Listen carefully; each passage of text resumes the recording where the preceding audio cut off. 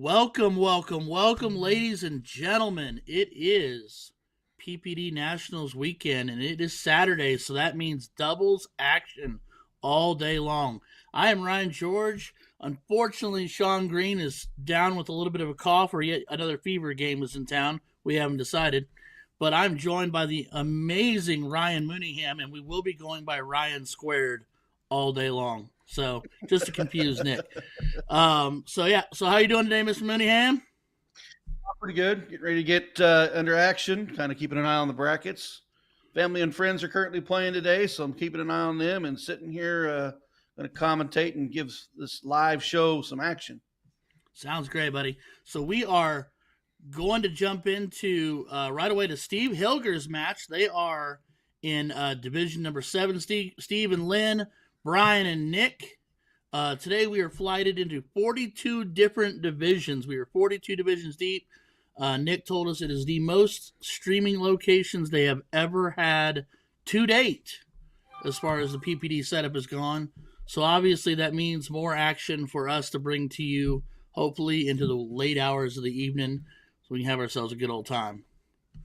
Yeah, one thing that's been kind of interesting is I've been speaking with the PPD and getting these streaming packages out.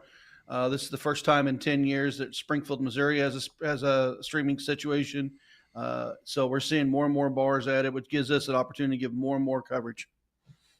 That is fantastic. I'm actually going to have to get with whomever required and see now that my local vendor picked up PPD if I can't get a streaming location set up in my neck of the woods, because I actually get to play in my first Nationals tomorrow. So it'd be fun to potentially be on stream. Well, I like to be on stream. I like to be on the calling side of stream because when I get to play on stream, I don't play very good sometimes. I don't know why it is. I guess I get nervous. That is fair, my friend. So kicking over to our match here, like I said, we've got Brian and Nick taking on Lynn and Steve.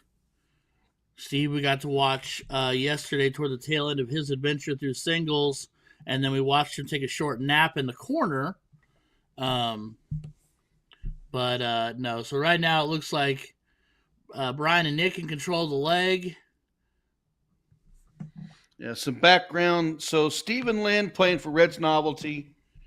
Steve's got the 5K on his name. Today's the bonus pool, guys. You know, doubles pays out that big bonus, and we'll be talking about that all day. And then we got Brian and Nick, All Music Games from Oklahoma. Nick's got the 6,000 by his name, so he's want to cash in today. Yeah, a lot of money being given out today. All in all, just over $70,000 in positional playouts. First place per division, 700, 600 for 500 for second place, 300 for third, and 180 for fourth. But it's $31,000 in bonus money going out today. So that's just that's so much money. Why more people aren't playing PPD is beyond me. And just to think, it's from your local bar.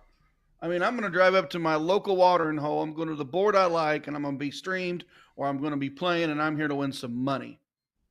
Yeah, you're there with your favorite bartender, your favorite board, drinking whatever you're drinking, and you're 5 minutes, 10 minutes from home. You don't have to hotel it. Yeah. You don't have to get on an airplane. Just go hang out with your buddies and have fun. It's almost like league night, right? Well, yeah, and then you got league night, and then this is a national level tournament. 42 divisions, national level. You win your division, that's a national level tournament. You're playing against people all across the states. Absolutely. It is all also right. You guys mentioned the playing from home bar aspect, but honestly, another benefit too, which I love playing from the home bar, and that's always going to be preferred.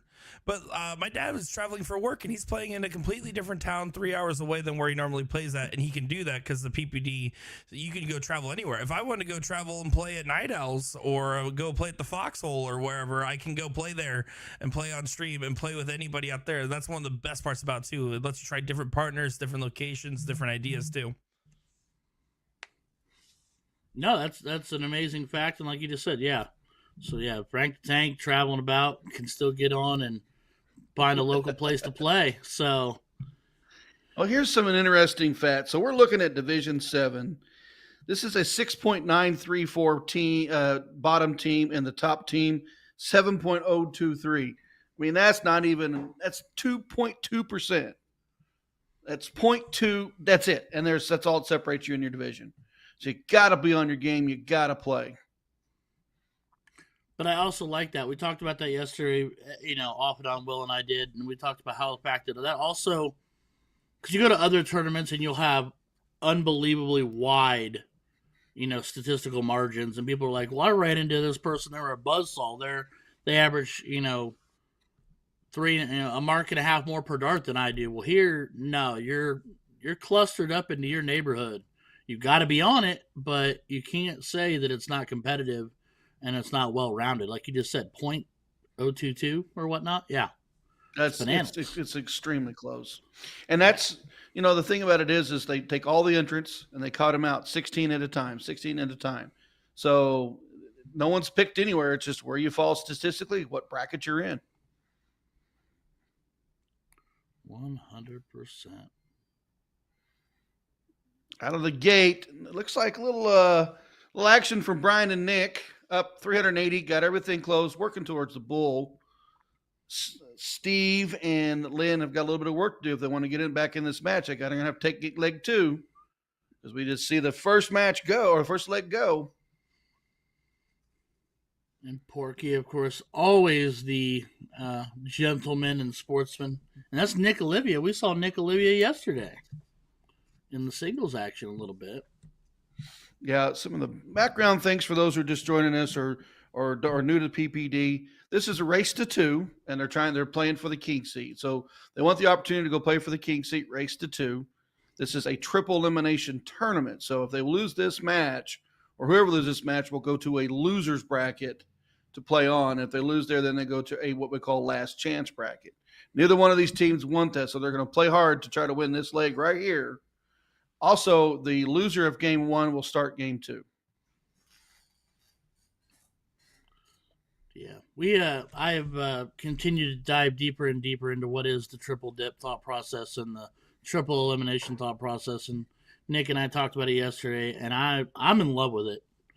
I love the format. I love the thought process and all the thinking that went into laying that out because from both our perspective and what we get to watch, but also for the players themselves, your day's not always quite over until that last leg shootout. And I just think that the way that adds an emotional buildup to it is I think it's awesome.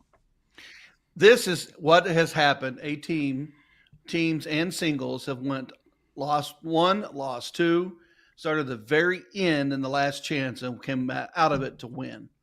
And, you're not out of it till the last dart's thrown. And then keep that mentality, and you can win in the PPD. 100%. All right. Well, Brian at the board. Yeah, we've seen that Steve Hilger opens up with an 8 mark, or excuse me, a 7 mark, and then Lindback closing the 20s out of the 17. So leg 2 right now, control for Hilger and Samplin.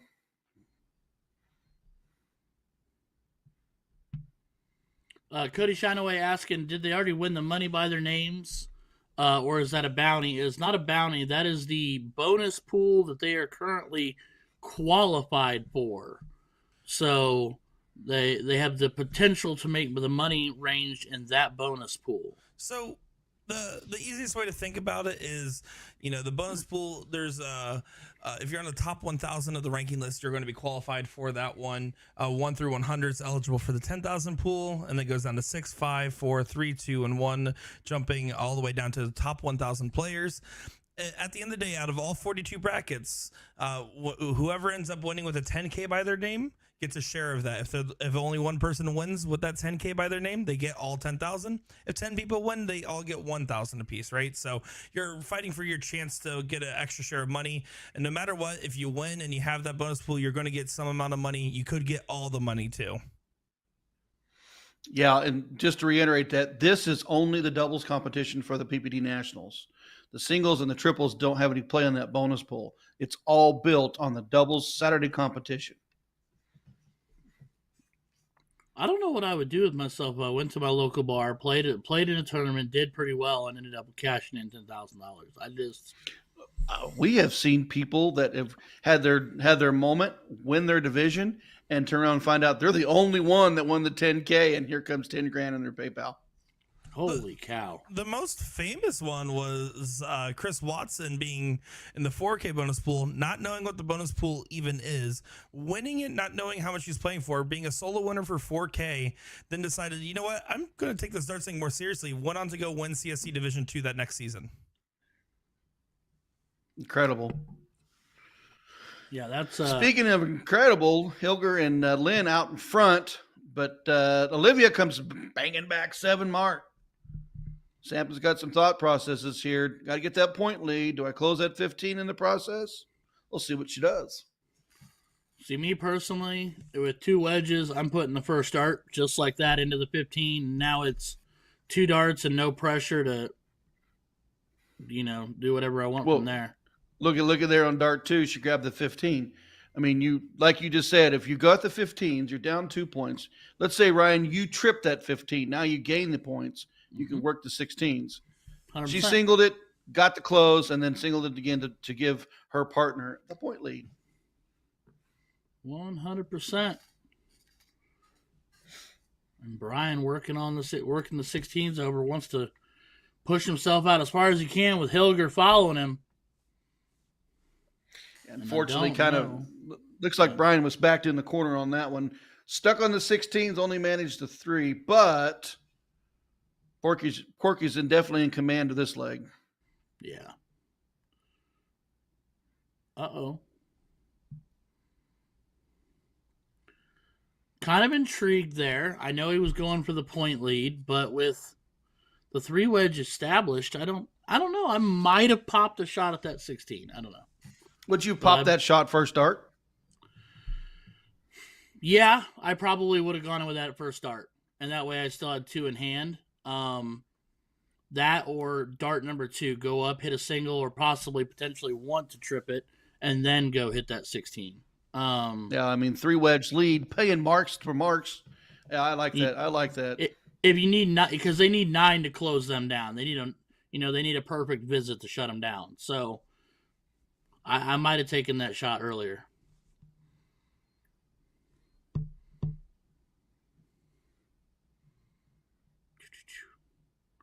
All right, Lynn needs a little bit of action here. She's just inside into the 3. What do you think Brian will do here? Do you take another round at the 16s, or are you going to start looking at a wedge to close? I throw my first one. I would throw my first one at the 20. If I love it or like it, I'd stay on it for close. But if I miss, like he just did, it's right back to he went 8 16s. But I'd have thrown my first for a close. If I missed or don't like it, run back to the wedge to get farther ahead of Hilger following me. Yeah, because cricket's all about the strategy. Right. They may be down 3 wedges, but they do got the point lead and an open number. Right, 100%. So, even in this spot here, I think Hilger should look at the 16 early. I would do it. I'd do it first dart and maybe even force the issue. Now, they are down 1 leg, but now he definitely should look at it. Or he can do whatever he wants because he's Porky. I said that's a massive 7 right there. You can't argue with a 7. The only time you can argue is if they miss, right? You're always right if you hit it. Yeah, how we always, Mike? Yeah, we always talk about that. That wasn't the shot unless they hit it. Yeah, they hit 100%. It. Oh, great shot. Fantastic. So now, all right, Lynn. What you gonna do here, Lynn? She's obviously proven that she's a little more comfortable bottom of the board, I think. She's looked at the 17s instead of the 20s when she's been up. But I'd maybe take a shot at that 16. And she did. Now, if you don't like it, go point. Okay, respect. Hey, all right. Porky's got a 1-shot close now. Still got their 3 beds. 9 darts to close plus points. Yeah. So now here for Brian, I'm thinking all 3 of them. He wants the 9 mark, but he wants it in the 16s, not the closes. So, because they're hanging on. The only advantage for them right now is the fact that they're up 1-0 on the leg count. And you can't have a window like that with Porky coming behind you. Yeah. I would think if Porky has his way, this leg might be over if he can get the double for single on the bull. There it is. Yep, does just that. Knots it all up at one apiece. Like I said, this is a race to 2, so now they will cork. And, of course, those that are joining us that are new to this, the cork is best 3 darts in 501, but the bull is split for this 501.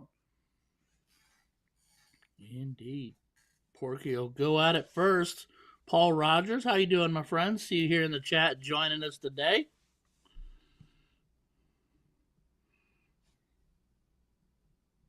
Porky finds a ton. Not a bad start. See what Nick's answer is.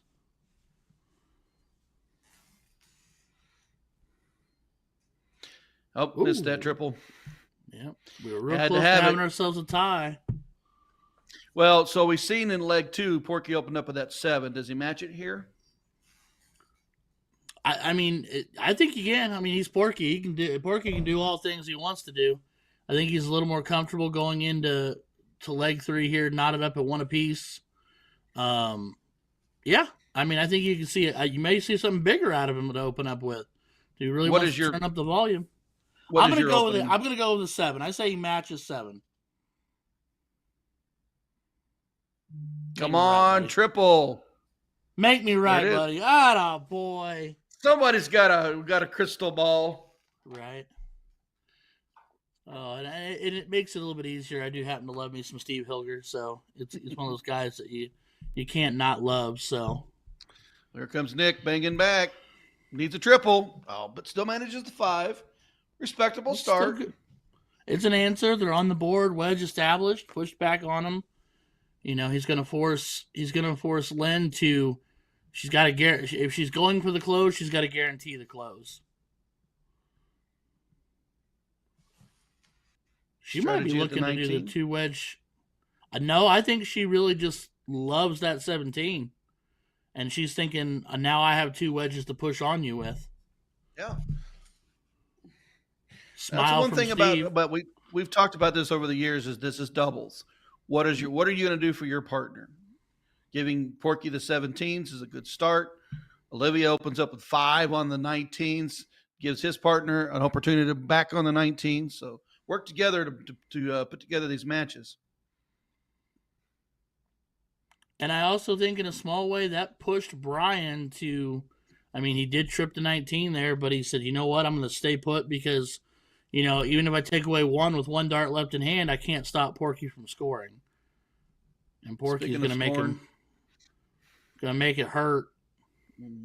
Speaking of scoring, yeah, and I think Porky's getting comfortable. I think Lynn, you know, they're both smiling. They both seem really relaxed. I think they're gonna flow together really well here. Oh, Nick, not happy with dart 3. Advantage is 2. Advantage for Lynn and Porky.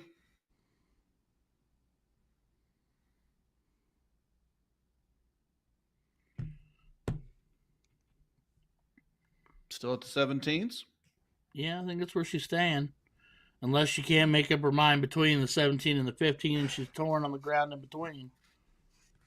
How many times have you been in that situation? I'm going to go up to 15. You grab a 2. All right, I'm going to score the 17. You grab a 2. Yeah. No, 100%. I've done that, or I've got my opponent's got the 20s. I've got the 18s. I'm throwing at the 18, but I want to think to close the 20, and I'm drilling the 1. You know, and it's just that can't make up your mind in the middle. So, a little bit of an opportunity here for Brian. He's got to capitalize on it, though. The 2 marks aren't going to do it. They're not going to do it when you got Hilger coming up behind you. Right. Game time streaming. Hope to see Brian and Alicia Henry. There it comes back. Every once in a while, a little bit of internet connection. We do see this when you play online, and the little old dart bounces back and forth. 100%. Does he look at the 18? Nope, not needed yet. I think he's thinking for his partner right now, where you and I might have been a little more aggressive there, or but I think he's thinking of Lynn, and he's like, okay, what can we do here? What can I do to try to make her life as easy as possible, especially considering this? Do we say it? Do we say it? I'm never gonna. Oh, we'll have to say it. Boom goes the dynamite. Oh my. That's fantastic. But the good news is 2 wedges still. And now you're grateful for Porky deciding to stay on that 20, because they are now just trailing 3 points, still up 2 wedges. So I think that's going to force, if I'm Brian, it's got to be trip dart 1 first. Yeah, he's kind of been struggling with a few on the window side on the opening dart.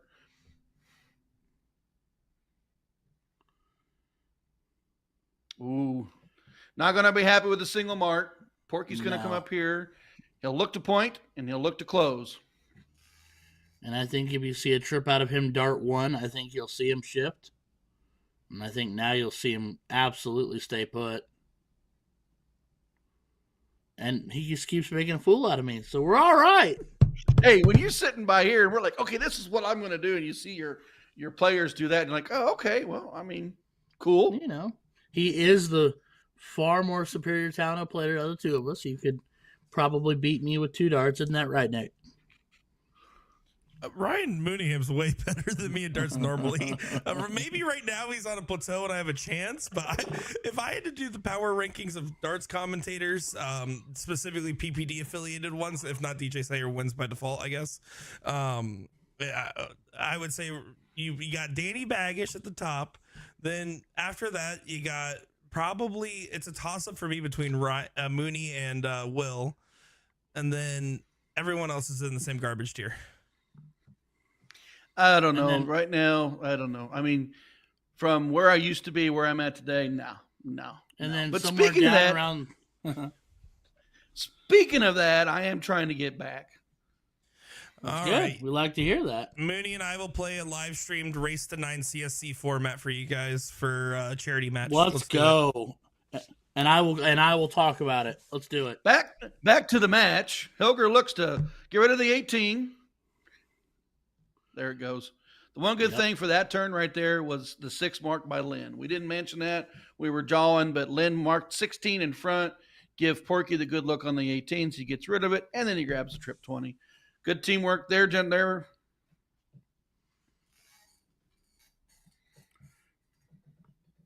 Hey, Nick firing back with 6 of his own in the 16s.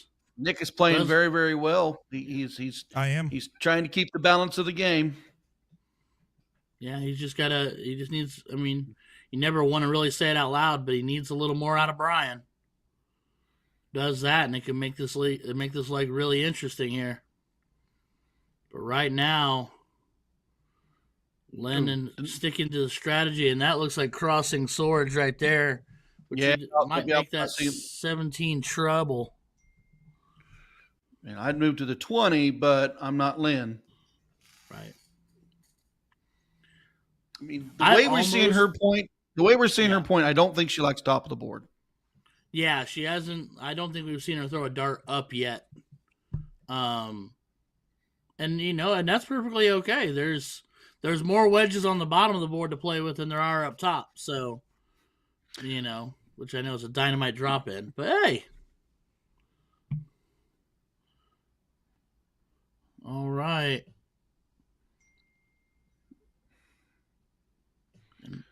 Just single 7. He needs to just calm down and start finding the middle.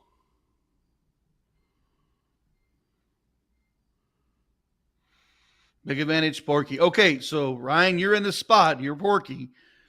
You got the point lead. Firing at the 16s right here. What are you doing? I'd probably throw 1 up. Yep. And now I'm definitely attacking it. Yep. And then that 15's gone. Oh, George called it, folks. Hey, boom! I didn't say it, but I'll give you the boom. Yeah, I think with Lynn as his partner, I think the first thing he's thinking is, let's grab a few more points first, even if it was a single, and then go take a shot at that and clean up. And then now he's just, and I actually kind of anticipate Lynn here in this must-win leg. She's probably going to throw out that 17 to Spin her honey hole, just to expand the lead, anything she can, and to try to take the pressure off of Steve to hit bulls. And that's a lot of pressure taken off of him right there. That is a big, big shot on that triple. Yeah. Basically adding 3 bullseyes and 1 dart. You know. Porky's happy. That big old hand out for the slap. Mm-hmm.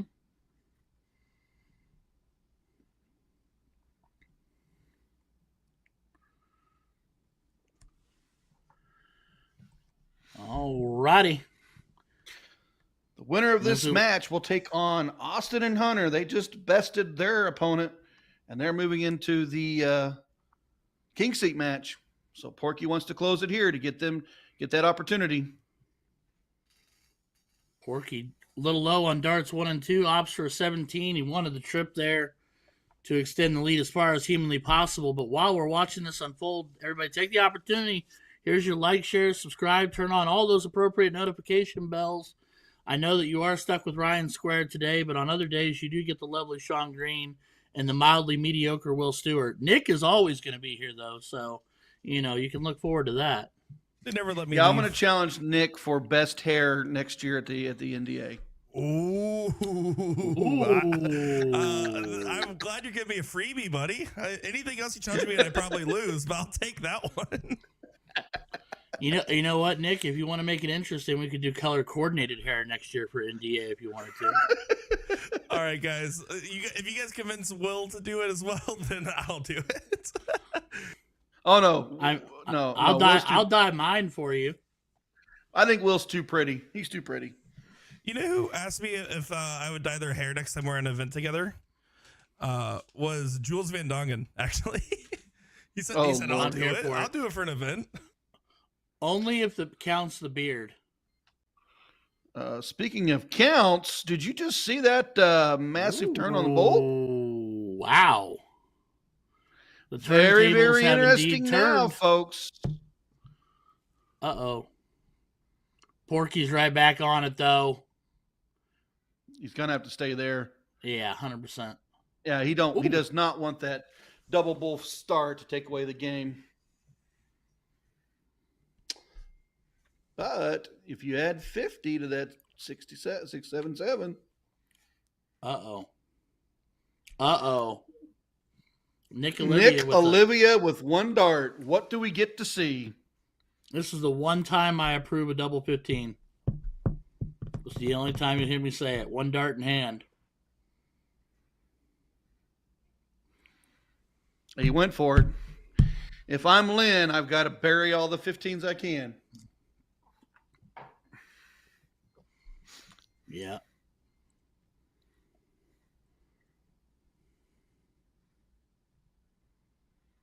Very interesting. Here we go.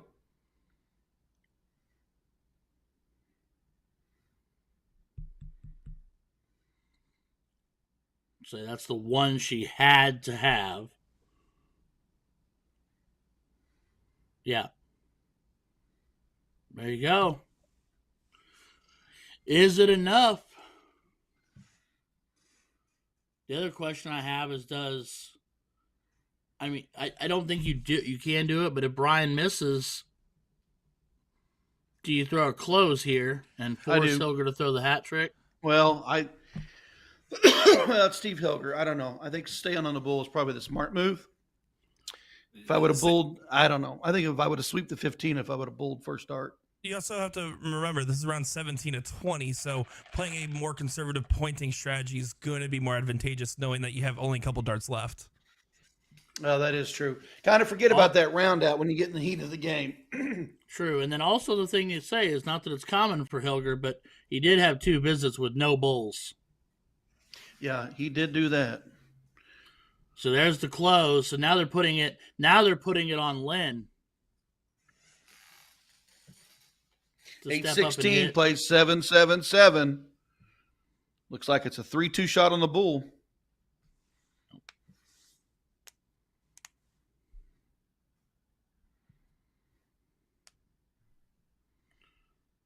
I'm not biased. I promise I'm not, but something about just the smile that I think we'd see, I'd really like to see her hit all three of these.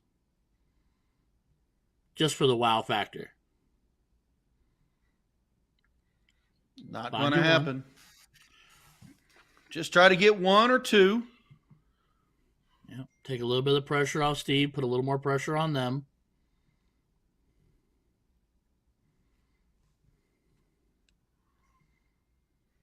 All right. It's up to Brian. Got to have two.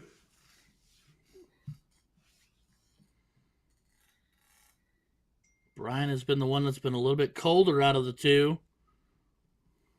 But his opportunity to shine.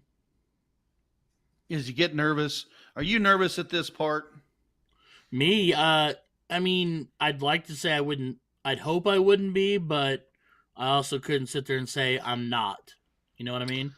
He finds one. I was going to say, he does manage one. This is a straight double bull, single bull, 3 straight bulls for Hilger. What do we see? Yeah. Stack right on top of that. Oh, no. It has to be the double. And it is! And a finish. When he had to have it and it didn't stick. Oh, my load. Wow. What a turn of events. What a final leg. One team way out in front. The other team battles back, closes down, smashes the bulls, gets within the dart. Wow. What a turn. Porky. What a last visit. Had to have the double and pops the double and just, yeah. Fantastic. All right. So we are hopping on over to some new action. Where are we at, Nick? Yeah, so while that match was going on, because that was quite the long fought battle, this is Division 3 King Seat match. They're in a last leg decider to see who gets that spot in the King Seat here. And this is going to be, right now we're looking at the wooden nickel here in South Dakota. I'm kind of becoming attached to this wooden nickel in South Dakota. I might have to visit it someday. It just has that homey neighborhood vibe. So with the little benches. This is a race to 4, so both teams are sitting at 3-3. Mm-hmm. We've got Gabe and Mason from South Dakota, MG Leagues. Gabe with a 2000 number by his name, taking on American Amusement Arcades out of Minnesota. That's Jeff with the 2K and his partner Simon.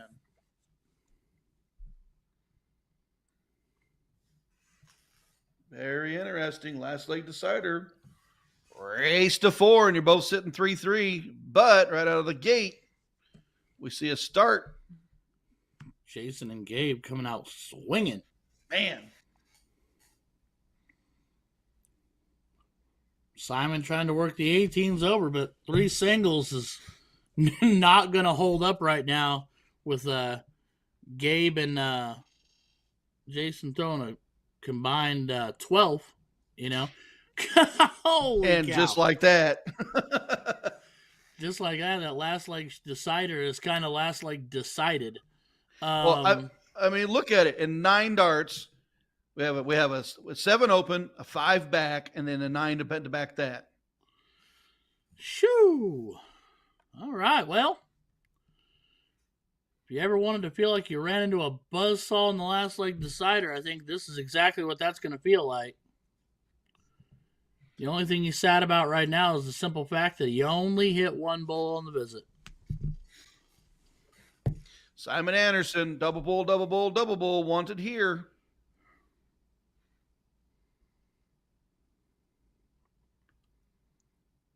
That does get 4. Does have the point lead, but I'm driving the bull right now. If I'm Gabe, get rid of the bull. Mm-hmm. If you do nothing else but close the bull, then you can be really happy with the leg, with the visit. Oh, well. Maybe a little lazy on that. Yeah. Maybe a little lazy on that 3rd dart there. splash the one leg that they didn't have in play, the one wedge. I'm still closing that bowl. 100%. They can't shut you down. You're staying on. I'm staying on that bowl until it makes it a 3-dart out. Yeah, and that's all she wrote. Clean, clear, and under control. David Mason on to the finals. On a 9-8-8 combined. Holy cow. They was smashing in that final legs. 100%. 100%.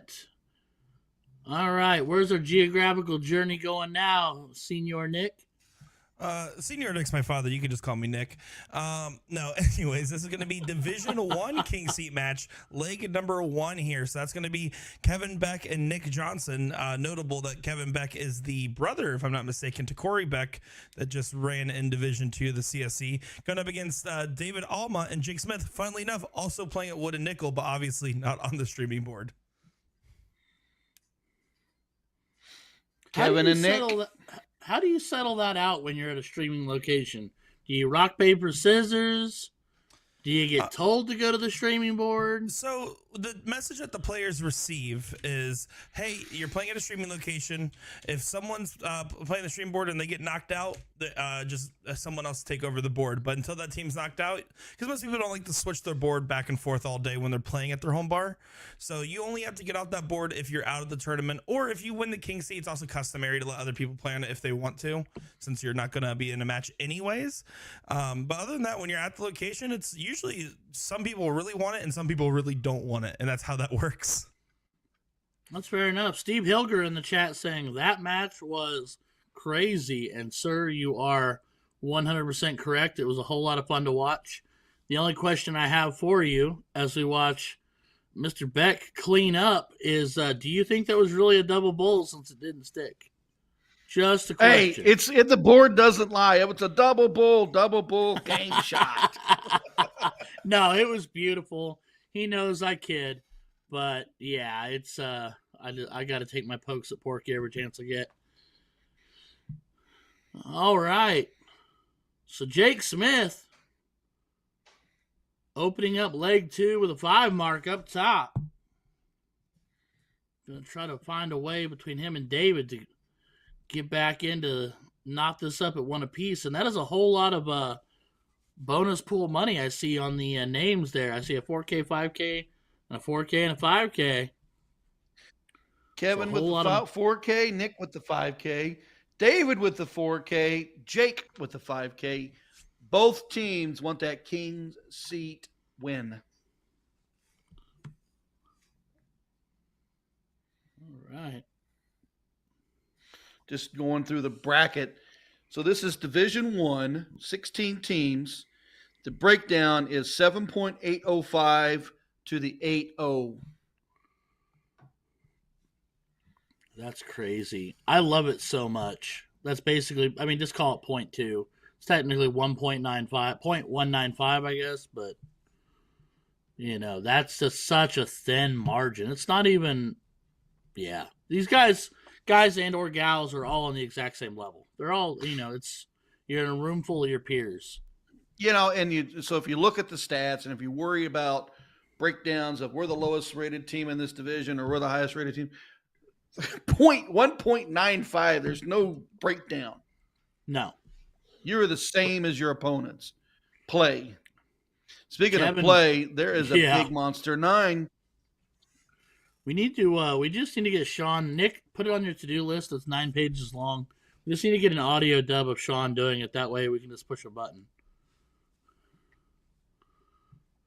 No, that would break my computer if I did that. Fair enough. Fair enough. You heard it here first. Oh, then he's gonna. I tried for you, Sean. I tried.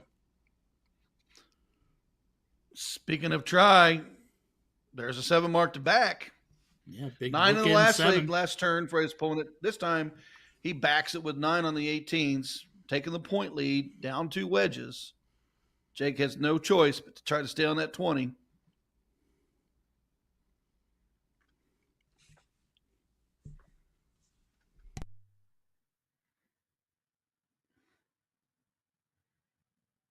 Kevin Beck. These boys are just firing. This is almost reminiscent of watching JC and Maloney play yesterday. It's just trip. 7 after 7. Come on, boys. Here we go again. Take the look. Nope. Another 7.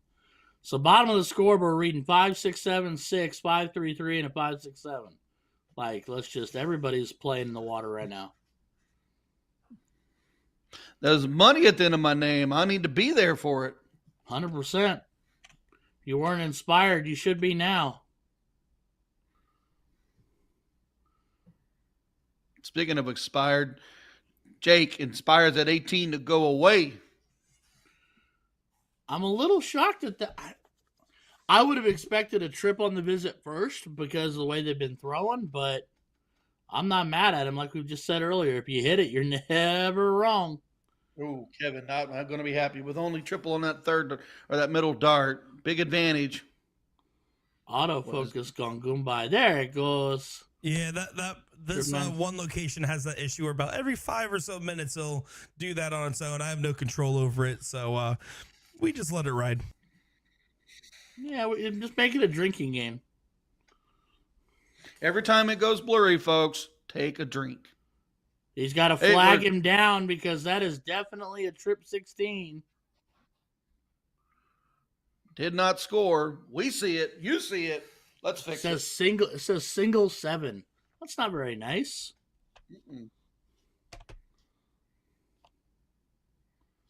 Now tap it. And now go through that last dart.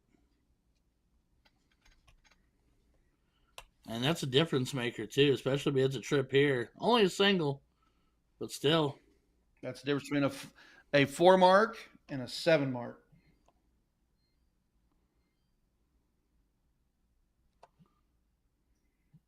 I think you see a single-digit close here. It's got to be, yeah. Showing frustration in the little bubble, but yet, I mean, mission accomplished, pushes them to the 15s. Needs at least 4.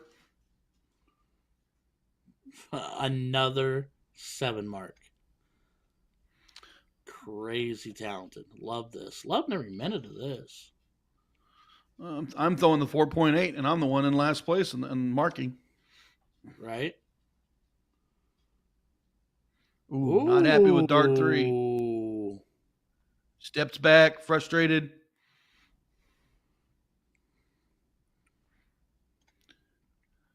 Uh-oh. That's a whole string of blockers. Yeah, I stepped back. You can see he went underneath, trying to at least grab a single. Jake Smith, free look at the 15s. Does he take it? I think he needs to now. He did try it. Only draws blood with a single.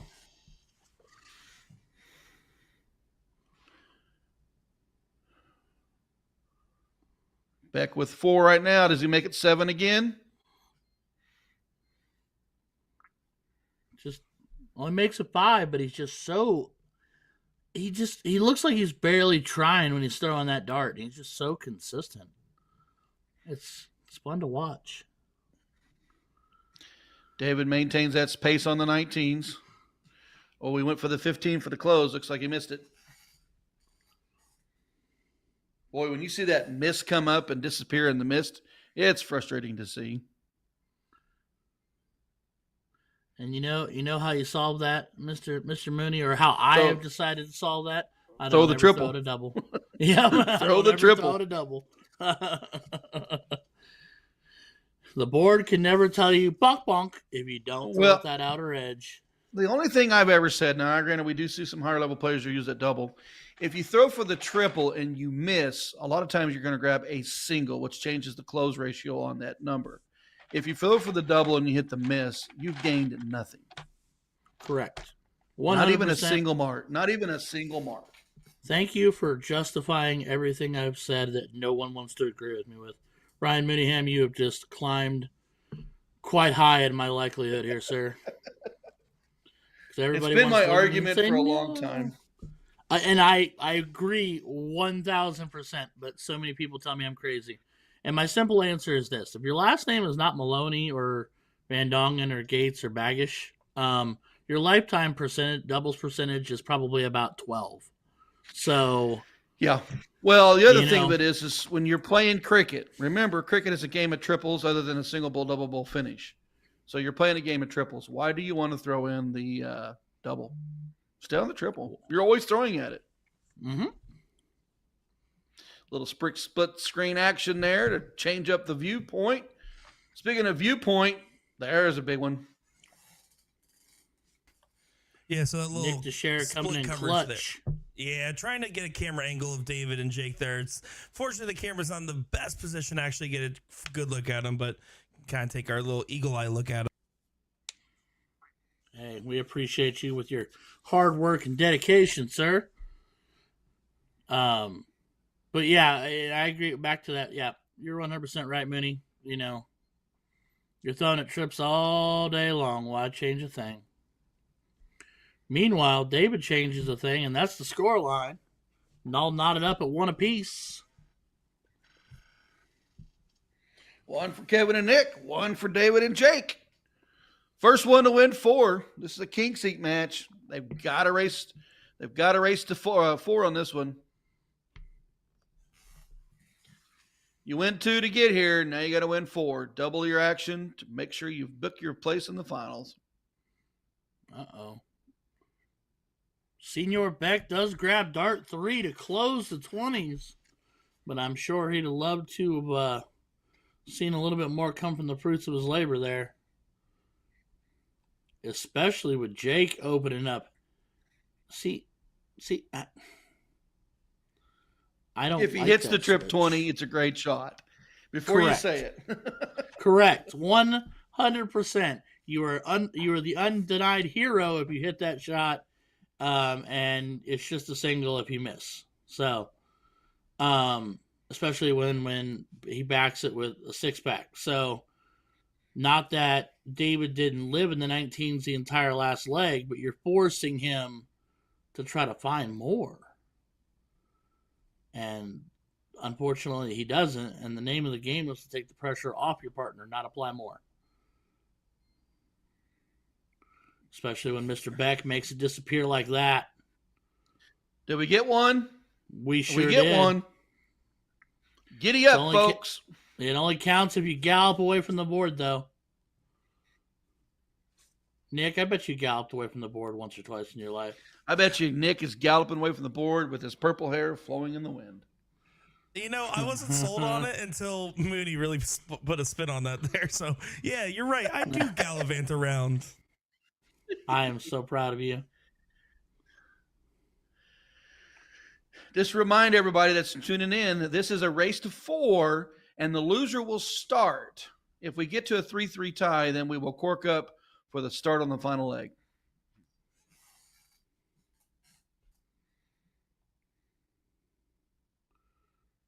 And this has kind of been a tale of 2 very different legs for David. Throwing in mid-5s last leg and now struggling with a 1 here. And Kevin Beck is just on it. He's in fuego. He's definitely throwing the heat. Smith back on his tail is going to have to hit all the bulls he can.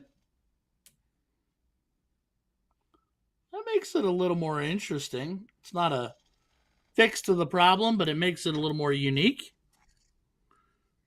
But until that happens, Jack said. Or sorry, speaking of unique, here's a double bull to finish. Yeah. 5-5-7 and 5-3-3 for a combined. You do the math. 10.7. Just over 11. So, yeah, and Nick turns and looks and says, "You know what, Helger, mine's stuck."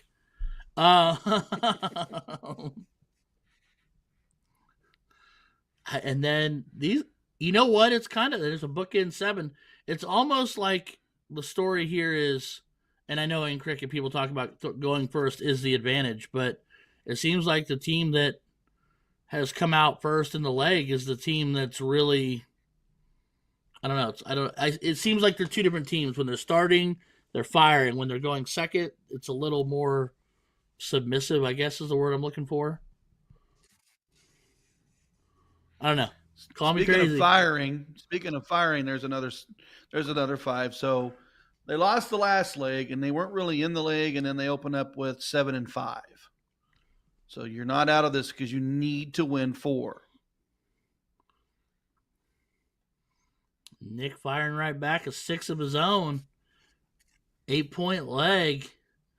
Honestly, I might have thrown the first start down there just to make it go away. Unless you can think I you can do it agree in with one. you. I mean, granted, it's gone now, but it is a one-shot close with that triple. Mm-hmm. I do like to look for those one-shot closes if I can grab them. There's 2 marks on it, or there's a single mark on it. If I can get rid of it, then I can go point. I like doing it early. A lot of players want to go triple before they even take a look. That's because all those guys watch all that Maloney action, and that's what he does. But he always hits the third dart triple. So, Speaking of that, if you've got a beer, it's time to take a drink. We've got a blurry camera. I love how it's officially a drinking game. Let's do it. Hey, darts was built in a bar. Right? 100%. And I'm proud of us, Mooney. R squared might actually have Nick laughing harder than I heard him laugh yesterday. So. I don't know. He's a pretty jolly fellow. Oh, he's jolly, but him and Will kept fighting. I was like, I don't like it when Mom and Dad fight. We don't brings fight. Up my PTSD. We have discussions with passion. You know why I don't have a discussion? You bicker with anybody. Enthusiasm. Here's the reason when I'm on the mic and I don't have a fight with anybody, because I'm zero production. All I do is run my mouth. We call that the Mooney and Sean Green effect there. Will leave the booth and says, "Hey, push this button." And I'm like, "Which button?"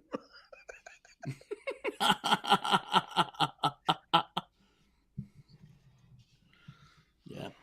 See, the fun part about me is I'm the very young child that they've just had, and they don't even want to leave me in the car with the windows cracked. So I'm not even asked to push buttons.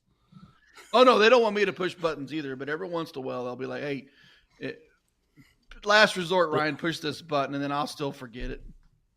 100%. It's all right, buddy. You're not alone. And Jake Smith said the Bulls are all that's left, so they might feel a little bit alone. We got a 2-1 game count. Jake Smith and David takes this leg. They'll tie that bad boy up 2-2. What do we got? Ooh. Speaking of what do we got, there's 3 in the black. There's that crystal ball we talked about earlier. Mm-hmm. Saw a couple of those from JC and Maloney yesterday. See, I don't hate it because you want the win in the leg. But at the same time, after that first trip, you could have just as easily gone bowl. Yeah, but you can write your dart barrel in, though, right? I mean, he had to shoot 1, so they had 0 chance at a game shot. And then if you found it and you felt like the lie, I don't know. I don't hate it by any means. I mean, I don't hate it. I don't know. I'm a fan of the sprint thought process and not a marathon, to where I want to do everything I can to make sure I don't make this draw out to where they somehow find a chance. So the only thing of it is if my first start's triple 20, I'm going to want to at least mark 1 bull for my partner to come up and close out the game. I have no problem going back on the third dart for trip 20. Or if I go triple 20, I'm going to at least try to mark 1. So my partner only needs a single bull to win, a double bull to finish, or 2 single marks. There's always that fly off on the bull. We always see it. I completely agreed. But also, now I can say this knowing David and Jake both pretty well, is that David's definitely the supporting role character, and he kind of is more comfortable doing that. So he finds the first one. I think he stays there for 1 more. Now, I agree, though. The last start probably should always be bull, especially if you hit trip. And look at this, though. They're getting fired up over there as we get that's right. 9 mark. 9 mark. Yeah. Not doing. We're not doing it. Not Sean Green. Boom. That's all you get. I literally, here's to testify to this. I literally had somebody wave $100 bill in front of me, and I still said no. Oh, I would have done it. Boom goes the dynamite. Boom goes the dynamite. No. Boom, Pay up. boom. Nope. And I want the jersey now.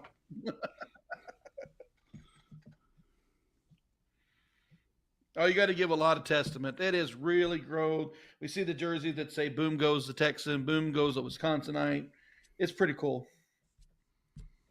I just want to know if Sean gets a cut of any of those jersey sales. That's all I want to know. Nope. As his agent. Oh, wait.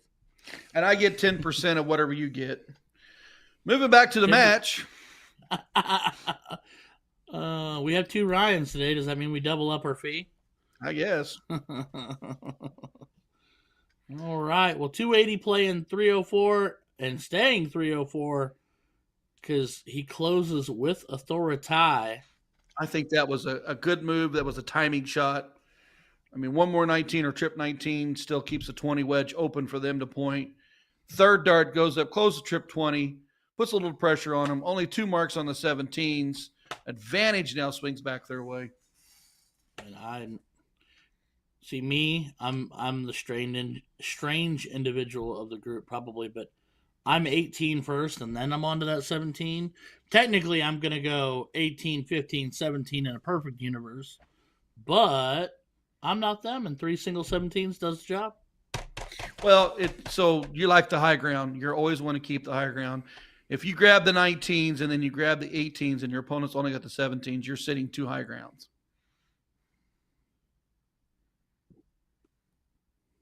$54 on the triple, playing 51 on the 18s versus 17s. 3 points will add up quickly.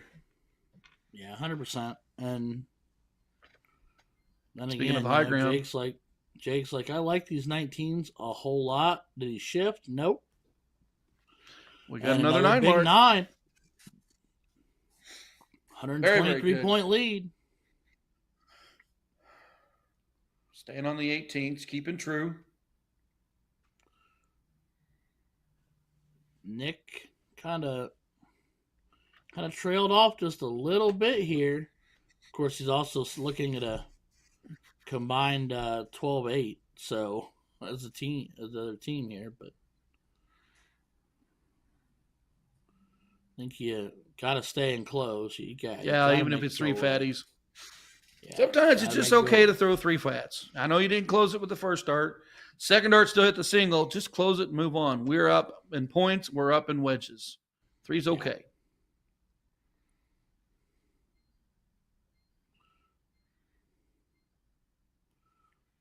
Not happy with the 5, but we'll take it.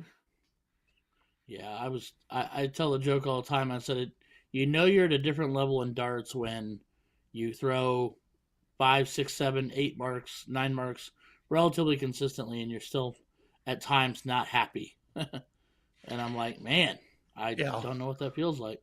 You get in that high pressure game where it's back and forth, and you're staying with your opponent, and then all of a sudden you drop a single 5 mark when you needed 7 to stay in it, and you needed 9 to take control, and you drop the 5. I did not need this. Was not the time for the 5. Right, and he needed one more there to make 5 to give him the point lead, but he fell underneath into the 7. So 2 single 16s is all it's going to take here from David to shut that down and push him to the 15. Opting for points first. And I don't, especially telling me he likes to play the support role a little bit more. I just think that two fat 16s there would have gone a lot further. Because even if they 9 mark the 15, you still have the higher wedges. You have the better position, and they have to hit a pretty dang good round there. I think 2 16s is worth quite a lot. Now, if you throw your first dart and it doesn't collect on the 16, I can understand pivoting off that. But instead, you're kind of handing over some control. In this case, though, Jake said, don't worry, I'll carry you, little fella. Jake took carrying control. Everybody. He's throwing a 7. Jake took control. He said, backpack. So, well, if you're reading that scoreline, it's 2 games to 2 games. But look at right here. Looks like David and Jake want to make it a 3-2 ball game.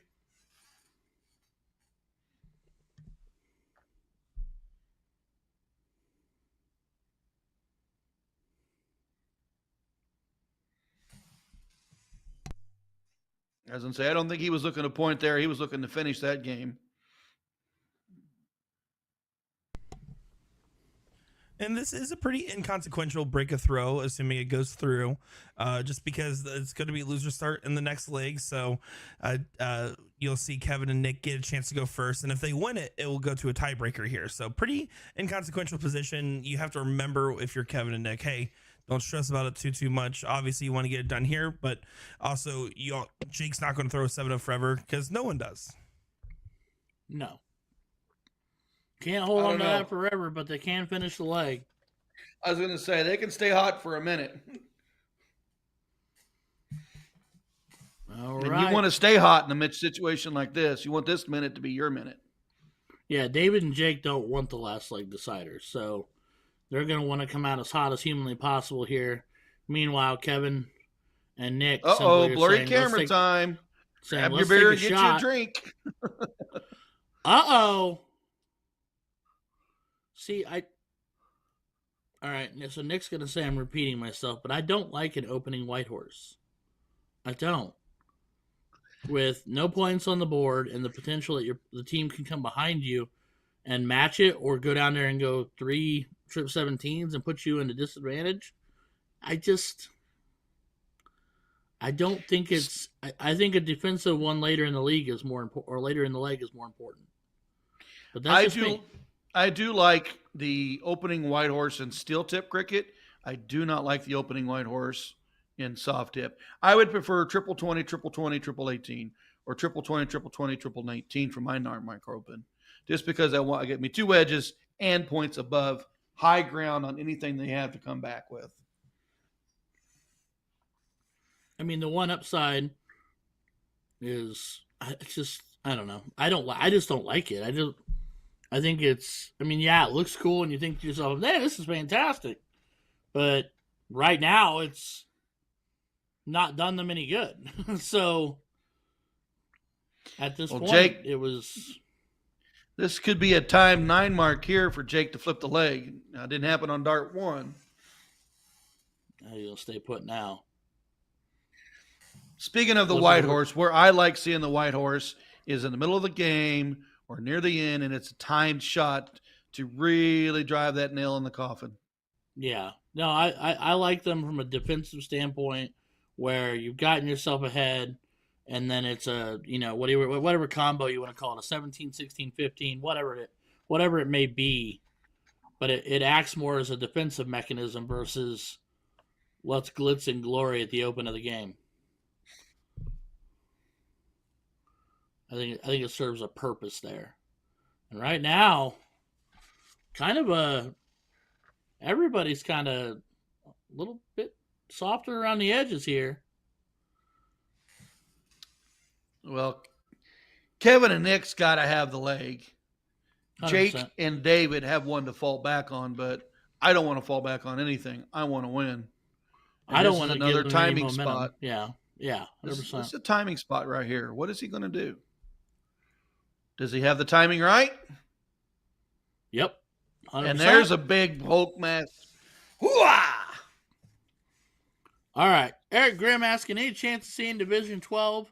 Anything is possible, my friend, if we have streaming locations and the timing comes up just right and Senior Nick can get us over. Sorry, just Nick can get us over there. Then, sure, I'd say it's possible. Yeah, so right now, I'll let you guys know what we're looking at in the background here. We have 2 other King Seat matches currently going on. I'm watching in the background, keeping the score lines in order here in case we get ready to jump to them. So looking at what we have coming up right now we have either the Division 6 or the Division 40 King Seat matches. Probably would start with Division 6 because they'll play at a faster pace more likely, and then jump to the Division 40 King Seat, and then after that, wherever the music takes us, guys. Speaking of the music, Jake last round was huge. Opens trip 17 here. Does he get rid of that 16 now? Boom. Where does he go? And Jake Smith, 7 last round, 9 this turn. Needs just 1 to win. Tell you what. Yeah, Jake needs to buy David a soft drink or adult beverage when this one's over, because when it's been needed, he has stepped up in a big, big way. David to the bull. Needs lots of them.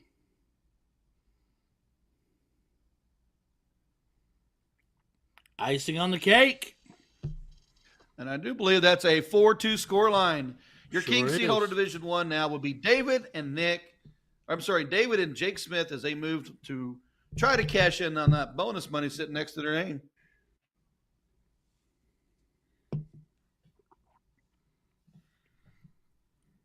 All righty. Well, like you said, yeah, big bonus money there to be had for them, with one having a 6K and one of them having a 5K by their name. We are going to pop over here momentarily. It'll be the Division 6 King Seat match. I know everyone is excited to see that. Let me pull that bracket up. It's going to be Corone and Chris taking on Aaron and Dave. Chris with the 10K by his name. Aaron with the 6K and Dave with the 4K. So Chris, a potential share of the 10K or all of the 10K winner. That looks like the same bar we saw yesterday, where Scarborough was playing. What'd you call it? Tosos.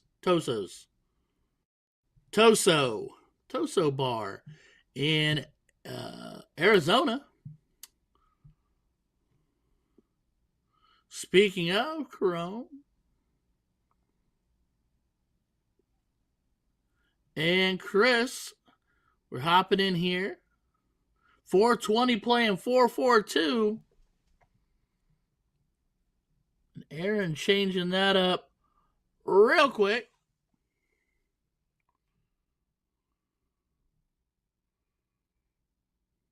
All right, Chris Watson to the board.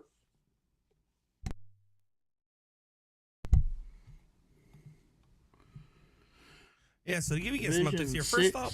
First off, for the board, if you guys were not here yesterday, fortunately the board's going to be just a little blurry. We'll let them know this is our first time using this location, that the camera needs to get moved a little bit closer so it's not as blurry. It's just pretty far away from where the board actually is. Currently 2-0 right now with Chris Watson in the lead. Interesting note about this match, though. Chris Watson, we talked about earlier with that bonus pool win and then going on to win the CSC. Well, the next season after that, Aaron Ham, the guy he's playing right now, was the winner of the season 4 of the CSC. So there you go. You got a little bit of parity, champion against champion here. By the way, Nick, can you clarify for me? Is it Karen, Corone? I just wanted to be on point. We got a lot of Arizona people in chat. I believe it's Karen, but chat, correct us if we're wrong. And if we don't listen to you guys, it's because we don't know how to read the chat. I'm just kidding. I have no idea. Unfortunately, do not know off the top of my head. I believe it is Karen, though, buddy. All right. Karen, with my Ozark accent, I'll screw it up. Action. I will screw it up, so I'm apologizing right now. Well, it's Karen, so we'll save each other. Heather Fuller coming in clutch. Dave looking at a 700 playing 562, needs 3 bowls. Blurry camera on the dartboard. Everybody take a drink. Well, this one's an incidental because this is at Tosa's, and it's and it's because the camera is unfortunately located a fair distance away from the board, so that's on the Nick's using all of his powers of persuasion and hair magic to make that as clear as he can, but that's about as clear as we can. Still got to take a drink. That's fair. We're still playing darts. Yeah, that's better. There we go. All right, Aaron and Dave taking a leg, making it 1-2 in favor of Karen and Chris. And Chris I think he was looking 18s there. Mike Herman saying, well, let's go, Chris Watson. Heather Fuller reminding me, as Nick did as well, it's Toso. Toso Bar.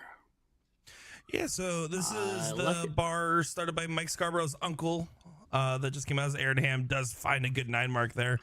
So it's something where you see Mike and Amanda Scarborough post quite a lot on Facebook. They're running a lot of events. They're trying to add something new to the Arizona dart scene, which already is a very lively and healthy dart scene. I mean, heck, we're watching 3 bars just from Arizona today between Bull Shooters, Tom Ryans, and Tosos. So some really cool stuff that they're starting to get going out of there. No, Arizona's Arizona got a lot of great players, a lot of tough matches coming out of there. Yeah, it's becoming kind of a dart mecca in its own right. A lot of talented players out of there. A lot of really nice dart bars out of there. Tracy Lane saying, hi, everyone. Miss you guys. Watching from Florida. Well, thank you for joining us today, Tracy. We appreciate you. Another area that's got a lot of tough dart players. Blow it up.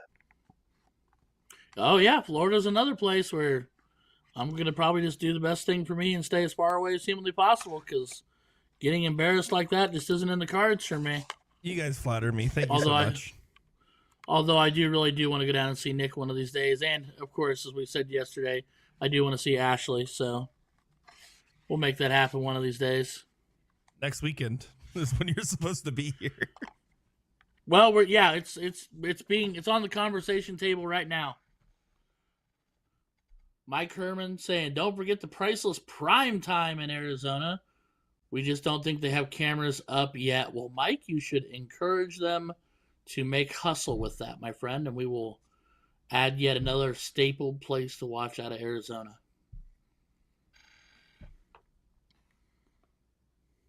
I just think we need to convince Chuck Pulio to play more soft tip, because that boy's a bad mamma jamma.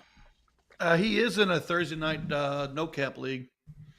Nice. Him and JC.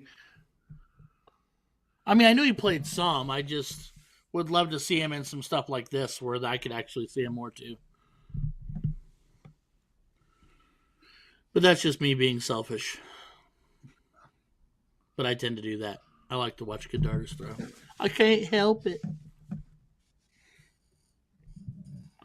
I will tell you that the one time I dropped the S-bomb on the stream is whenever Chuck took that big crazy turn on the Steel Tip Nationals to beat Gates. Yeah? And surprised me on his route, and I went, oh, and then boom.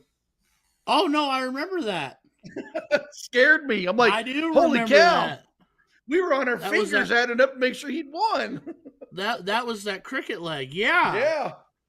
I do remember that. I remember Will smacking me in the back of the head and watch your mouth. Oh. All right. So Chris and Karen trailing in this one. They do have a wedge, but they're very big disadvantage. The other team has 2 and the high ground. So Chris not going to be happy with dart 1. Watson needs to hit that triple twice. Only manages the 4. That's the part that's frustrating when your dart 1 is below and you know you have to hit triple to back it up. Yeah. Meanwhile, Aaron makes it go away. Karen throwing a 3-3. You get you some of that. And a double bull dart 1.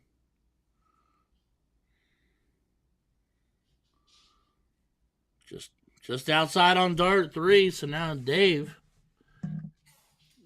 3 bowls to make it 2-2. Yeah, I'm going bull dart 1. Single 19 or single 18 doesn't give me much of an advantage. No, and the double bull on dart 1 doesn't hurt either, but he fails to convert. Ruh-roh, Raggy.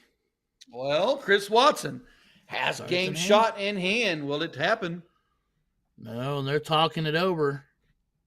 I mean, if you hit that, when you hit that bullseye, go for the win.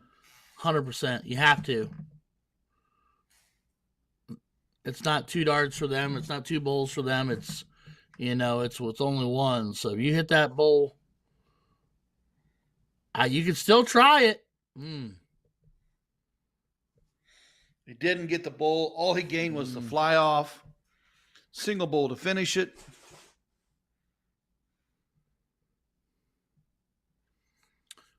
All knotted up at 2 apiece.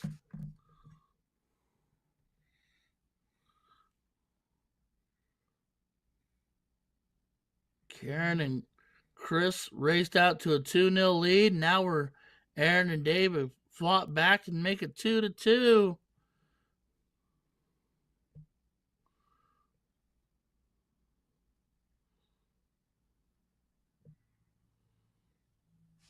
Just to remind you, if you're joining us, it's a race to 4 in the king seat matches. Loser goes first.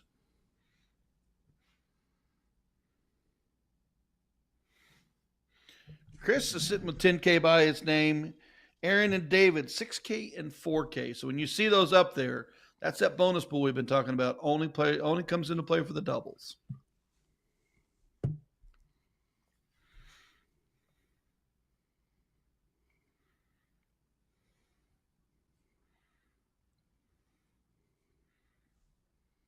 And there's a big 7 to start. Here's a question for you, Mr. George. What's up, bud? Your opponent only opens 4 on the 20s, and you go trip 19, single 19. Do you try to pop that 20 early? No, I don't. I do see that happen from time to time. They'll go 4 on the 19s, and then they'll get rid of that 20 to make them think only a 1-point lead, now no wedge. Right, and the reason I say is this. One, it's because I think about my comfort level doing that, and I would be less than comfortable. The other thing is I've done it before, and there have been times when I've hit it, and then they go next round. The person goes up there and goes, I don't know, trip 18, or even trip to single, and then they go to 19 and they kill my 19, and I'm like, oh well, there's 2 sides to every card, I guess. So yep. For me, I would take the at that moment the points over anything else. Now, if they open with a trip, if they close but don't point, that increases the probability that I do it, but still doesn't guarantee that I do it. But again, for me, I think a lot more for me on the comfort side of things. I won't say I wouldn't encourage my partner at some point to do it. As to why Aaron pokes at that 20 there, I'm not entirely sure. I think he's poking to that 20, thinking Karen won't be able to put as much in, but she is proving him wrong. Yeah, she's out here to break hearts, gentlemen. That's plain and simple. She is here to make it hurt for you.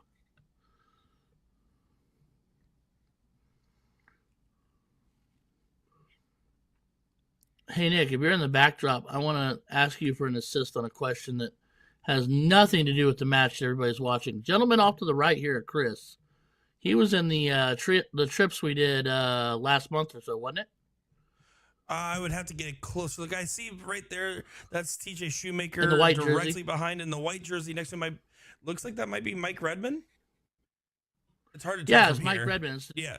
It was closer, but he was the guy that I made he reminded me of the guy from oh heck, it eludes me.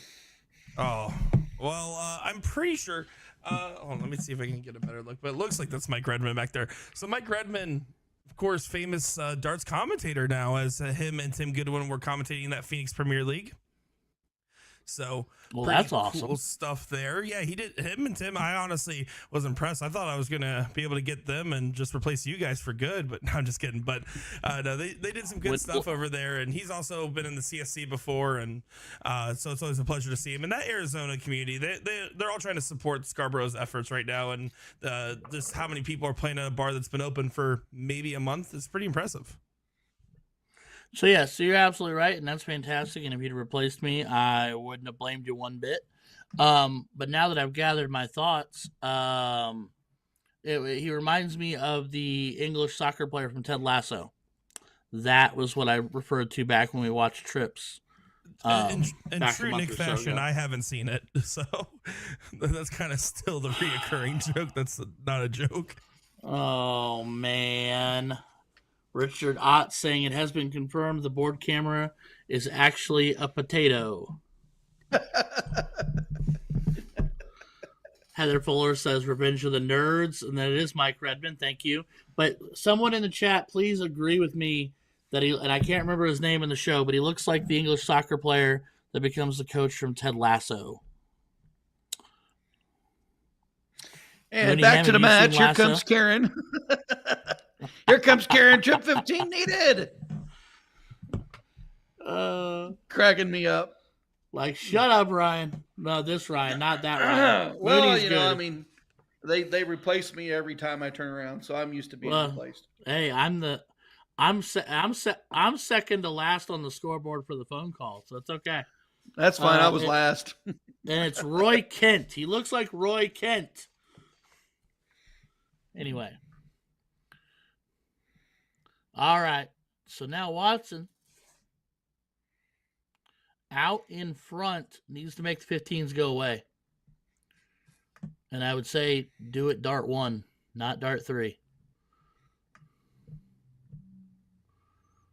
Thank you. Except you gotta hit it. I think you go for the triple, single on the inside or on the top of it, single finish. Going for the double, wasted dart 2. Get it done and dart 2 darts, throw it the bull.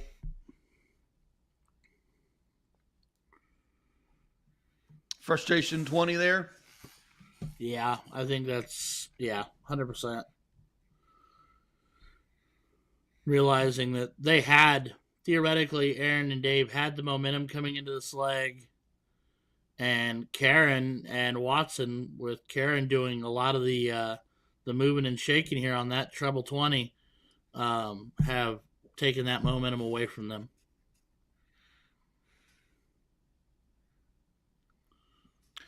Working the bulls best they can. Still down a lot.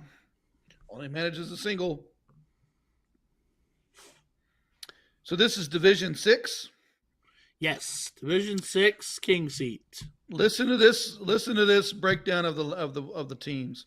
7.035 plays 7.178. Not even a point.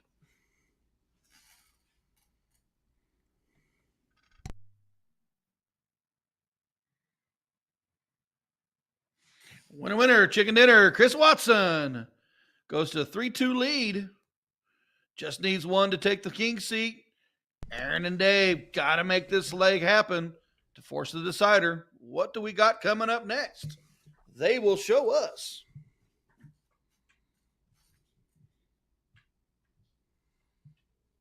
All right, well, must-win leg for Aaron and Dave. Karen and Chris taking the pressure back off themselves after slipping and losing 2 legs in a row. Aaron has got to come out hot, and he does just that. Nice 7 marked open. Pressure push back on Chris. Needs to match with at least 7. 9 would push him into the lead. Heather Fuller is saying in the chat that if y'all need to look up Karen McGee's son if you like the UFC, his name is Marcus McGuire, and he is a beast. I will put that on my to-do list, Heather. Yeah, I don't particularly remember ever getting the feeling that I needed to get into a UFC octagon and go blow to blow with anybody. Oh, I'm not getting in there, but I'll watch you guys beat the heck out of each other. I'll scream and yell with the best of them and 100%. call them bad names, but I ain't getting in there. Nope. Because like Richard Ott said about the camera being a potato, if I went into an octagon, I would come out a potato. So I would be the black and blue side of beef. Right. That's all 100%. Would be left. 100%. All right. Well, Aaron and Dave in control here with the high ground. Karen and Chris without a wedge to call home. Speaking of that, Aaron adds another wedge. Pressure push back on Chris. He's going to have to convert that 17, so they're going to be forced to play that last leg decider. He really needs it right here, right now. Looks like we need to let one person throw so the other person can throw. I think he's looking for that angle. Yeah, he looks like he plays from the left side a bit.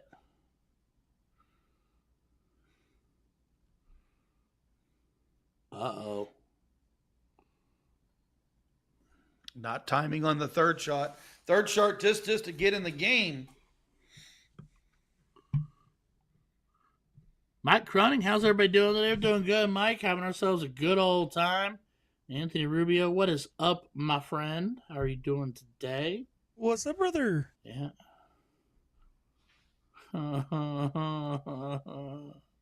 Yeah, I forgot you guys do that whole. You and Will did that for like 10 straight minutes yesterday.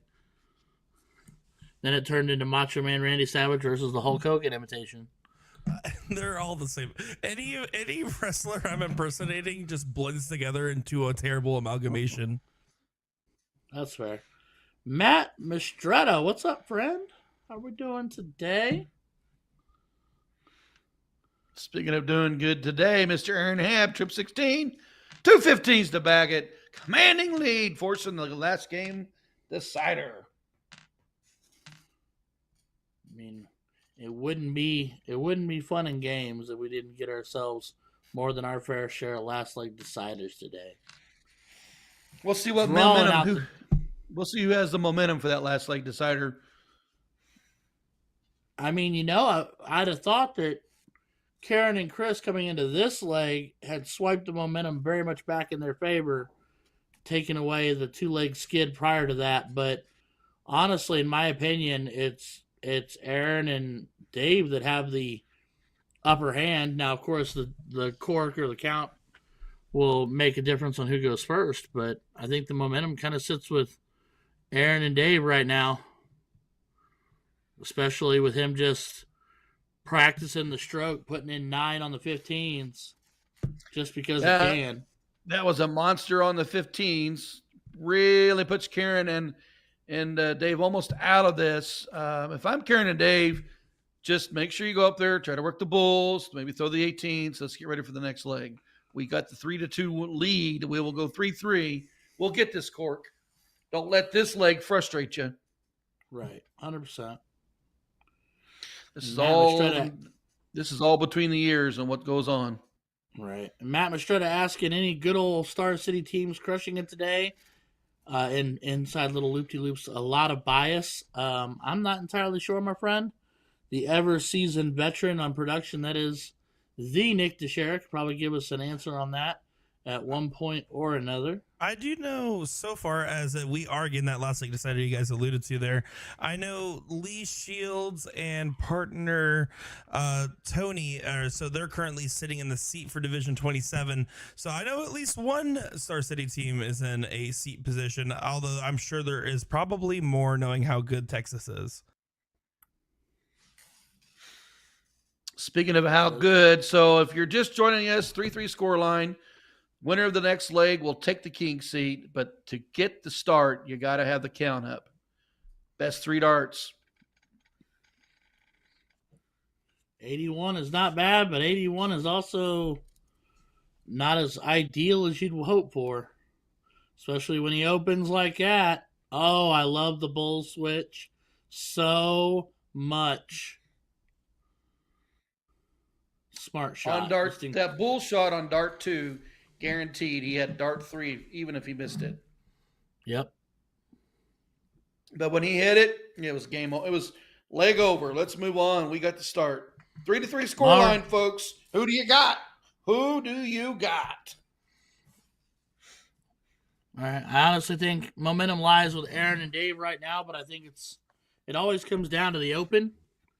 If Aaron can open heavy, that is a unique angle to get 20. Must have felt he was totally blocked on the trip.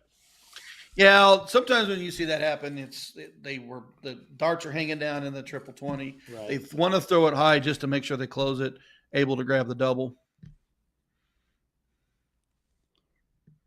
But Chris has really got to open up. Need 7. Only I think he was forcing on that third dart. You could see in his eyes, he had them both on the inside, and he could place another trip 19, but he overshot it. Back to the 20s. Not bad to stay there for the 19s. A lot of times we'll see players take the one shot at that. We got to have a Lex. They decided they'll go back to the 20 for more points. Right. Karen's opportunity here. Trip goes a long way.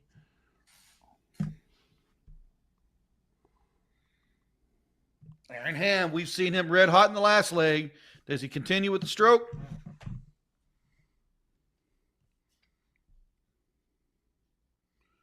Continues to just take things away little at a time. You know, it's kind of, you know, he's just kind of in cruise control right now. He's not had an exorbitant amount of pressure thrust upon him right now. So he's just, you know what, step up. Make sure every dart counts for at least a single. And he's hitting plenty of trips to go with it. Chris needs to change the momentum of this leg right here, or it's going to be match over in the last leg decider.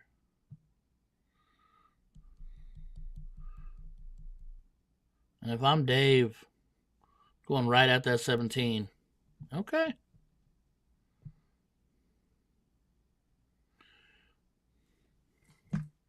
Kid's looking good. I was going to say, just when you think they'd show you something different. Kid is looking clean.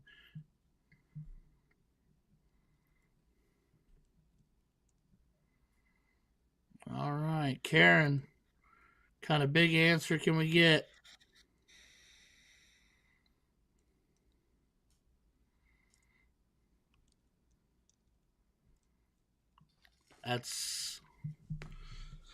That is tough.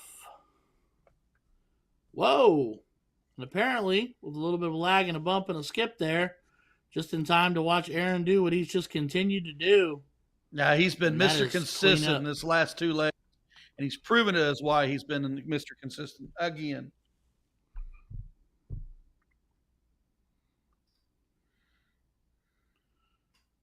All right, Dave can just back clean up here. No pressure, no need.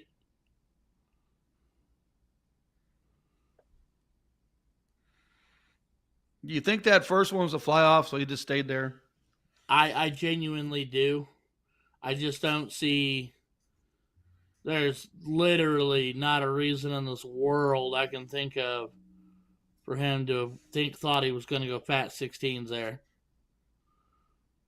Karen finding herself 4 bowls.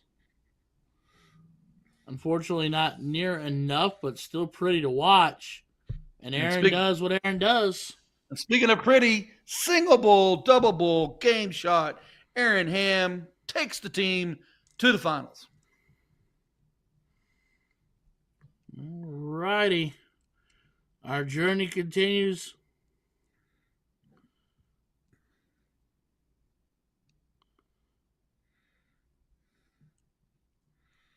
Jersey Todorovich. I'm sorry, what at, Nick?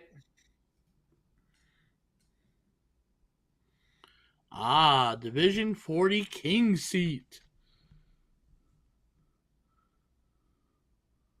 Scott's currently tied up at 2 apiece. This is over in Mooney's neck of the woods here. This is Bill's Pub over in St. Joseph, Missouri. So a neck of the woods relative to the grand stand of the United States. But yeah, these leagues, let me tell you, all of them have been battled out between these teams pretty heavily. As we have 42 divisions, so this is a pretty tight-knit match here.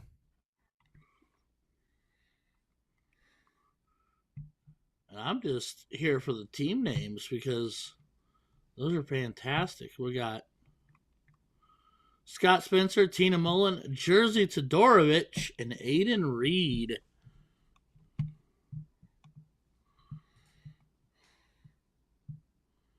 All knotted up. 1 bowl wins the leg. 1 dart in hand for Tina Mullen. Not going to make it happen. Opportunities right here. Single bull. Is that Scarborough? I don't either. And Jersey hits the bull to win the leg. Jersey and Aiden going up 3-2.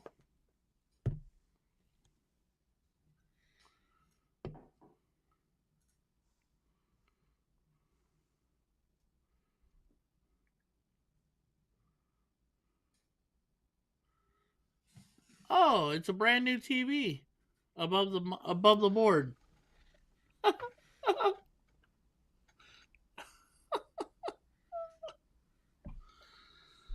That's fantastic. So Scarborough, they own a bar, or they've been assisting helping opening a new bar? His uncle just opened this bar. Yeah, his uncle. So he's kind of helping PR with his uncle.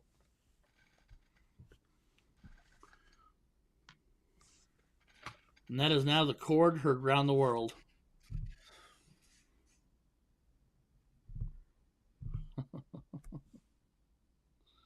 All right. Well, Tina Mullen looking for at least 220s. Finds a trip. Finds another one. Big turn. Come on, girl. Say big turn. Some of that.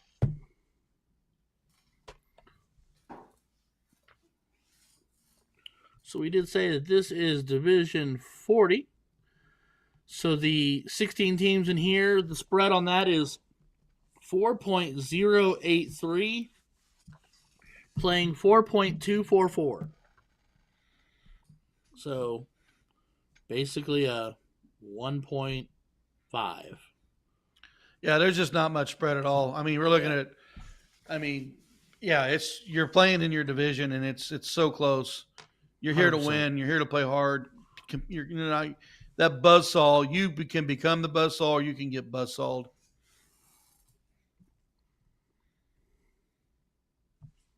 We always talk about that. I mean, I know that the averages and stuff are all base and whatever, and teams can get hot. Players can get hot, and they can put above their averages. But then we do see those same players not throw as well the next couple legs.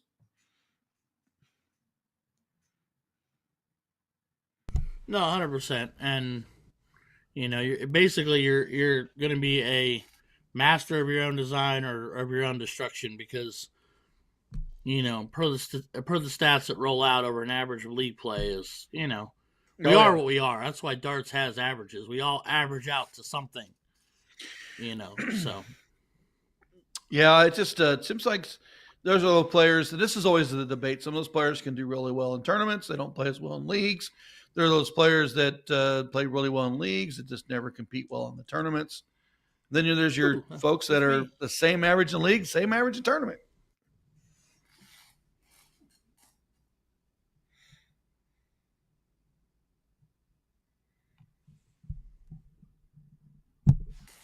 So, Nick, are you a better tournament player or a better league player?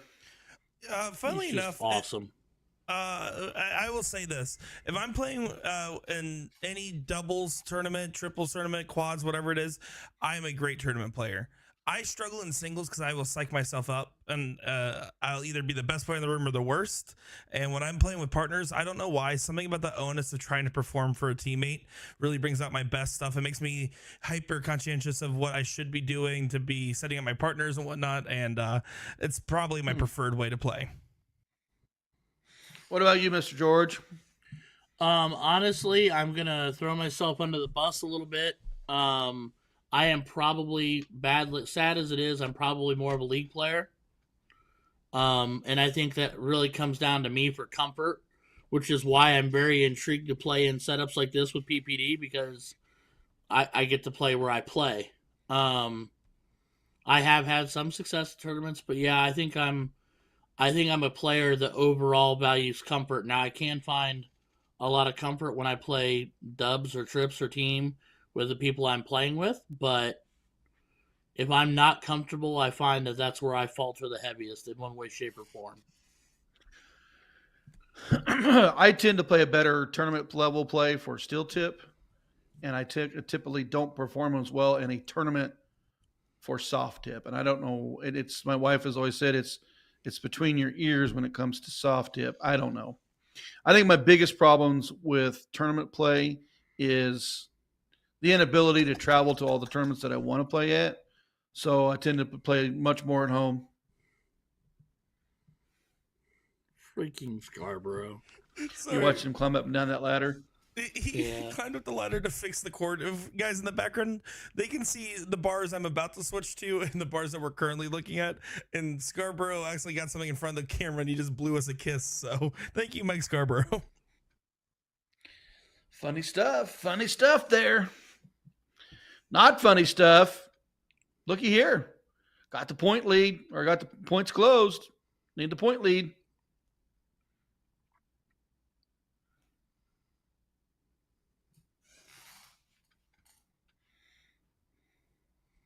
All right. Aiden Reed to the board. Needs 16s. It needs to get back in front here. Oh, he's looking to close that 20. I mean, he did. They're all knotted up, so it doesn't hurt to do that. Now, I'd say if you close the trip 20 on that first start, go look at the 16s. Not a bad move because it keeps that pointing factor not against you out of the way. Tina looking to try to get the triple here. Did only manages the one.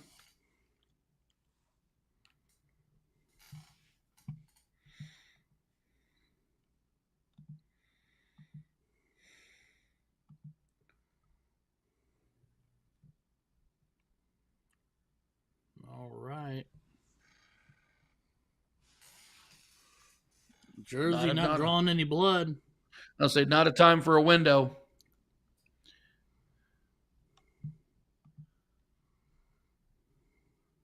Just another single needed.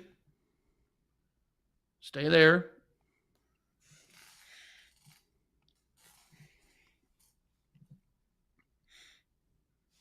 Aiden Reed, triple right here, takes the lead and gets the wedge.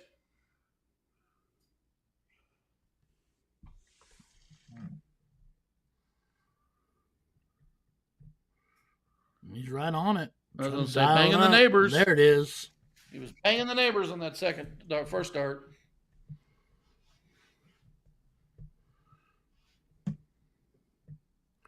That's going to force Tina over to the 15s.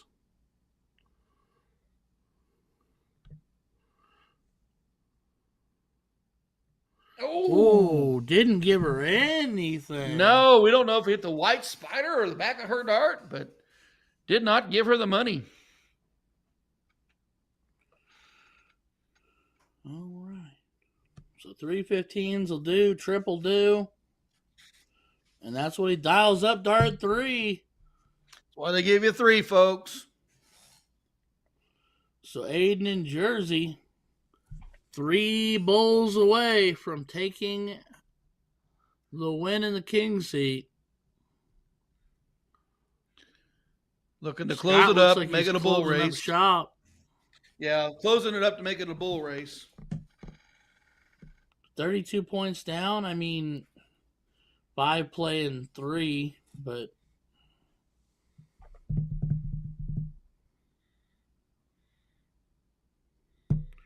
going all 15s is Aiden, only hits 1.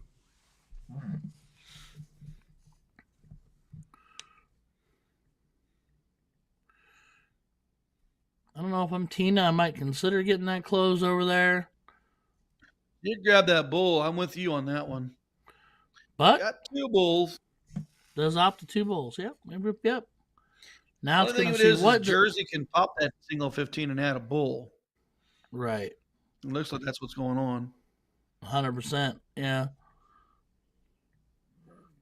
Then opts over into a bull for dart 3. Could have done that all along there, but I was going to say, take your shots at that bull if you're not going to use that 15. 100%.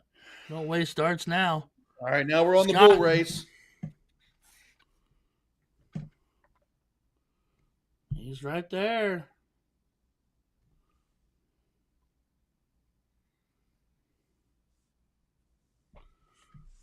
Just underneath. All right, Aiden. Write your own destiny. Need 2.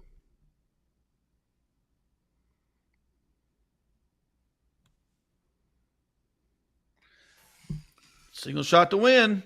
Ooh.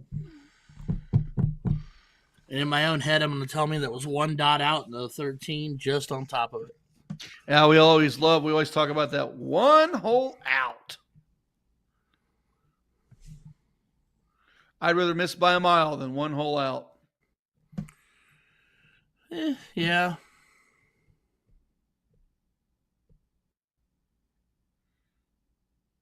Not going to happen for Tina. Jersey, just need a bull. I guess the one thing would be the argument with one hole out is if you're one hole out, you don't really need to make an adjustment. You just need to keep throwing. If you're missing by a country mile, it might be time to reevaluate. Yeah, that is true. Although I do get the point from the frustration standpoint where you're sitting there going, what the heck do I have to do?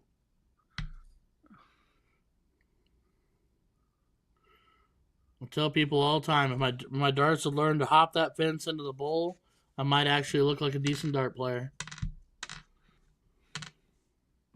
The bull's not as... Well, there's the bull. And Aiden brings it home. And just like that, your king seat holders are Aiden and Jersey. Finals, they'll be in the finals of the level 42. Okay. All right, everybody, we're going to take ourselves a quick break. You're going to be entertained by the lovely Jen Mounts for just a few minutes. While Nick gets all the other stuff behind the scenes dialed up, we'll be back just in a few minutes. Don't go anywhere.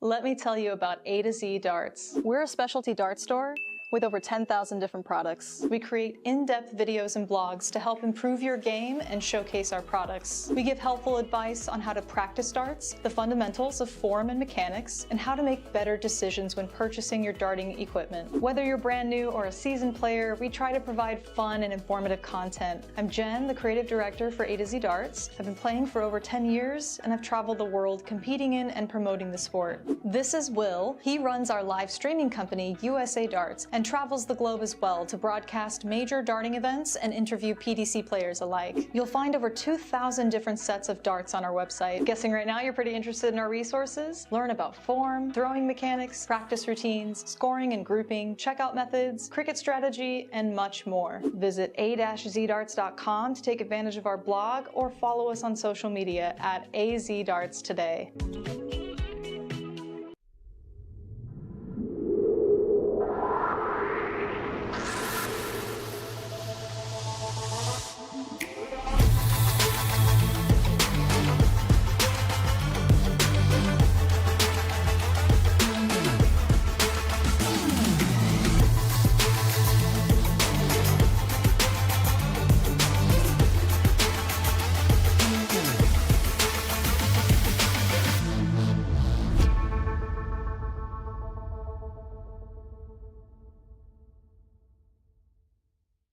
Nathan Aspinall Echo soft tip darts. By the way, I've swapped out the stems and flights for the new K-Flex number 2 standard flight. Originally only number 6 was available. Now we have number 2 in all colors and lengths. All right, 146 remaining.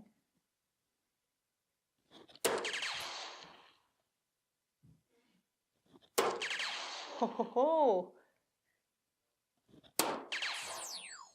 Damn, that felt good. Echo has really expanded since it first came out as an exclusively soft tip range. Now we have a player edition that has remnants of Nathan's prior signature darts, notably the overall shape of the barrel and the milling, with the CNC milling in the front, nano grooves in the middle, finishing off with radial grooves in the rear, which to me feel the most aggressive. So if you have a widespread grip or a 5-finger hold like Nathan himself, I would recommend taking a look at this barrel. It's certainly a more affordable option than your typical PDC Superstar signature dart. Take a look.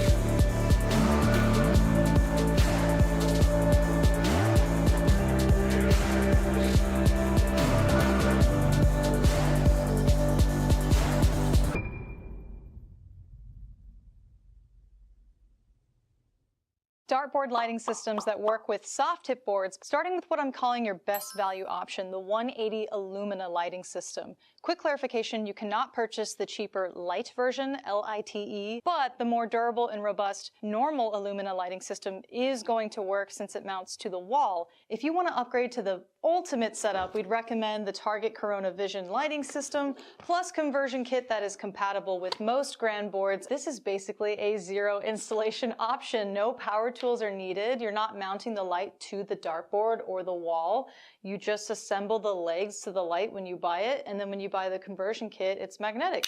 Just snaps right onto the leg, and the 4 prongs push into the dartboard. Here are 2 budget-friendly options. Number 1 is the Target Arc light, not the cabinet light, but just the light by itself, which clips to the dartboard directly. So I have the Target Arc light under the Illumina, giving it more stability by accident, but if it was on its own, it'd be a little wobbly on the board. You can see the lights illuminating like half of the board, and it's certainly in danger of falling if you bump into the board or retrieve your darts too hard. The GLD Shadow Buster. This is our most budget-friendly option. It was designed to screw onto the top of a cabinet, and then it can swivel downward to illuminate the board, and also swivel upward and fold it all the way down to be out of the way in case your cabinet doors are a little bit taller than the top of the cabinet. That's it, folks. 4 total lighting options for soft tip dartboards. See you next time.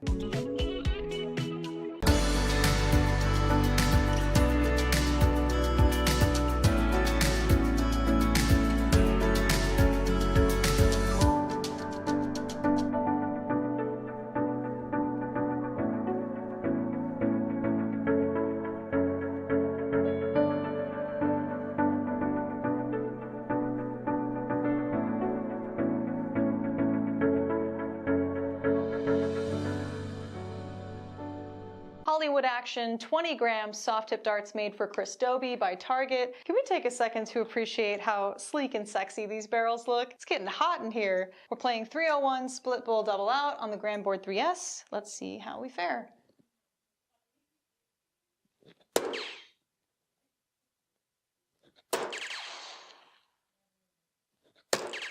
Nice starts.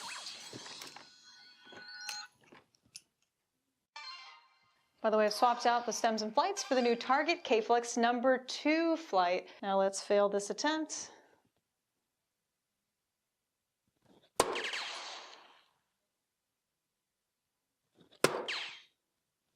Yeah, should have been positive. Should have been positive to start.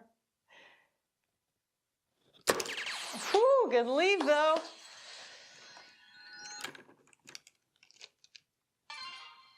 I'm really loving this texture and milling, by the way. It's just nice, consistent all throughout mid-rear where I hold. Okay, check out 24 and we will summarize. Ooh. That was a great leg, actually. Maybe I should have played 501.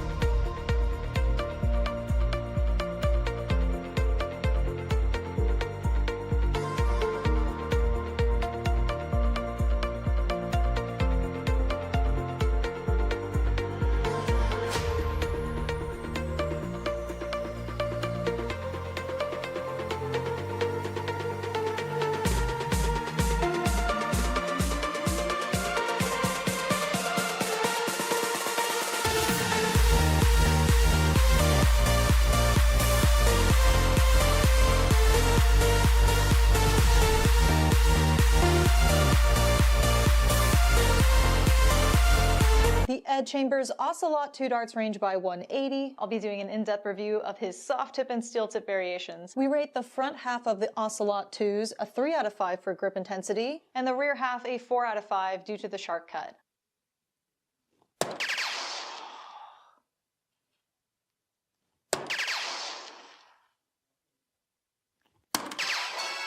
Well, how about that? We could have never predicted it, but we actually found our way to a 99 checkout.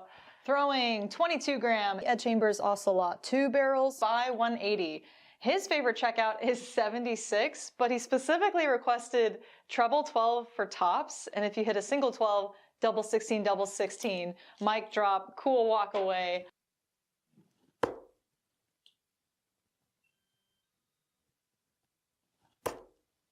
Ooh, it was so beautiful too, right in the center of that double. Can you tell me why I keep throwing to the right? Excellent question. For the sake of this video, let's assume this person is right-handed. So when he's aiming for the treble 20, he's missing into the 1, over to the right. The most common reason why this happens to people is because in their setup, their elbow's kicking out. So in their take back, the flight's kind of towards the left side of my face, and then look, the tip is literally pointed to the right. So the dart's gonna go where the tip is pointing. So real simple, tell yourself to tuck the elbow in, and then in the take back, the dart falls straight back, bang. It's gonna go forward. It could be a lot of different things. It could be your foundation, the way where you stand on the Aki. Maybe your elbow's tucked in, but your wrist is turning. So we always recommend to film yourself in slow motion. A camera straight on, and then if you're right-handed, a camera over to your left. Look for deviations on the second or third dart, or look for a bad habit that's always present. Because you might think that everything's aligned and straight, but the camera's gonna tell you otherwise. I mean, trust me, I thought I was straight for 16 years, and boy, was I wrong. The Mark McFadden V2 darts range by our in-house brand Colonial are available now. I'll be doing an in-depth review of the soft tip and steel tip versions, of course. Overall, we give the V2 range a 5 out of 5 for grip intensity. 18-gram Mark McFadden Colonial barrel. Throwing a single leg of 501. Split bowl, double out. Do not miss inside, Jen. For you, Mark, shooting the 22-gram Mark McFadden Colonial barrel, and Mark's favorite steel tip checkout is 126, of course. He's got to pick a big hitter, so we're gonna go 19s all the way. First attempt here. Ooh.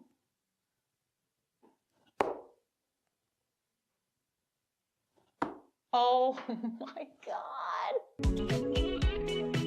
Let me tell you about A to Z Darts. We're a specialty dart store with over 10,000 different products. We create in-depth videos and blogs to help improve your game and showcase our products. We give helpful advice on how to practice darts, the fundamentals of form and mechanics, and how to make better decisions when purchasing your darting equipment. Whether you're brand new or a seasoned player, we try to provide fun and informative content. I'm Jen, the creative director for A to Z Darts. I've been playing for over 10 years, and I've traveled the world competing in and promoting the sport. This is Will. He runs our live streaming company, USA Darts, and travels the globe as well to broadcast major darting events and interview PDC players alike. You'll find over 2,000 different sets of darts on our website. Guessing right now you're pretty interested in our resources? Learn about form, throwing mechanics, practice routines, scoring and grouping, checkout methods, cricket strategy, and much more. Visit a-zdarts.com to take advantage of our blog or follow us on social media at AZDarts today.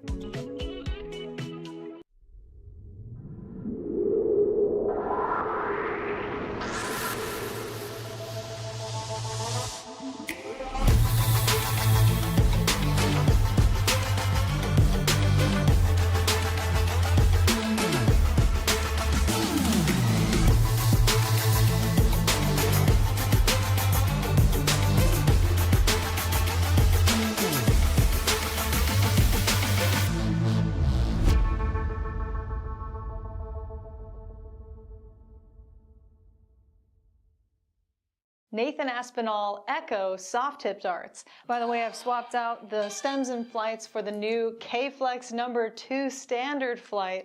Originally only number 6 was available. Now we have number 2 in all colors and lengths. All right, 146 remaining.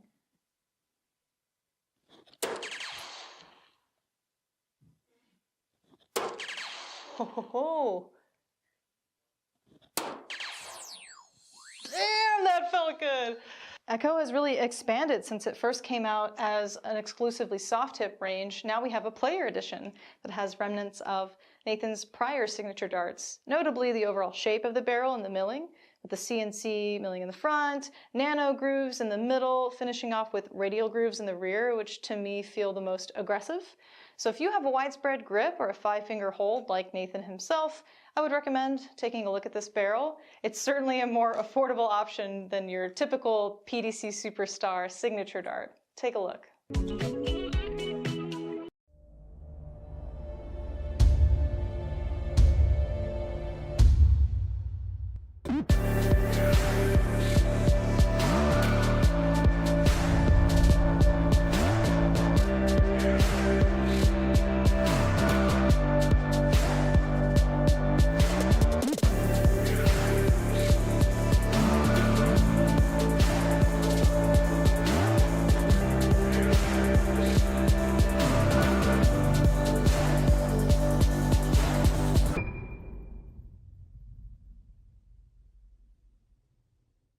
Dartboard lighting systems that work with soft tip boards, starting with what I'm calling your best value option, the 180 Illumina lighting system. Quick clarification, you cannot purchase the cheaper light version, LITE, but the more durable and robust normal Illumina lighting system is going to work since it mounts to the wall. If you want to upgrade to the ultimate setup, we'd recommend the Target Corona Vision lighting system, plus conversion kit that is compatible with most grand boards. This is basically a zero installation option. No power tools are needed. You're not mounting the light to the dartboard or the wall. You just assemble the legs to the light when you buy it, and then when you buy the conversion kit, it's magnetic. Just snaps right onto the leg, and the 4 prongs push into the dartboard. Here are 2 budget-friendly options. Number 1 is the Target Arc light, not the cabinet light, but just the light by itself, which clips to the dartboard directly. So I have the Target Arc light under the Illumina, giving it more stability by accident, but if it was on its own, it'd be a little wobbly on the board. You can see the lights illuminating like half of the board, and it's certainly in danger of falling if you bump into the board or retrieve your darts too hard. The GLD Shadow Buster. This is our most budget-friendly option. It was designed to screw onto the top of a cabinet, and then it can swivel downward to illuminate the board, and also swivel upward and fold it all the way down. All right, everybody, we are back. Sorry we decided that we just almost got lost in talking shop there for a while. We are jumping straight into leg 1. Kevin Beck and company, Donnie and Jason, Kevin and Nick. This is our level 1 match. And I was getting ready to say something really intelligent and smart, and I lost it. Uh-oh, why did you lose it? Well, because I was never that smart to begin with. That's the short answer. All right, well, here, let me give you the match details for those folks that are catching up here. Looks like we've got Donnie and Jason from Black Rhino Vending, Minnesota, taking on Kevin and Nick, which you've already seen earlier, for Midwest Concepts, Wisconsin. Yep. Donnie carrying the 4K next to his name, and we'll mention that in just a minute. Kevin 4K, Nick 5K. So what that numbers mean by their name is they're in a bonus pool, and they're going to have to get to the finals and win it to cash in on a portion of those bonus pools. So here we go. This is the losers bracket finale is what it is. The winner will go to the 3rd place match, and the loser will go to the 4th place match.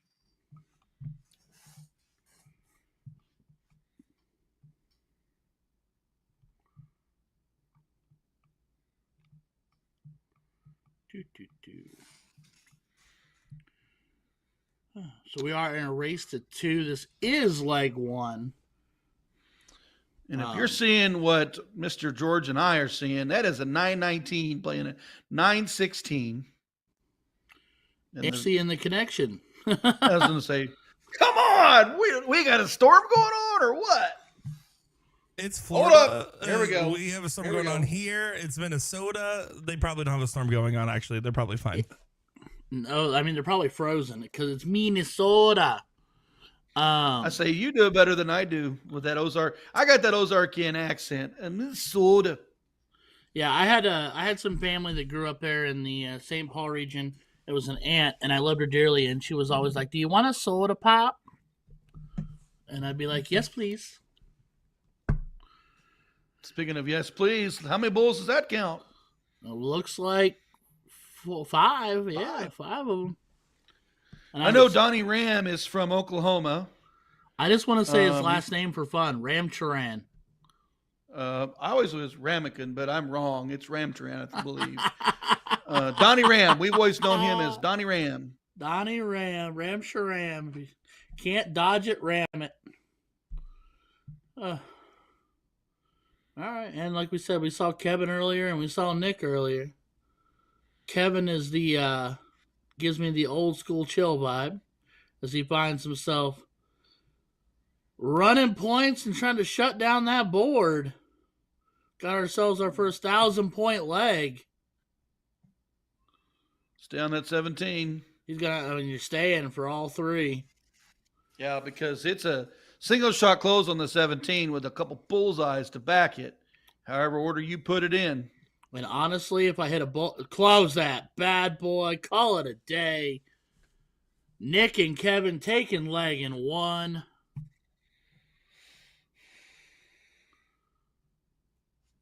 And that will mean Donnie and Jason will start leg 2. Now, this is different, guys. This is 501. We are open on the in, one-loss open side. out. Open in level 1. That's Nick put this down as the only note that I have. At a certain level, they should split it.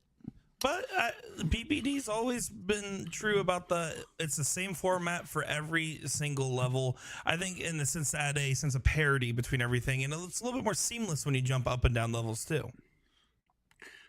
That is 100% logical. How dare you? But still put the note down. Put down the note. Write it down. Write it down. It's put down. It's put down, and it will be mailed to the office of Who Cares. I'm just kidding. All you have to do is write down the least intelligent Ryan wanted you to play split bull at a certain level. That's all you got to do. Don't put it on Mooney. I'd like to play split bull. Oh, okay. Put it then on put me. it R and R. R squared is on board. The fact that I'm making Nick giggle like this just makes my day. It's the real reason I'm here, Nick. It's the real reason I'm here. All right, well, 270 now 220, dropping like a stone. Bull leaves him 170, but does not connect. So 209 playing 332. Kevin Beck. Kevin Beck right here is going to have to do it. Did he throw before the switch? Oh, no, he was trying to get rid of a broken point.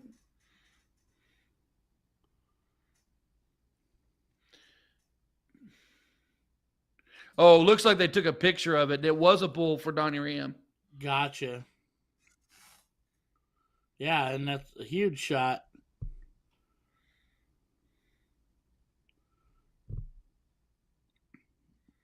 Kevin Beck. I appreciate driving on the bull, but I almost think after bull number 1, do you start trying to find a way to get yourself to an out and not leave yourself at 182 because now they've got 6 darts from here, and that just doesn't work. He can set it up right here. Yeah, he just teed it up. Yeah, I was to say, it doesn't put any, like you said, you got 6 darts. Doesn't put any pressure on that 170. No, and that basically, you basically gave the leg away. I mean, without trying to sound, I'm not trying to sound like a jerk about it, but, you know, if you don't even try, then you can't ever say you were there. And this is, Donnie Ram, 1 dart. Yeah. Game shot, winner. We're going to the final leg. And I didn't realize it was that Donnie Ram. So that tells you how great I am with names, Nick. I told you. See, that's what I'm talking about. So it's Donnie Ram and Jason Spidey McCoy. I play those guys quite a bit. Yeah, I know exactly who Donnie Ram is now that we're talking about it. Yeah, there we are. Welcome to the show, Ryan. Least intelligent Ryan. That's me. I will say, and by the way, I wholeheartedly agree with what you guys are saying, but you need to try to leave it out to put pressure on it. The only argument I could see for their logic on their shot setup there would have had to have been, hey, we're going second. We're probably statistically not favored to win this, especially in Division 1 in the 501 game. Play conservative and hope for an error. But even then, they didn't leave themselves an opportunity to take a shot on the error. So it's also like low risk, high reward to take that shot to set up. I'm not sure why Kevin and Nick opted not to. Well, yeah, because I mean, here's the deal. If you're saying that they're hoping for error, then you got to put yourself on the out so that you can hope for that error and do it. Well, the way they played it, they said in 6 darts, maybe we hope for another error, and then we get a shot at it. And when you're playing Donnie Ram and his partner, you're playing Donnie and Jason, you just can't do that. You can't. That'll bite you 100% of the time. And with that logic of thinking, I'm not going to worry about an out right now, that's like saying 60% of the time it works all the time. So, speaking of this, Donnie Ram only opens up 41, does not win the court, so the start will be Kevin and Nick's. I'm also going to back that argument with, like we talked about cricket earlier, you've been throwing at trips all day long. So hit that first bowl and throw at your favorite trip a couple times to set the numbers up. You know, yeah, I do. I was sitting there thinking, dart 1 on that turn, hit the bowl, and then triple. Mm-hmm. Trip 19, trip 19 adds 114. Yes, of course, trip 20 gives a 170 on the turn. Maybe trip 19, trip 18, whatever you want to do to set that out. But so then Spidey goes up and leads Donnie Ram 50, only turns 120. They would have had 3 darts at an out. They did not. Correct. 100%. Could not agree more. Unless Nick told me not to. All right. Ram doing Ram things. Finds himself a 6-pack.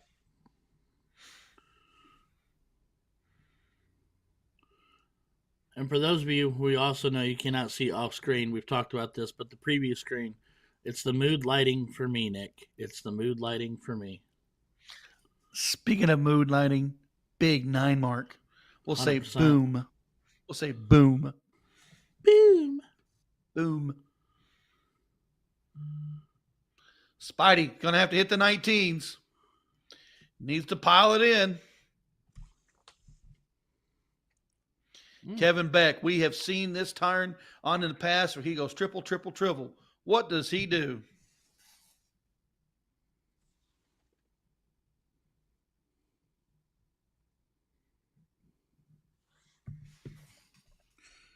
All right. Well, needs a trip on here. The heels. Don't have an open window. I say don't leave it open, Donnie. Don't do it. Nick Johnson was strong on the 20s last turn. Looks to close. Is that a blurry camera? Take a drink. Yay! Drinking game.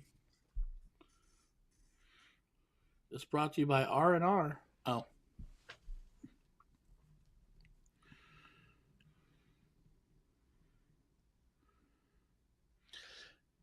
Need just a little more gusto in that 17.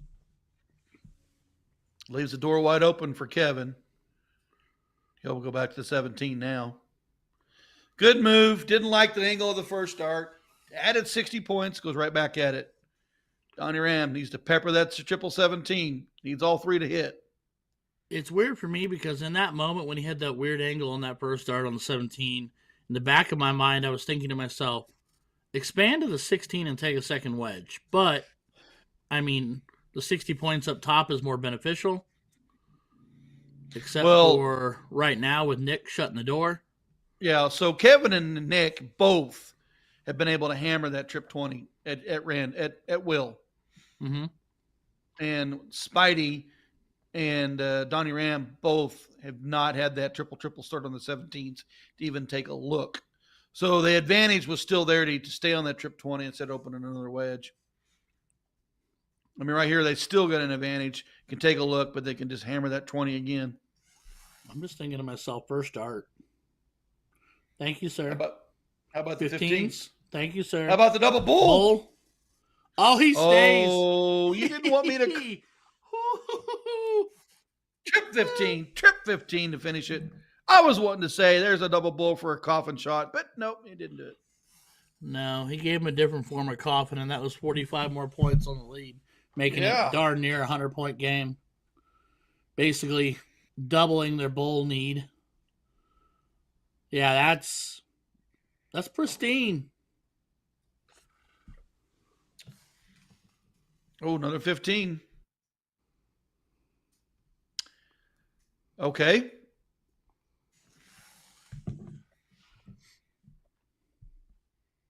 Color me intrigued.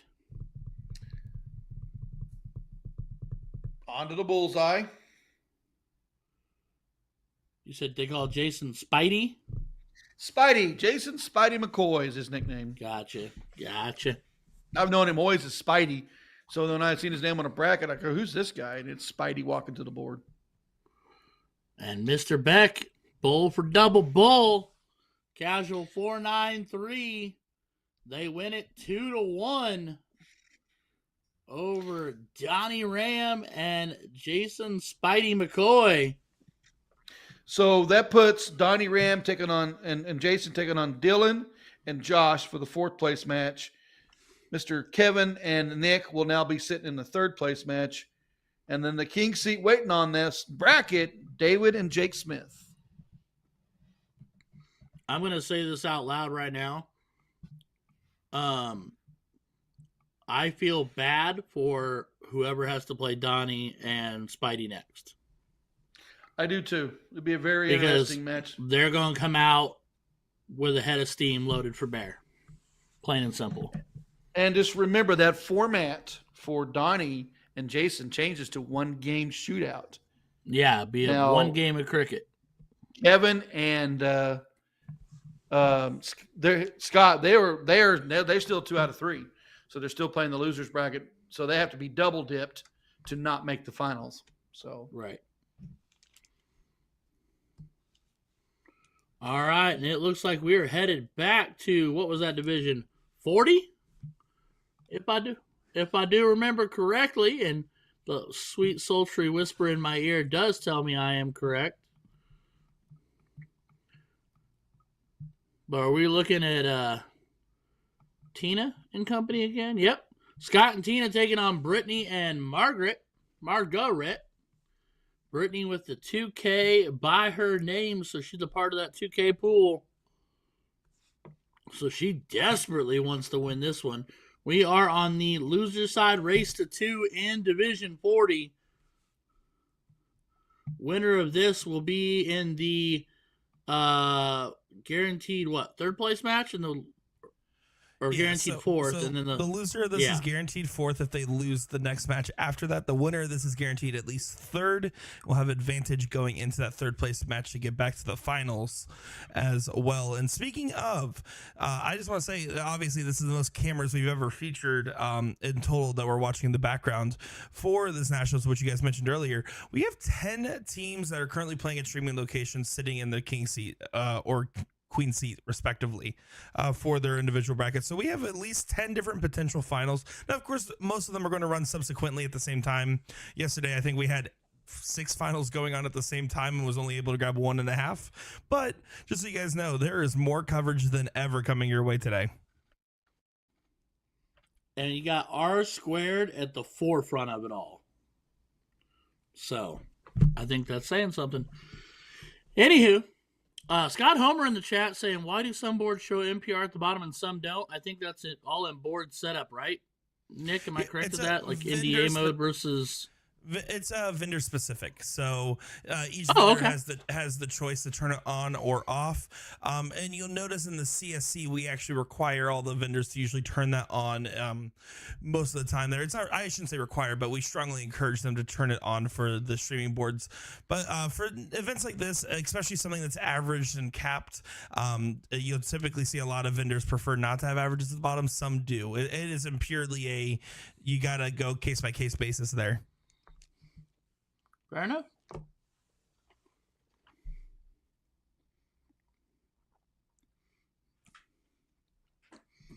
See, and it's funny that we say that because I live in an area where I can tell you people predominantly want them on. They even go so far as to when we're playing like LODs and stuff like that, when it really doesn't matter, they'll turn on the stack scoring so that you can see everybody's. And the thing I don't like about that, and maybe I'm controversial, but whatever, is I feel like it brings out division and anger and people who are like, well, I threw a 4 and my partner threw a 1, so it's their fault. Like, it doesn't matter. You lost. or you won, whichever direction it goes. So for me, I'm like, shut it all off. It doesn't matter. I would say that there's not really any benefits to having it on other than for the streaming side of things for the audience and you guys watching at home to keep up with averages and for us to be able to track what we're watching better. But as a player, typically looking at those numbers will psych you out more than it'll ever psych you up, if you ask me. No, 100%, because like Mooney said several times, darts comes down to a lot of what's between the ears. And if you're just giving yourself one more thing to either get stressed out about or get too excited about, then it's just one more thing that could screw you up.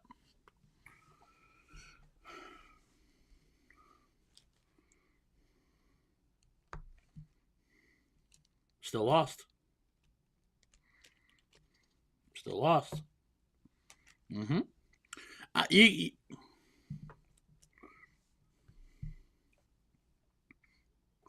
Right. I'm taking that W every time. And I don't, and then, and then like I have literally seen partners implode on each other over averages. And I'm like, it doesn't matter. Just throw the dart.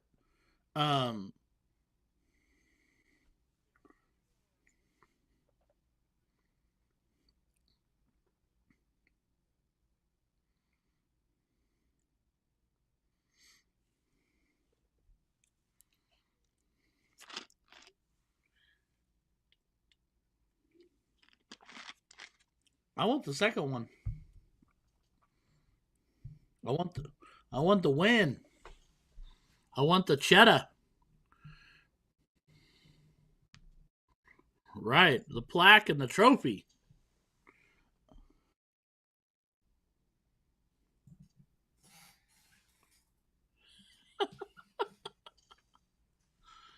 Love this game. Love this game. I just want to say, everybody, Ryan George was not just talking to himself that whole time. I realized what happened a little too late there. My bad. Ryan was talking to Ryan. The technically challenged Ryan Mooneyham forgetting to unmute his screen. That's all right. That doesn't top yesterday. But we had a great conversation. Folks, we had a great conversation. 100%. And it was an awesome conversation. Nobody got to hear it. That's all right. Yesterday you had me going, did Nick shut me off? Did Nick shut me off? Anyway. Back to the match. Back to the match. I just realized we wandered off to the land where Will forgot. Scott Spencer up 9 points, up a little more. They just simply need bulls to close out leg one. But Brittany and company holding on tight, hitting all kinds of bulls and splashing ones they didn't need. I have a 1 point lead. And honestly, if I'm Tina and you like the bull, I'd throw at the bull. I was gonna say, get rid of the bull now. If you grab a splash, you'll just point up. Or go grab the bull now anyway. Go grab the bull now anyway. Please? What round are they on? It looks like, it's not rotated over. Hold on, it says 2 out of 5 per game at the moment. Circling around, usually after the first dart. There's another bull. They're an 18 of 20, and they're down 8 points. Yeah, so now you got to stay on the points. Yeah. We have 9 darts left. Just go all points. Play the round out. I know that it's not something you want to hear from commentary, but that's how you win the leg. You also have to imagine, like, if you're looking at the bottom, 5 to 10 divisions, where your combined averages are around a 3 to a 3.5. I mean, you're looking at players that are more likely both individually around a 1.5 or a 1.0 with a 2.0 type of deal. You probably are more advantageous when you're past round 12 to start saying, you know what, let's go ahead and play for the round out here, because it just wins you more games more often than not at that level. Yeah, because it's a little bit easier. You got the 20 rounds. So the 20 rounds, It doesn't go to the marks. It goes to the highest score. And what a big last start that is. Needed to get at least a single there to prevent a draw. Margaret here needs one bowl to get the win, though. Needs the bull. Not going to happen. Not. So Tina Mullen and Scott taking leg one. That was a single mark away from the first time ever to see a tied cricket game on stream, by the way. We were so close to breaking what history. happens? How do they get? I know the answer, but who wins the leg if it's a tied score? If you know the answer, I have not. I believe it goes subsequently to most marks closed after that, right? But I'm not 100% certain. It goes to most marks thrown. This happened to one of my players several years ago at the TOC, and when we did the qualifiers on site, they ended exactly on the same score, but she had thrown one more mark overall, and she got the win. Little mark. Yeah, we've never seen one on stream. I figured that's how it would work, but boy, is that not a fun way to play it out. It is nerve-wracking, I would imagine. Oh, and a little bit of an argument too. We did a stream for, what was it? I'm gonna say it was either Indiana State or no, it wasn't State. It was somewhere else. Anyway, regardless, they tied and they had the same marks closed too. So then it went to. Oh, Sean Smith explained it to me. Was it but segments closed? They tied on that. They tied 2 stats deep. They went 2 deep and they were still tied. Oh, wow. And then there was a third category, and now that I'm telling the story out loud and in public, I can't remember what Sean said we went to next. But it about incited a brawl in the pit because they were in the pit on the stream, and these guys started hollering at each other, these girls started hollering at each other because even though Sean was laying it out factually for him, then neither team was happy. So I don't want to be on that deciding factor, of course. Oh, no, he's one referee in a pit all alone. I was like, get out of there, dude. They're going to come after you next. We're going to have pitchforks and torches before you know it. Yeah, I mean, tar and feathering the referees is not the way to go. So we are in leg 2 here.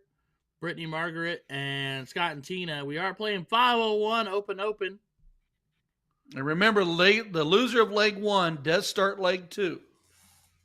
So if we go to the last leg decider, they will cork. And Brittany and Margaret are way out in front. 107 playing 369.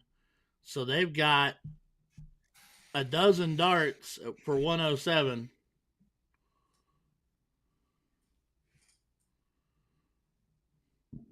So she can walk this in any way, shape, or form she pleases.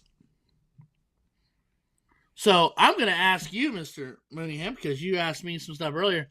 In that setup, do you go in 107?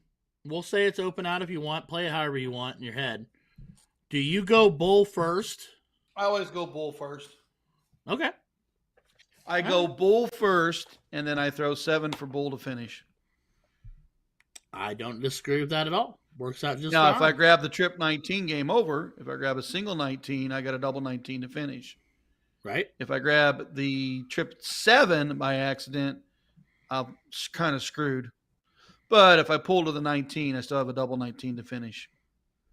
But I want that 50 off first. Fair enough. And Brittany and I are going to have a conversation later today, and I don't mean that actually, but going open out, trying to force double, 2 darts left in your hand, just go fat. Fat 11, fat 11. There's no show and no glow in hitting 2 11s when you need a 22. Nope. But getting fancy with the double 4, if you're Margaret, looks great. So that will knot us up at 1 apiece, and they will cork up to see who gets to start leg 3, which will be cricket.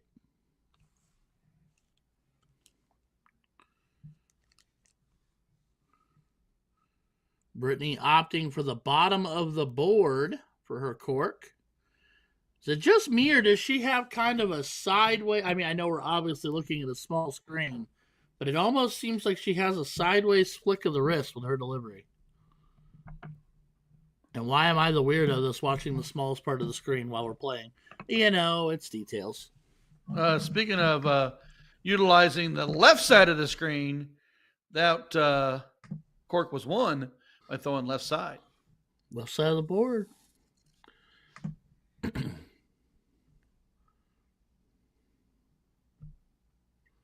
All right, so Scott and Tina will start it off. It is cricket. Winner guaranteed third place. Loser guaranteed fourth place.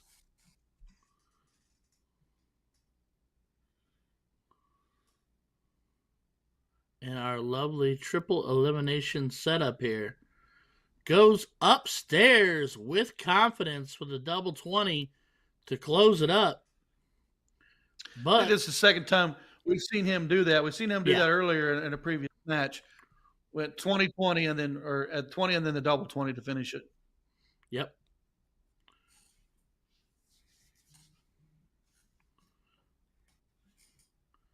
And then Brittany goes down and gets the 19s, but Tina immediately takes it away.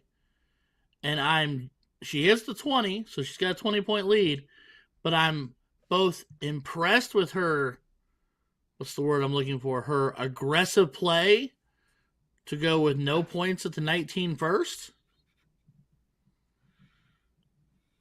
Meanwhile, Margaret goes 2 upstairs to try to backdoor close there, down 20. And that was a timing shot. She felt it. She said, "This is the time to take it. We want to win this leg. We want to get out in front. Let's make it happen." And trip 18, he makes happen. Brittany pushed all the way down to the 17s, down 2 segments, down 20 points. Here's that timing was great for them. Squirrely. Yeah. Yeah, she does throw from the side. Now you're making me watch the little screen too. Sorry. Little off the side a little bit. Little Brett Favre 3/4 delivery there.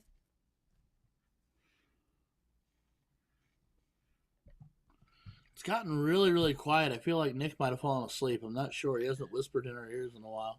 He's out at the pool. He's hanging out by the pool. It is joining Sean at the Fever going game on outside. There is no pool to be had. Actually, everywhere's a pool right now. You're right.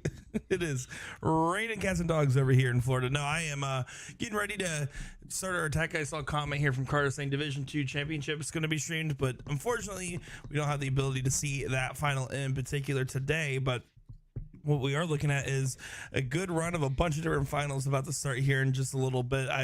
Those top couple divisions are getting cleaned up here, so you guys better strap in. We're about to have a lot of fun. Sir, we've already been having a lot of fun. Don't know what you've been watching. All right, guys. Where you been, Nick? Amount of fun. You dyeing your hair purple again? Are you forgetting to unmute over there? Or if we're just going to be saying stuff? Oh! Shots fired. But yeah, currently it's blue. It's going to probably stay this color until my next in-person event, besides Cherry Bomb, which is next weekend. So you know what? We'll let the Ryans decide the color, even though I already picked out what color I'm doing. You're doing red. Then we're not Fire deciding. Engine red. It's Fire Engine red. Ding, ding, ding. You got it spot on. I want to see you in like highlighter goblin green. I just did green for Indiana. Like high sea slime green. Oh, okay, that's fine. I hated how green looked in my hair, and that's not even like a Sean reference. It was just not for me. Okay, all right. Are you traveling to Cherry Bomb to play? No, I'll be out there streaming it. So Jeff McMahon is actually taking the reins on USA Darts as Will's in his 2 months of no travel period of the year. So Jeff McMahon will be down there and I'll be on the comms. So for everyone that is aware, and both of you Ryans probably know this as well, my steel tip math is about to be very subpar for a commentator, but boy, are we going to have fun. That's a great tournament. Oh, man. I love the Cherry Bomb. That's a great tournament. Oh yeah, I played in it for years, and then 2 years ago, it was the first event Will Stewart and I ever worked together in person. It was the first time. It was the second time we met in person because we met at the U.S. Masters the month prior. But it was our first time working together in person. My first time doing any event in person, and boy, let me tell you, it was some of the worst commentary I think I've ever had. I remember at one point, Dustin Holt hit back-to-back 9 marks, and I yelled so loud that they could hear me from the board. And he's like, "Yep, don't do that one. You gotta calm it down, buddy." Yeah, my very first live commentary was Las Vegas Open, and I was a little on the loud side. Fair enough. That cherry All bomb, right. is that still at the DoubleTree? I believe so. Yes. That's a nice property. I liked it. Oh yeah. It was quite a nice event. I'd like to go back, but not for a few years. And then it's what? Is it Thursday, Friday, Saturday, Sunday, or is it just like Friday, Saturday, Sunday? It's Friday, Saturday, Sunday on that one. So, yeah, no, you'll be seeing that on the USA Darts pages. If you guys are curious, that is where you'll be able to find it. And we'd love to see all you guys tuning in for some fun steel tip action over there. It's a good tournament. Some big names that come out to it. And it's usually a good time. I mean, I 2 years ago when we did it, I mean, we saw the likes of Daddy Lobby, we saw the likes of so Dustin Holt, so many others, Trish Grezik. It was just Paula Murphy, of course, and all the Florida people as well. It's a good tournament if you're not playing to even just watch, because there's a lot of talent in that room. Speaking of craziness, this is a 3-3 bull finish. In the middle of all that, the Brittany and her partner closed everything down, turned us to a 3-3 match.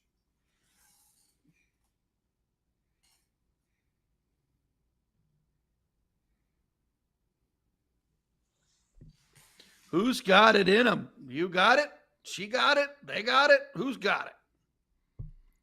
3 playing 3. It's anybody's ball game here. Or hands are up in the back. No double-itis. Oh. I mean, it's still 3 playing 1, though. Do you feel the pressure knowing you have to have 3 when your opponent just needs 1? Got to be perfect. Yeah, I think.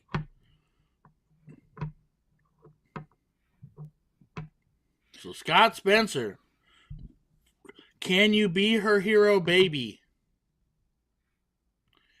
The bull is saying, hit me, baby, one more time. No? Oh, back at it. Brittany, 3 to win. Thought I'd get a chuckle out of Nick with that one. Not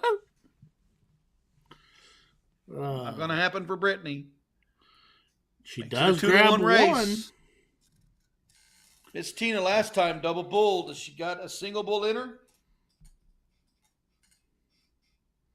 She better hope. For all the marbles.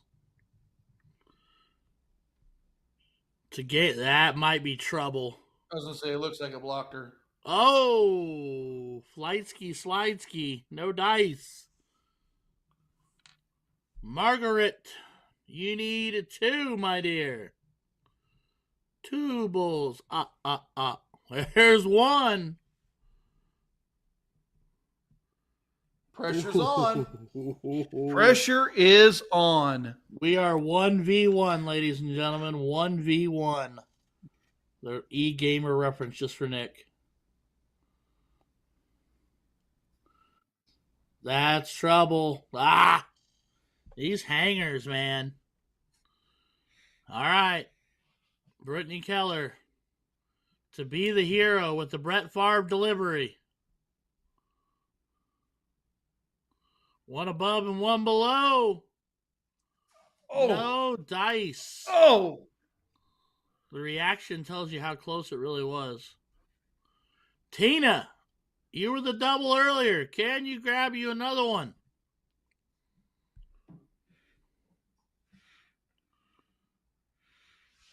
Not going to do it there. Got 2 more in your hand. Just a bit outside. Deep breath.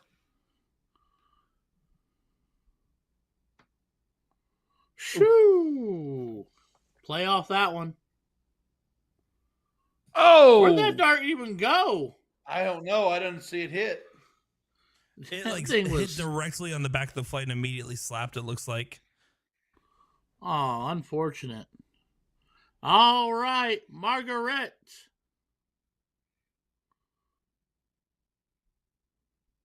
Three to a 13. Nerves, nerves, One dart. nerves.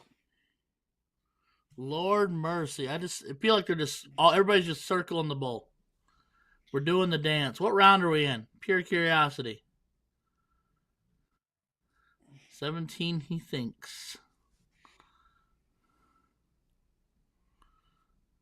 So Margaret and Brittany can Yep. win by default if we round out. Scott just needs a bull.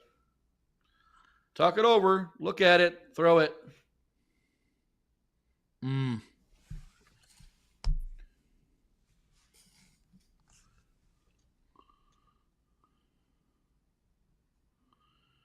All right.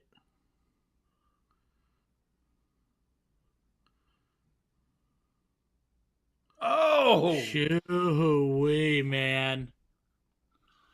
I don't know whose blood pressure is higher, mine or theirs. 9 darts. There's 9 darts left. Nowhere to go, nowhere to run, nowhere to hide. Can Tina be the hero? Can she do it? Split the difference. You've got us nervous, Tina. Throw the bull. You've done scared that bull silly. Now hit it.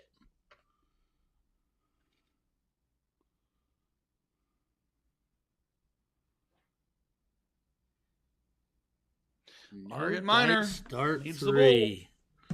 Oof.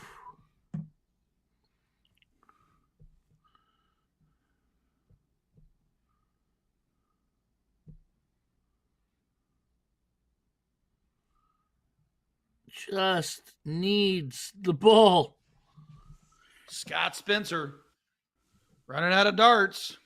Tim Goodwin saying, what we've been playing and both teams getting into a struggle would be a good way to settle in your eyes. For me, it's always about taking an extra minute, stepping off the line to step back and take just that extra deep breath. You've got all the time. I mean, you have a timer, but you can throw a lot more darts than you think in that time and step up and hit that dart and try to hit that dart. But Scott and Tina getting it done. Yep. Moving on. Moving on up to the east side. They found themselves a slice of that third place pie. All right. Kicked over. Oh, we're back at the we're back in South Dakota. This is the finals, game 1. Mason Jandro. Catch up, computer. Thank you.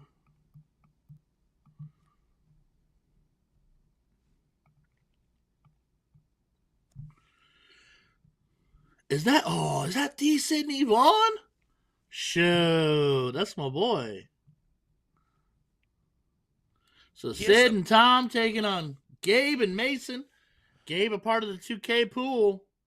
And Sidney Vaughn white horsing it to break everybody's hearts. Yes, he is as good at darts as he is good looking. That is 100% accurate. Yeah, Sid and Tom did come from that last chance bracket there, so they already have 2 losses, so they have to complete the full triple dip here. Gabe and Mason just need to win 1 best of 3, but it's going to be a tall order for both these teams to try to get one out of the mix here. Did see a couple people there asking again about, I saw Cooper Olsen that's actually playing in the Division 2 championship at Nickel Spot. Do apologize that we didn't get a chance to get that one over on you guys today, but good luck and shoot well. And what division we in here for this again, bud? The Division 3. That's right. I knew that answer. I'm just not always a smart man. It's okay. We don't bring you here for your brains. You don't bring me here for my looks either. Whoa. I got a voice for radio. I was brought here for the looks. That's why no one wants to watch me. That's fair. Yeah, I've got a voice for radio and a face for radio too. That's why Nick hasn't actually started that podcast with me.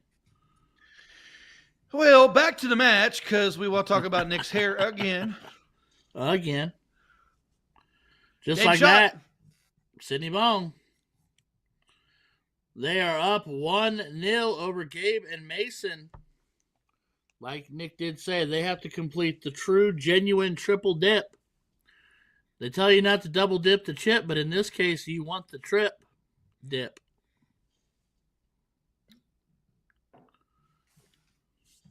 Gabe and Mason had a bit of a storybook run.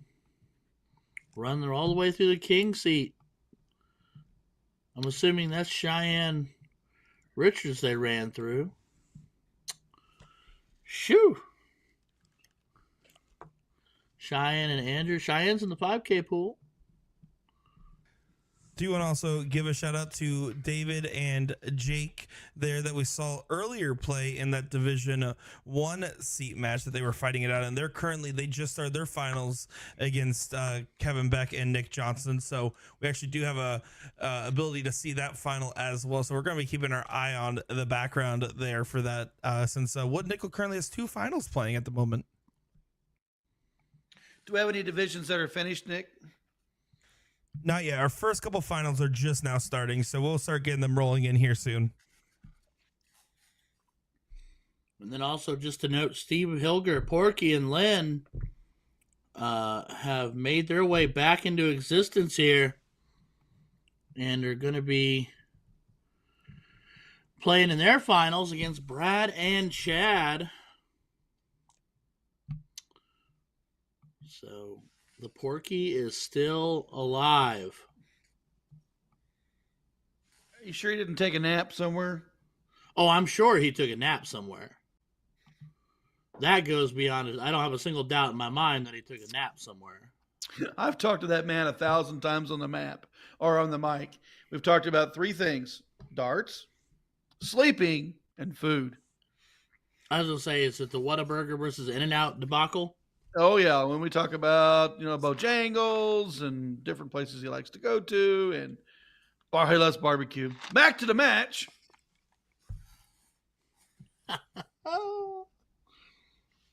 Oh, man. All right. Mr. Tom.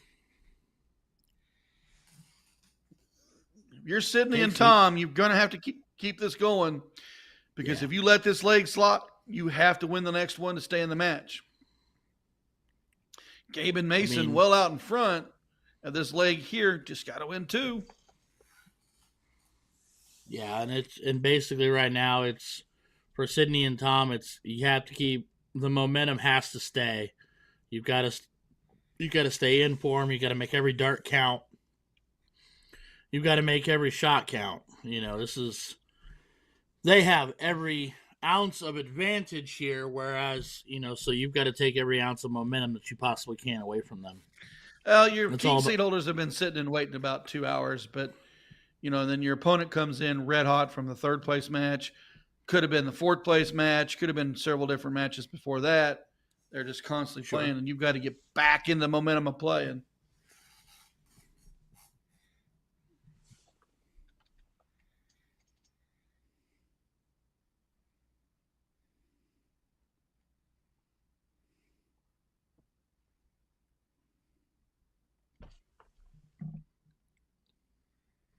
Closes 15, adds 17.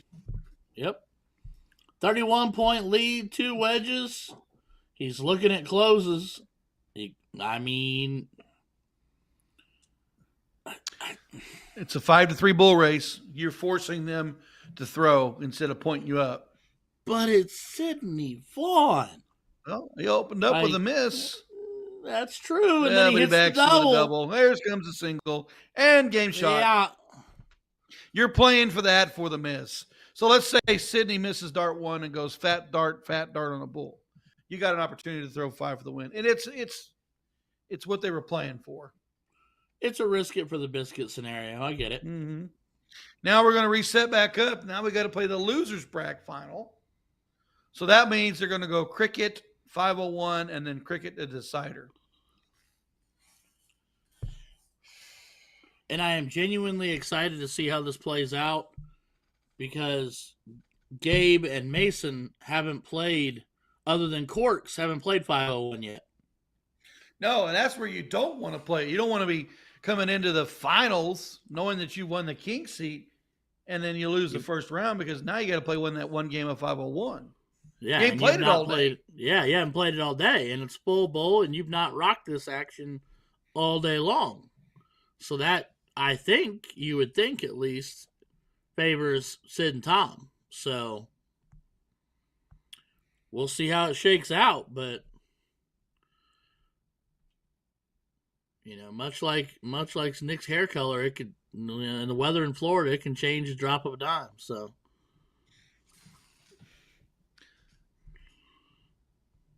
I'm sure he gets lots of snow and lots of ice too in Florida.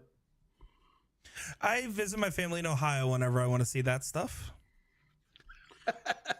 Randomly enough, Nick, when you were just up here, I saw you post that you were going to be at Cushion's, and it didn't quite line up, but I was a few moments away from trying to hop in the car and drive over to see you.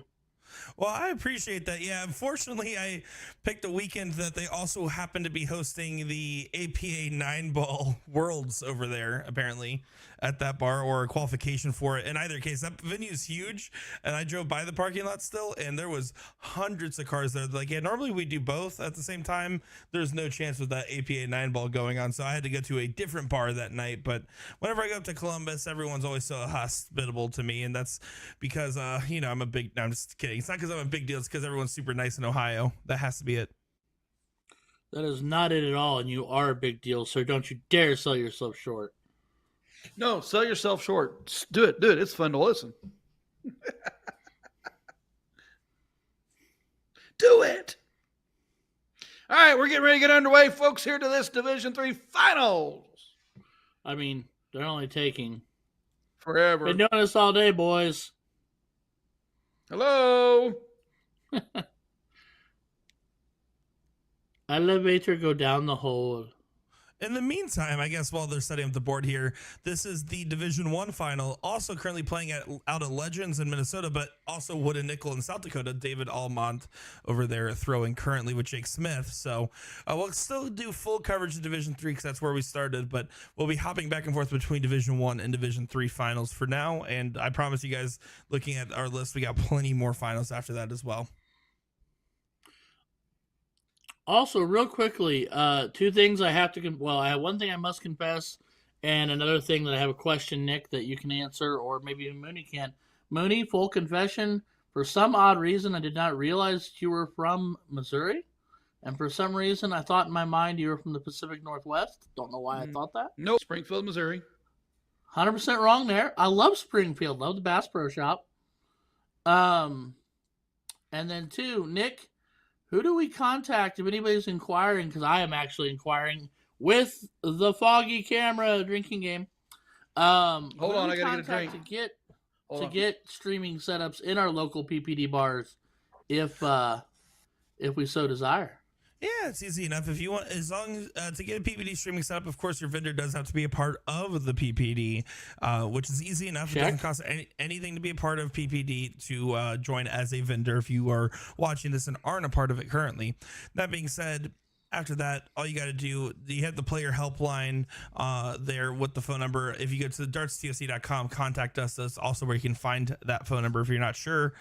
Just text there saying, hey, we're interested in having a camera package installed. I represent X, Y, or Z vendor, and I want it at this location. And they'll talk logistics with you and handle it from there. Well done, sir. Well done. Thank you very much. All right. Nick doing what Nick does not grab the lead back, though. So David, 2:15s away from shutting down shop, pushing them to the bowl, and he has all the high ground in the world of having the 19s and 18s to fall back on. I do appreciate that he went two 15s to close.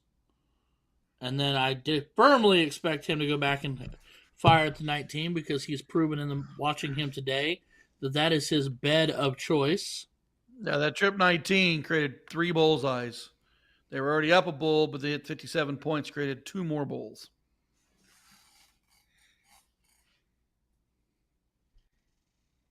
Jake Smith, bullseye. Has he got 2 more?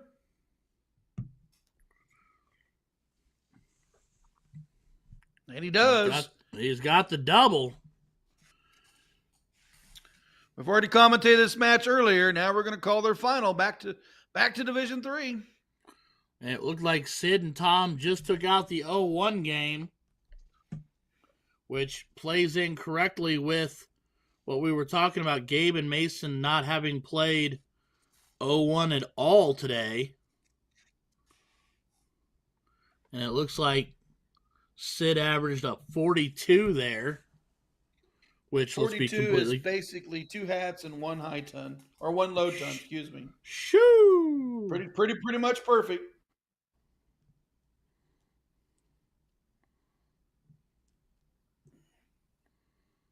All right. So they're getting dialed up and dialed back in.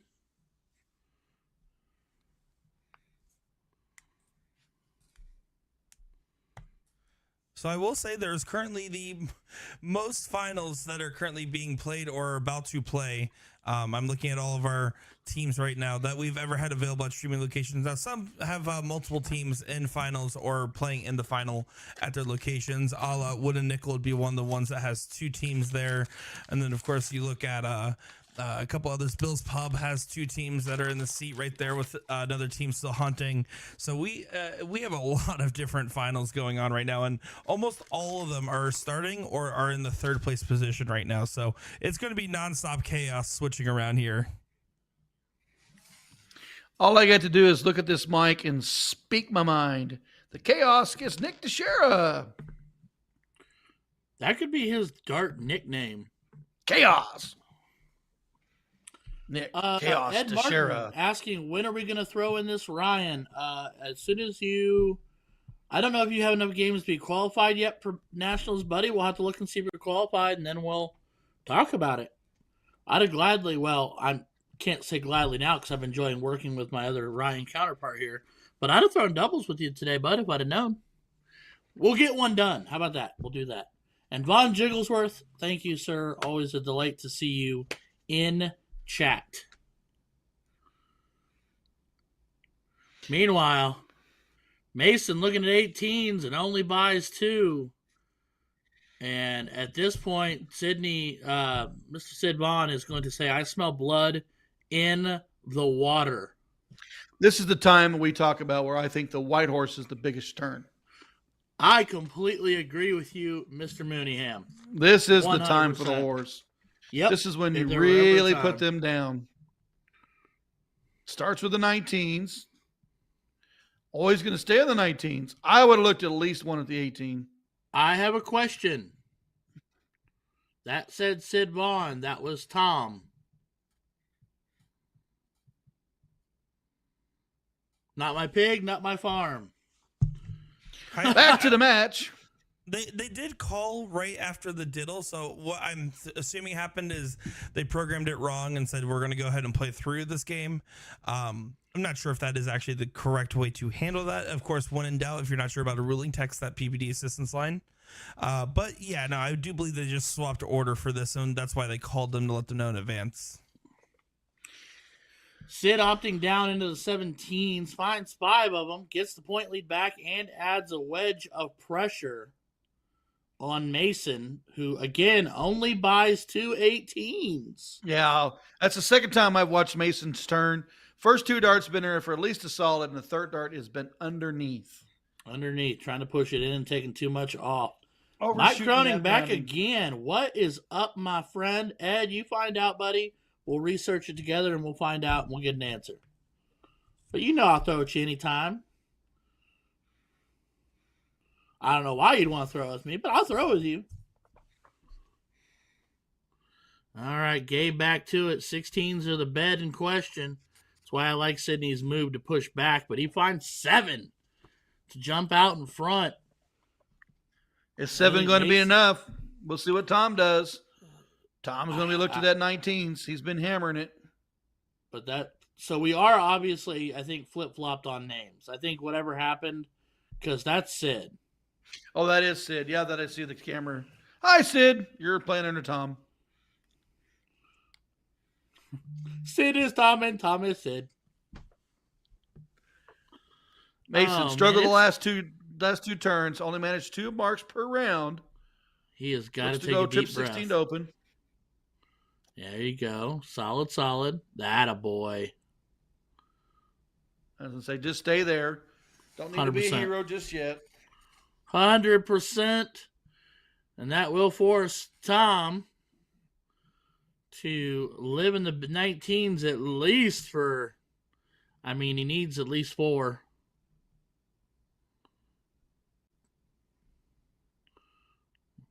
We are now playing double-in cricket. And that is a 5 of the most unique variety. But a 5 nonetheless. Can't drop the second one. Definitely didn't. But did undershot inside, it. Yeah. Yep. Inside corner. Now that could prove painful right here with Sid. Yeah, he's going to make us hurt. He's going to make it hurt. Bye-bye, 15. Bye-bye. Oh, he tried it. Tried it, didn't buy it. Mason Jandro. I like that last name. I love last names sometimes when they're fun. Hooked on Phonics worked for me. Uh-oh, 1 below and 1 above. Mason not having a good final. Just manages 1. We've seen him earlier, just not producing. Yeah, and that is not the time to only buy 1 because Tom just needs to step up and hit 3 fat 15s here is unbelievably painful. Stay there. Stay true to it. 1 above, 1 below. Opted into 19s, dart 3. That's a smart turn. I didn't get the 15s. Here's 19 more points. They do not have it closed. It's going to take at least 2 to close it. Third one maybe to point. Right. And I mean, got Sid to follow, so. Trip 15 would have made it interesting. Yep, would have made it unique. But Sid now can go up and work his magic. That could be a hanger. You see him change the angle. Oh, he's underneath. Oh, no. Only 1. Now. Maybe throw the 19 there on that last start. We'll see. Mason's trip 15. Mason's triple 15. Big 7. Ooh. Now you're back on your heels a little bit. You're going to have to get the point lead. That is a momentum swing if I've ever seen one. Tom is going to have to fill that 19 up. Needs a trip. Didn't get it. I mean, it keeps it close, but. Boom. Just need another. And you had been speaking about momentum, and folks, there's the shift. That's a huge shift. Do you close shop here? I would. Yep, he is as well. Bull or double bull. Doesn't get either. It's a 4-3 bull race. Accomplished. A bull would have been real nice. A double would have been ideal there. Ooh, Mason lost the hat. Finds 2. So Tom, he could do it. It's possible. Said what? We need 4 of them?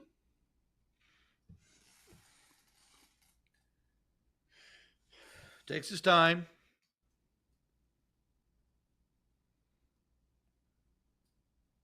Game shot. He got it. Game shot. Holy cow. Sid and Tom getting the W We will go to 501 open. Open. Full bull. And the momentum, the air. You know what? We're talking about momentum. That is a gut punch moment if you're Gabe and Mason. You've got to open like that, which is great, but that is a punch in the stomach. Talk about taking the wind out of your sails. I think they lost that first game. Correct me if I'm wrong. 2-0, correct? Yes. And then they lost that cricket leg. So yeah, they're into this final now. 0 for 3 in legs. Yeah, Tom and Sid have brought the fight to them. 100% brought the fight to them. Now, Mason, be true to the bull. Get at least a low ton. Get to the point where you guys can get for the court. Oh, no.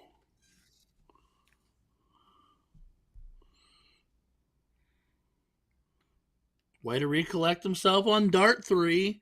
But again, I said this, with that last 0-1 leg, they haven't played 0-1 all day. This is the first time they've seen 0-1 today. Yeah, and they've sat for 2 hours, but now the momentum that we've talked about coming in for Sid and Tom has really played to their favor. Tough turn right there. Yeah, Tom letting off the gas a little bit there gives him a bit of a break. If Gabe can stay hot here.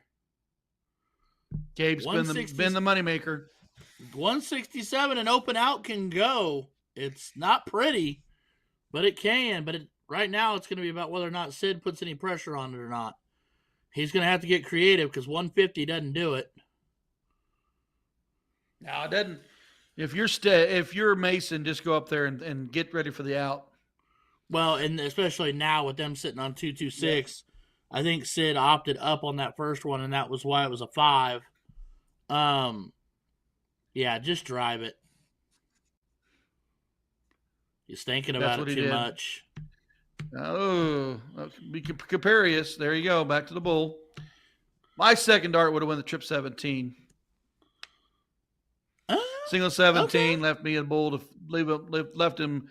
Left me with a bull to finish, and then left him on 50. Trip 6 to trip 17 would have left him even better. But 46 is so easy to handle. Tom has got to get them to an out and doesn't do it. Oh, so they've got 6 darts. Yeah. Yep. 6 darts, 46, open out. Yeah, it's not much of an ask. So a little bit of a sideward stare from Gabe, but they do win the 0-1 leg to make it 1 apiece. So we will cork up. Breaking news here. Do want to give a huge shout out to PPD's co-director, Kayla Spurgeon, a.k.a. The Immortal, who is actually playing today in PPD Nationals. Normally she's working them. She decided to play this time as Gabe goes ahead and loads up a 180 in the diddle. And Kayla, Division 31, has the queen seat and is playing the final now. So how about that? Practice what you preach. Run the tournaments and play in them. Well done. Well done.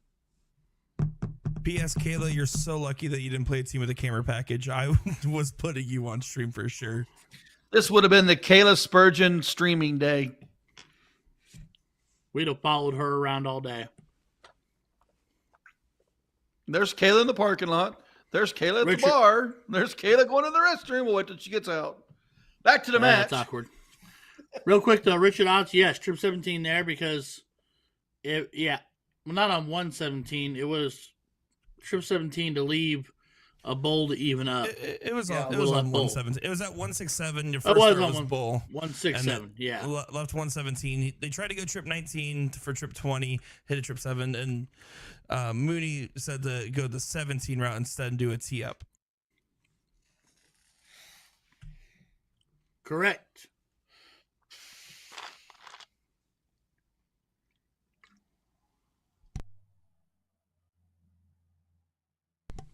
All right. Mason just needs a single. Yeah, he looks so unhappy. Just a single away, bud.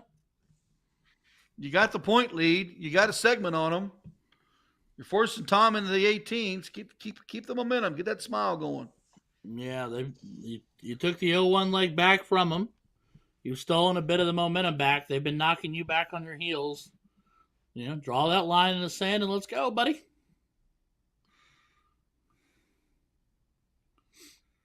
Ooh, not happy with dart 2. Manages the triple. Gabe will probably go to the trip 20s, and they'll chase that 17 at the end. Oh, if you're going to go up, which is fine, you do as you will. I would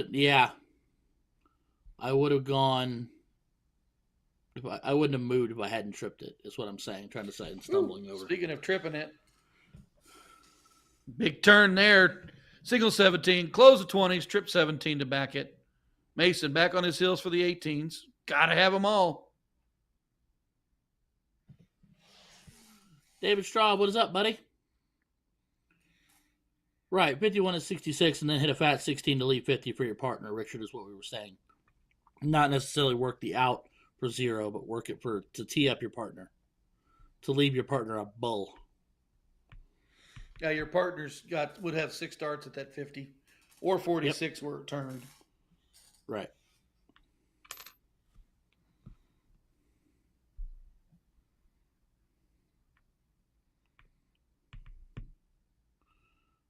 All right, Tom finding 5. 170 playing 60.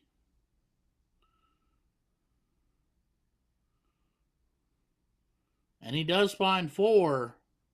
I'll say the one thing I don't think they can afford to have happen is for Gabe to fall off, because Gabe has been kind of the glue, but Sid is here to just hurt everybody's feelings.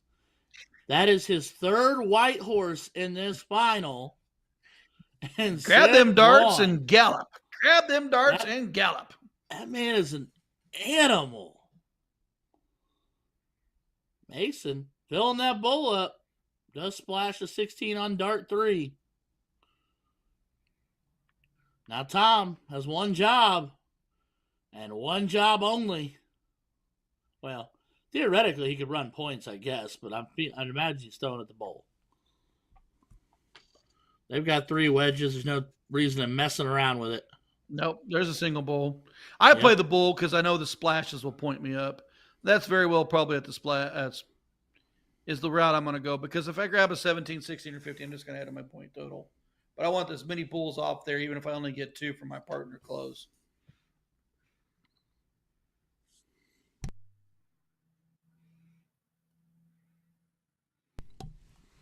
Sid, night. We'll just need 1 to get the point lead to close the game. And that's a lot more than what he needed. And a double bowl to cut it down. We are going all the way to it's going to be a last leg decider, right? Or a one. Yep, one game shootout. Shootout. They will cork it up. They'll have to reset up the board, but they will cork it up. That'll be the count up. And then whoever goes first, we have seen, has been proven to be the winner. All right, Tom and Sid. To everybody take a shot to the foggy camera. Pushing it all the way to a last leg shootout of cricket with Gabe and Mason. Meanwhile, David Almont and company pounding the 20 is going to go up. 114 points. Meanwhile, Nick said, hold on tight, we're going home. Yeah, so say Nick's been hammering that 19 all day. Stays true to the number. And just to give you guys context of where we're at in this final here, David and Jake did win the first best of 3 here, but Kevin and Nick only had 1 loss going into this final here. So now they're into the true triple dip format here, where David and Jake just need to win this best of 3, and they're done and dusted. Kevin and Nick got to go the full distance from here.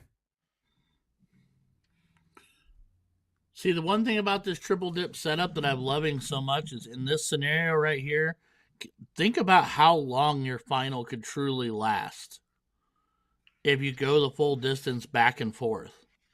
I have seen finals go an hour and a half. Yeah, you could be playing. You think, oh, well, let's bang this final out and be done with it. No, you're gonna be here a while. You might as well grab a snack and a drink and get comfy. Get that orange slices and juice box from your mom and settle in, because it's gonna be a minute.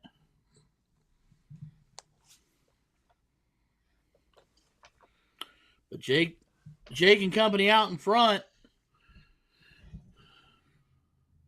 Kevin and Nick not owning any wedges right now, and Jake taking the one they thought they were going to grab a hold of in the 17 away from him. Jake staying true to the 17, closed it, and then fired more in for points. Kevin back on his hill, has to work the 18s. Gosh darn it, the first darts are not there. The second dart's not there. Gonna have to get the third dart to full. This is not the Kevin Beck we've seen most of the day. Kevin's been hammering that 7 mark. We've seen him earlier just smash that 18 over and over and over again. Maybe the pressure of the finals there. Who knows? Speaking of who knows, there's another white horse. David Almont is feeling himself.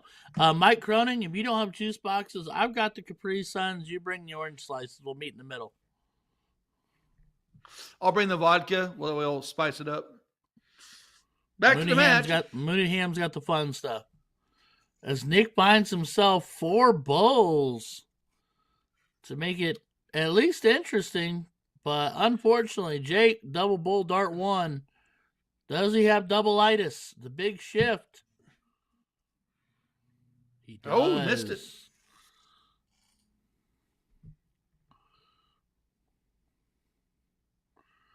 For the record, in the background that you cannot see, Sidney Vaughn putting in 105 on the diddle, going bull on the last dart.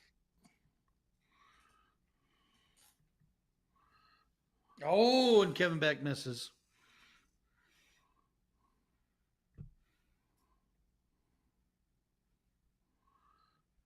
All right.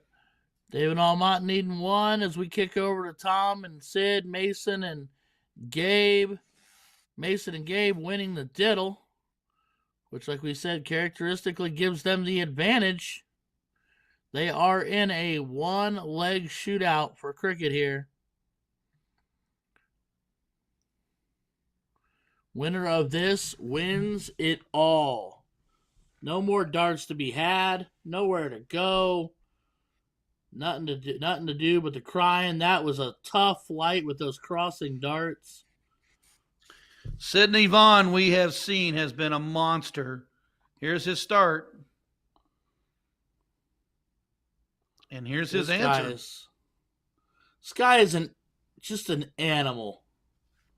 I got to give it to you for Sean's fate. Boom goes the dynamite. Sidney Vaughn 180 on the open. Oh, man. Sidney Vaughn just turns it on when he needs it most. And Mason, just small shake of the head, 1 of the trip, doesn't buy it. Tom's job here would be a close, I would imagine. No need to run points just yet. I would think even a time. I mean, if he wanted to go big right here, if you want to talk about white horses, now would be a great time. Yeah, this trip that 19 and then go for more holes. There you go. There you go. Just need 3. It's just an easy route. 1, 2, 3. Don't got to be fancy. Take all the pressure out of it and just throw the dart straight. Push Gabe back on the 18s, which we know Gabe can punish him, but you've got the big start. He also hits a lot of trip 4s there, and I don't know how I feel about that fly. It wasn't a flyaway, but that random cross shot in, because now that's pointless. Sid made that dart not matter at all. And I agree with you 100%, Tony. Tony Gisborne in the chat saying you leave the door open, Sid will kick it in. He will kick it in with authority. You're 100% correct. And also just happens to be the nicest guy in the world, which just makes it sting that much more because, when the really, really nice people are the ones that are kicking your backside, you can't be mad. You know what I mean? You want to dislike them, but you just can't. Tom just needs another single. So Tom doing the job he's got to do. He closed the 19 with 3 singles, gets rid of the 16, gives it right back to Sid. Yeah, pressure back on Gabe. Gonna have to hammer the 15. They are officially on the board, but that's not very much reconciliation here. It doesn't make them feel any better. And Sydney continues to do what Sydney does. This dude he looks like he's looking up. No, bullet is.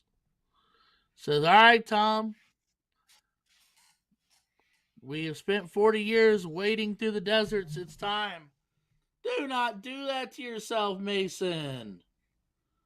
Buddy. Oh, homeboy. All right, Tom. Just a few in the centers. All you got to do. Yep. To achieve the not one dip, the not two dip, but the true triple dip. Tom. Oh. But now Mason's thinking to himself, why didn't I hit a couple of bowls? Why didn't I do a little more? As Gabe, but don't throw in the towel. Towel's thrown in. They're thanking each other. King seat match to second place. Sydney Vaughn does what Sydney Vaughn does best. Casual 6-3. Yep. You brought the heat, you brought the storm, and brought the home the win. Well, congratulations to Sid and Tom. They are going to be your Division blank 3 hot winners. Gabe and Mason held the king seat, fought hard all day long, but Sid and Tom just proved to be a bit too much. And that's that waiting and your opponent coming in red hot. Sure. Well, and it just doesn't help that it's Sidney Vaughn. I mean, come on. You know, he's there to ruin everybody's day while smiling and being the nicest guy in the room. So here we are into the match. Kevin and Nick, David and Jake, all knotted up at 1 apiece.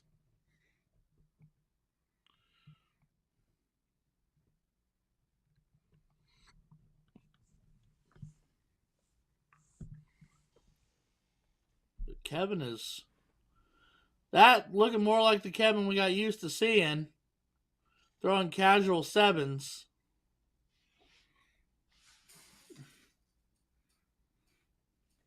Jake Smith gonna have to work that 18.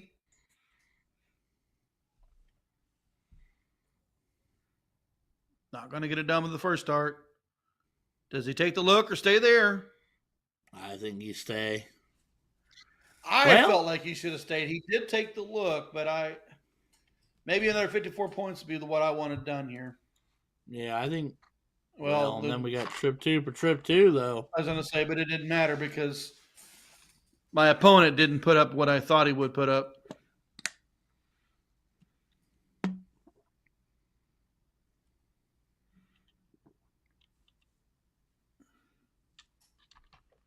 Three 18s isn't just enough. Kevin's got to have 4 on the 17.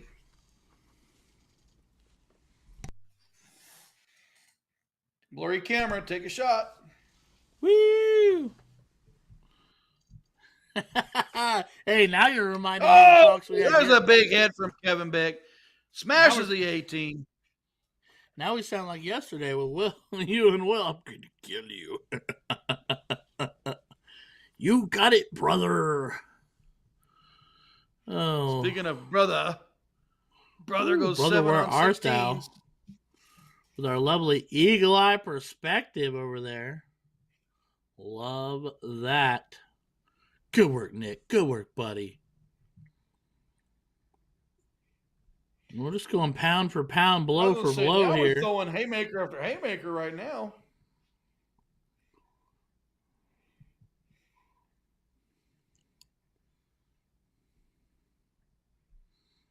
Jake giving his partner some encouragement.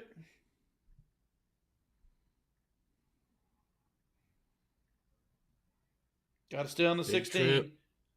Got to stay there. 4 more. Yeah. Get it back to your partner, Jake. Backspin, 7 mark, 7 mark. You can do it again here. Can he stay in Fuego?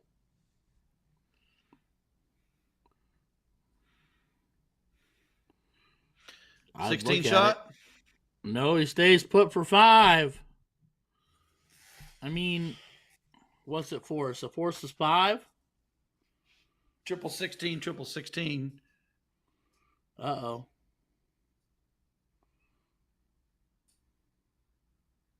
No. That's a good move. I mean, it really is. Ooh. If Nick hits it first start, trip 16, and it was not the move maybe, but it forces him to the 15s. Now you put Nick with a 16s great playing 15s. answer. Not a huge lead, but a solid answer. The fight continues. David was heavy on the 16s last round. I looked him to stay on the 16s for all 3 darts to give Jake a good look at the 15s. Yeah, I think his role right here is to relieve pressure, get the point lead back. He needs a trip here, finds it, and that puts an ample amount of pressure onto to Kevin, but also hopefully relieves the pressure for Jake. So, but here comes Kevin.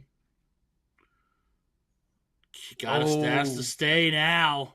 You don't have any choice on that no. one. And see, he paused, look at the score. He thought about it, and he undershot the 3rd dart. Got to have that math in your head and ready. Because here comes Jake.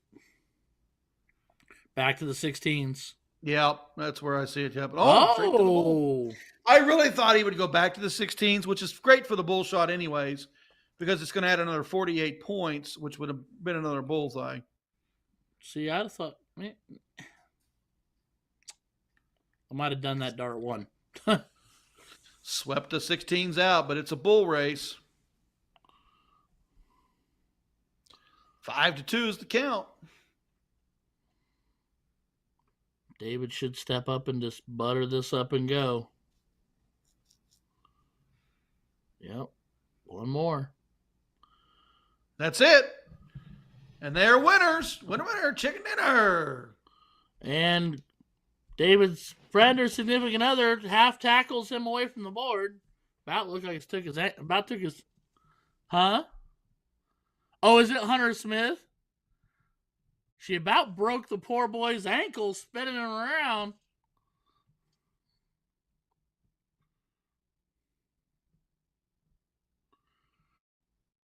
But great darts had by all. All right, well then, yeah. So you're David Almont, and why is my computer freezing? Sorry, I was trying to be fun.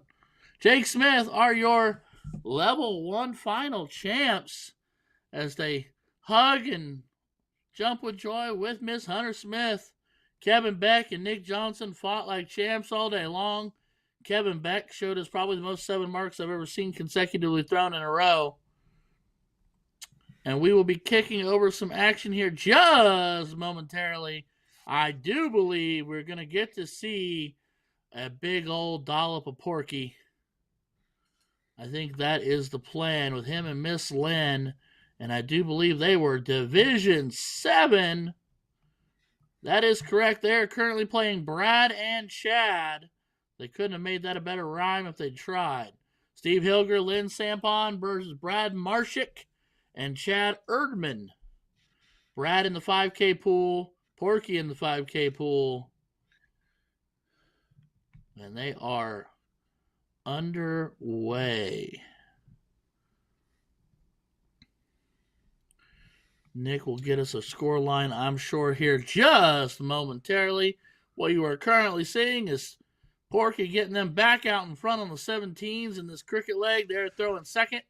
So I think that means they won the previous leg. Yeah, unless this is leg number 1 in the... I will say I was getting an update here. You were spot on.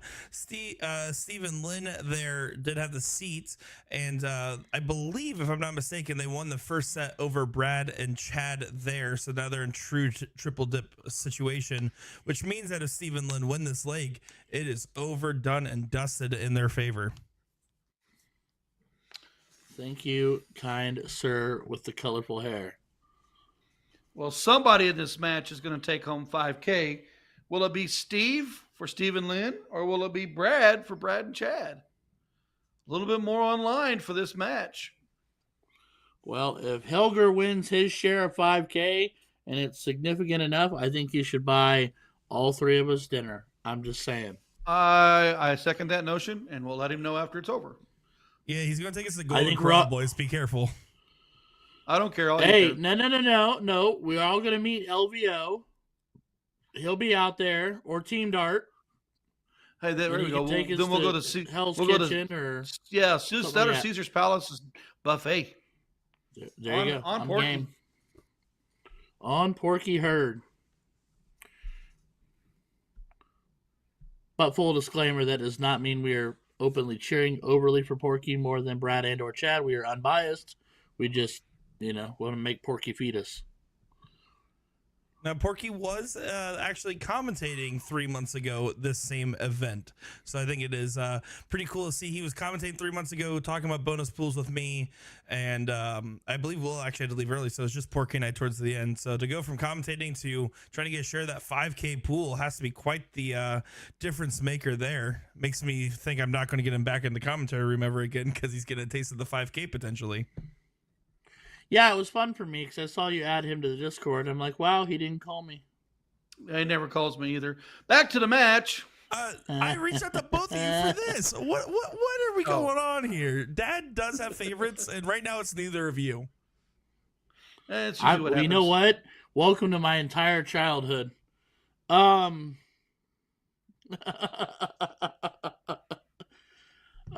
man. All right, Miss Lynn. For those of you who do not know, loves the 17s. Never mind. That was going to be a really not tactful joke. So over to you, Chad Erdman. Looking at 19s. Trailing 190, playing 281.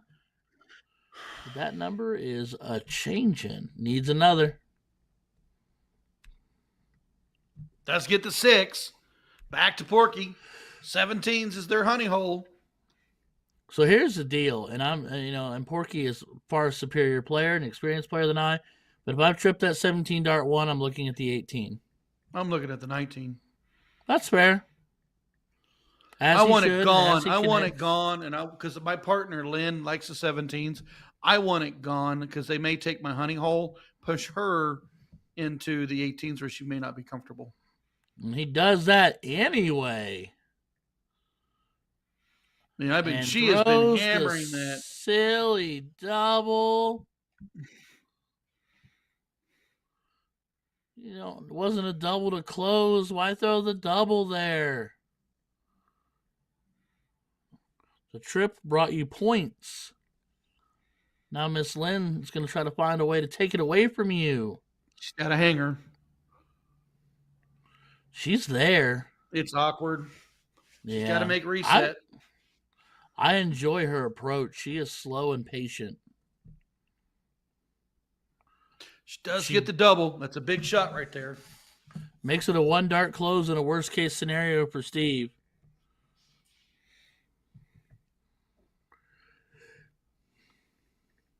And I'd like to think to myself, knowing Porky the way I do, it's got to be fun being his partner. I know Garrett always talks about how much fun he is to play with, but obviously he's just a catalyst of a player who can pick up and play with just about anybody. Meanwhile, pick up any set of darts. Six-pack, well, yeah, 100%. You can use to pick up any kind of darts too. Yeah, 14 grand bar dart to a Porky special, which is coming out soon, I do believe. Close the 18s. Yep. 100%. Force the number of the 16s. Force them to close and find a wedge, or force them to choose between the two. Obviously, you want to see the close, but yeah, wasting one dart there. He's thinking, okay, humor me. I don't know. I want to see Lynn throw the first dart at the 15 because she liked the 15 after liking the 17. And if she could take it away and or find points on it, you've got a 2-wedge push. The smart dart is the 16. I get it. Especially she when hammered she does it. that. Yeah, I'll shut up now. Say she might like the 16 better than we know. She might. Yeah, she 100%. just got 4. Carter asking about Division 2. Division 2 is playing right now. Cooper and Jordan playing Dave and Jason. It does look like they're just in process. I do not have a score line for that from my end. So that is all I can tell you, my friend.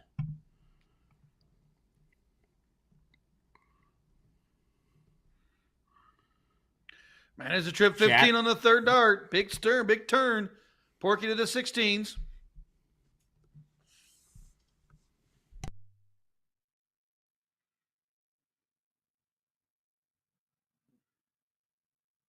Oh, now it's time to hear that 15. And that is a big 9, Mark. That's a big turn. It's huge. It's such a momentum swing. And this right here, I mean, this makes it 2-0. Instead of going the bull, they tried to close the 16. Did not work. Lynn can look at the bull. She can add more 16s for her partner. She's got a lot of options on the table. I have no doubt that she goes up there and just plants it in the 16. She's just going to pour salt into that open wound on that close attempt. Okay, go bull, girl. Do your thing. Getting closer. Steve told her to stay with it or break off of it. I think she's going 16 now. I think that's the reason why she reset. Yeah. She stayed right on it. Just over top. Just over top. Andy Douglas with the Let's Go Porky and Lynn.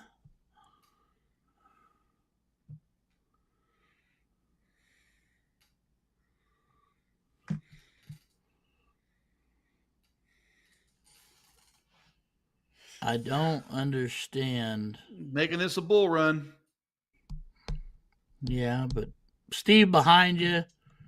You got one. You were playing what, 6-3? Well, he's got to be perfect now.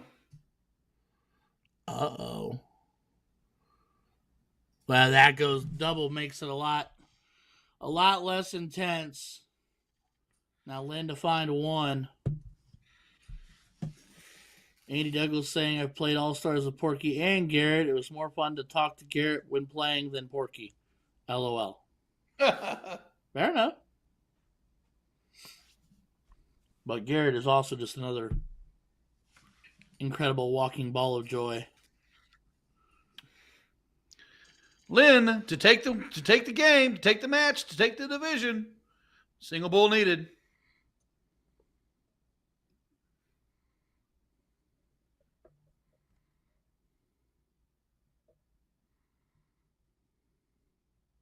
Ooh, close. Is it a hanger? I don't know. She looks like she's throwing with a slimmer flight. And our hard pitched angle makes that hard sometimes to see.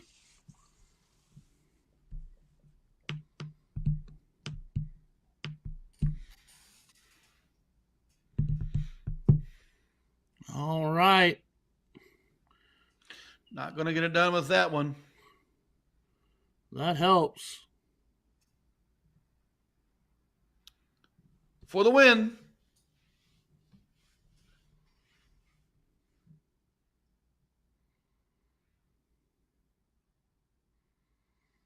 Porky, one win, one time. All right, and that will do it. Am I correct? Yeah. Yep, that's it. That's all she wrote. So Steve Hilger and Lynn Sampan are your Division 7 champions. taking down the Brad and the Chad. All right. Forcing that 5,000 bonus pool from Mr. Porky. On to this match. Who do we got here? Chris Watson taking on Aaron Ham and Dave.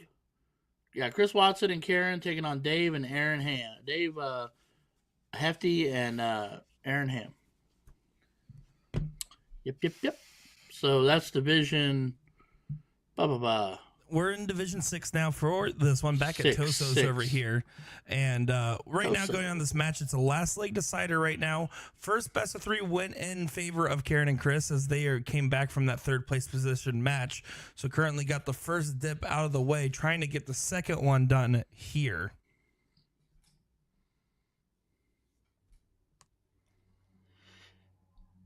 So 125 from Aaron Ham.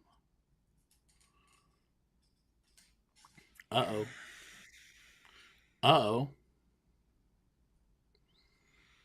And a foregone third dart from Mr. Watson.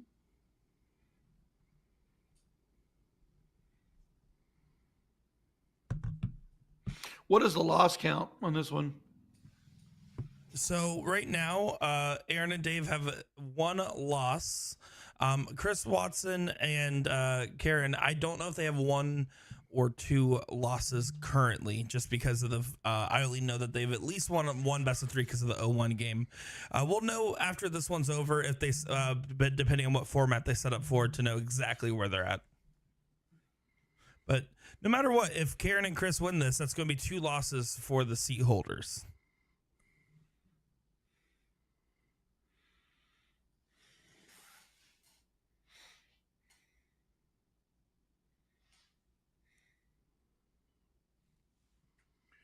All right, well, Chris only finding 2 19s, which gives Dave the option to take it away, but he opts to go back up after missing on dart 1, which I find a little intriguing. Karen to the 19s. Smashes home a triple. Stay there and clean you up another one. Grabs a single. So now Aaron, who we have seen go red hot at different points in time. 19 gone in a dart. 17 next. Nope. Opts up to 18. Goes with the bigger move, but does not collect anything on dart 3.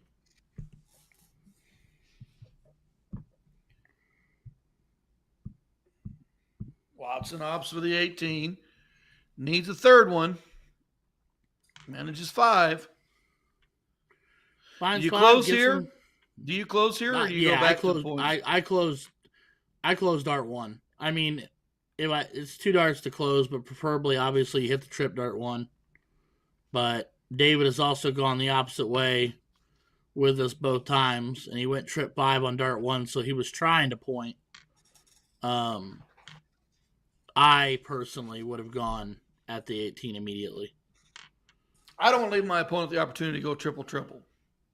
Yeah, I'd have gone. I don't want that triple turn on me early. I want momentum. Sorry.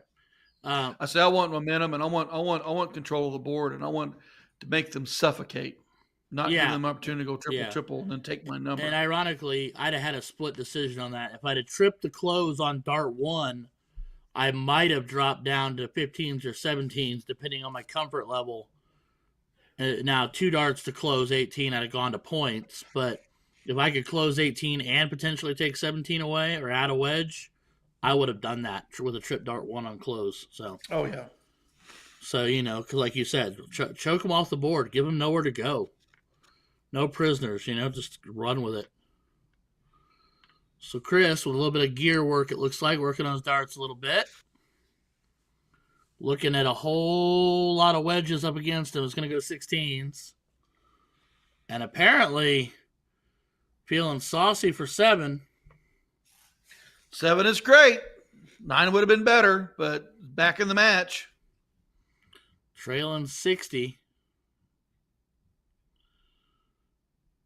David here. Dart 1. Big turn on that 16. Adds a singles 15. Still got the nice little advantage moving on. Karen forced to the 15s.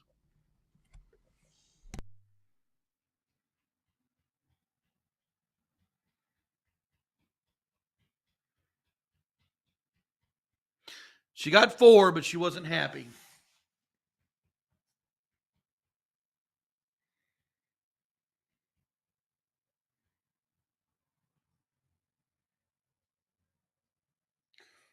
That's a big turn.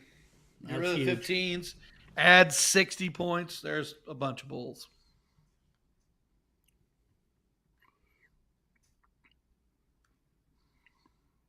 So full disclosure, I get what he does. I get why they do it, and I understand it. But at the same time, my nature, it irks me with my competitive nature anyway, to ever give up on that bull ever, because he was going all 17s there. Yeah, you know what I mean. I want to make them think about it. So I would have went to the bull. Like for me, it's just. Like, for instance, if Chris had gone up there and hit 3 or 4 bowls and he'd have done that on the 17s and she went up there and hit those same 3 bowls, the lake starts to look different. And you got maybe an opportunity for a double bowl, then a click for the win. Yeah, that's what I'm saying. But by cashing in 2 darts down low after 1 successful close, it just doesn't do anything for you. And now these are 3 frustration darts because now the lake is much more considerably close to over, with Dave only needing 1.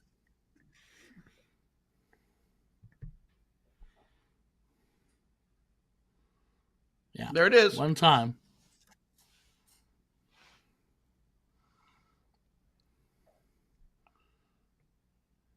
So it looks like based off the reactions and celebrations, it looks like they probably played the 2 sets before we ever got a chance to get them on here. And it looks like Chris and Karen did get eliminated there.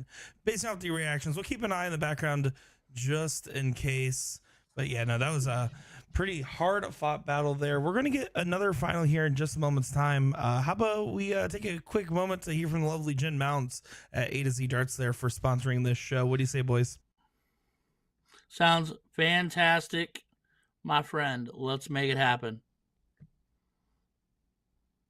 Let me tell you about A to Z Darts. We're a specialty dart store with over 10,000 different products. We create in-depth videos and blogs to help improve your game and showcase our products. We give helpful advice on how to practice darts, the fundamentals of form and mechanics, and how to make better decisions when purchasing your darting equipment. Whether you're brand new or a seasoned player, we try to provide fun and informative content. I'm Jen, the creative director for A to Z Darts. I've been playing for over 10 years, and I've traveled the world competing in and promoting the sport. This is Will. He runs our live streaming company, USA Darts, and travels the globe as well to broadcast major darting events and interview PDC players alike. You'll find over 2,000 different sets of darts on our website. Guessing right now you're pretty interested in our resources? Learn about form, throwing mechanics, practice routines, scoring and grouping, checkout methods, cricket strategy, and much more. Visit a-zdarts.com to take advantage of our blog or follow us on social media at AZDarts today.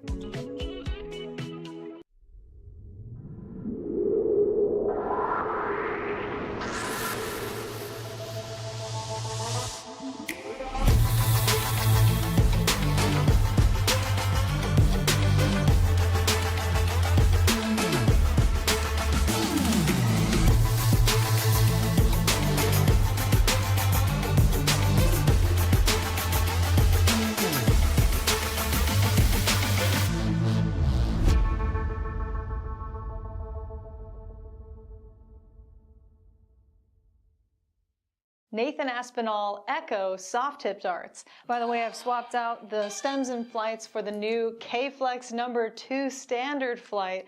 Originally only number 6 was available. Now we have number 2 in all colors and lengths. All right, 146 remaining.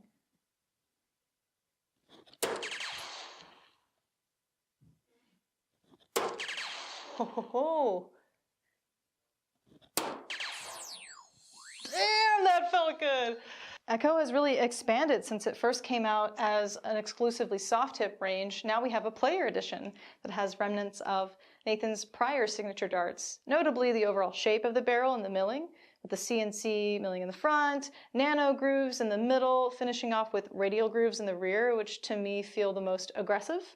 So if you have a widespread grip or a 5-finger hold like Nathan himself, I would recommend taking a look at this barrel. It's certainly a more affordable option than your typical PDC Superstar signature dart. Take a look.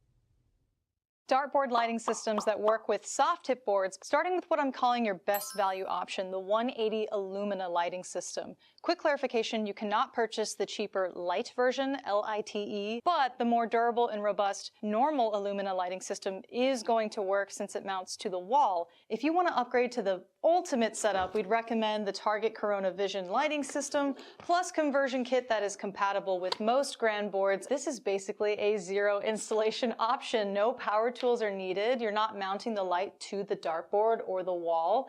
You just assemble the legs to the light when you buy it, and then when you buy the conversion kit, it's magnetic.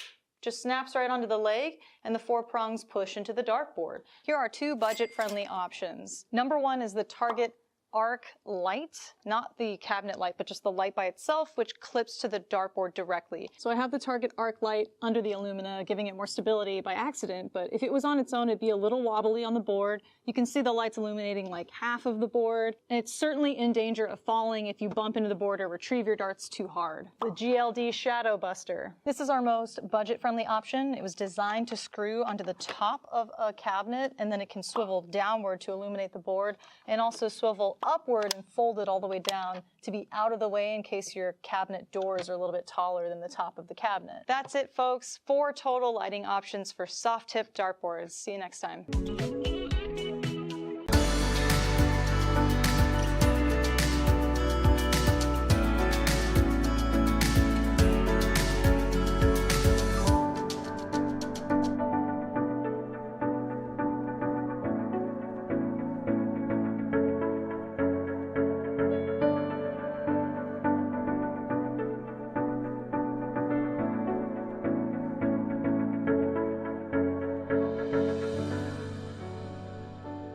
Hollywood Action 20-gram soft tip darts made for Chris Dobie by Target. Can we take a second to appreciate how sleek and sexy these barrels look? It's getting hot in here. We're playing 301 split bowl double out on the Grand Board 3S. Let's see how we fare.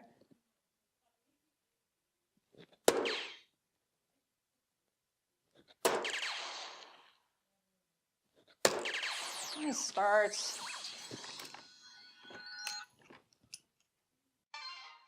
By the way, I've swapped out the stems and flights for the new Target K-Flex number 2 flight. Now let's fail this attempt.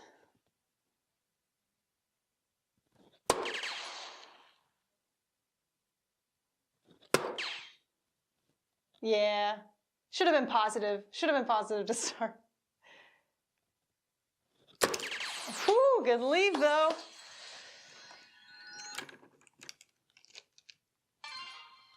I'm really loving this texture and milling, by the way. It's just nice, consistent all throughout mid-rear where I hold. Okay, check out 24 and we will summarize. Ooh. That was a great leg, actually. Maybe I should have played 501.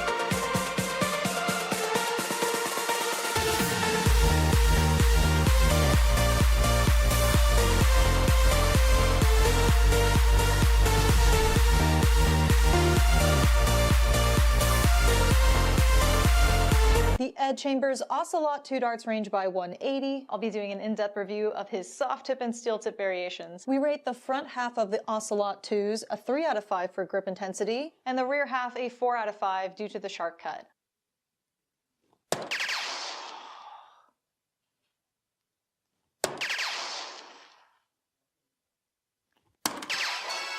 Well, how about that? We could have never predicted it, but we actually found our way to a 99 checkout. Throwing 22 gram Ed Chambers Ocelot 2 barrels by 180.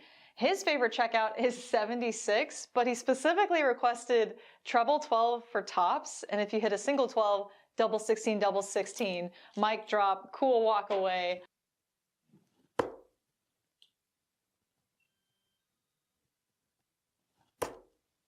Ooh, it was so beautiful too, right in the center of that double. Can you tell me why I keep throwing to the right? Excellent question. For the sake of this video, let's assume this person is right-handed. So when he's aiming for the treble 20, he's missing into the 1, over to the right.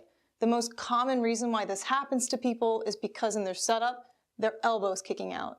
So in their take back, the flight's kind of towards the left side of my face, and then look, the tip is literally pointed to the right. So the dart's gonna go where the tip is pointing. So real simple, tell yourself to tuck the elbow in, and then in the take back, the dart falls straight back, bang. It's gonna go forward.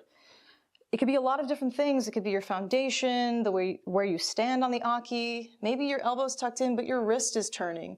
So we always recommend to film yourself in slow motion. A camera straight on, and then if you're right-handed, a camera over to your left. Look for deviations on the second or third dart, or look for a bad habit that's always present. Because you might think that everything's aligned and straight, but the camera's gonna tell you otherwise. I mean, trust me, I thought I was straight for 16 years, and boy was I wrong. The Mark McFadden V2 darts range by our in-house brand Colonial are available now. I'll be doing an in-depth review of the soft tip and steel tip versions, of course. Overall, we give the V2 range a 5 out of 5 for grip intensity. 18 gram Mark McFadden Colonial barrel. Throwing a single leg of 501. Split bowl, double out. Do not miss inside, Jen. For you, Mark, shooting the 22 gram Mark McFadden Colonial barrel, and Mark's favorite steel tip checkout is 126, of course. He's got to pick a big hitter, so we're gonna go 19s all the way. First attempt here. Ooh.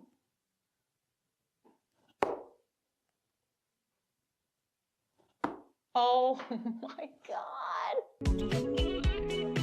Let me tell you about A to Z Darts. We're a specialty dart store with over 10,000 different products. We create in-depth videos and blogs to help improve your game and showcase our products. We give helpful advice on how to practice darts, the fundamentals of form and mechanics, and how to make better decisions when purchasing your darting equipment. Whether you're brand new or a seasoned player, we try to provide fun and informative content. I'm Jen, the creative director for A to Z Darts. I've been playing for over 10 years, and I've traveled the world competing in and promoting the sport. This is Will. He runs our live streaming company, USA Darts, and travels the globe as well to broadcast major darting events and interview PDC players alike. You'll find over 2,000 different sets of darts on our website. Guessing right now you're pretty interested in our resources? Learn about form, throwing mechanics, practice routines, scoring and grouping, checkout methods, cricket strategy, and much more. Visit a-zdarts.com to take advantage of our blog or follow us on social media at AZDarts today.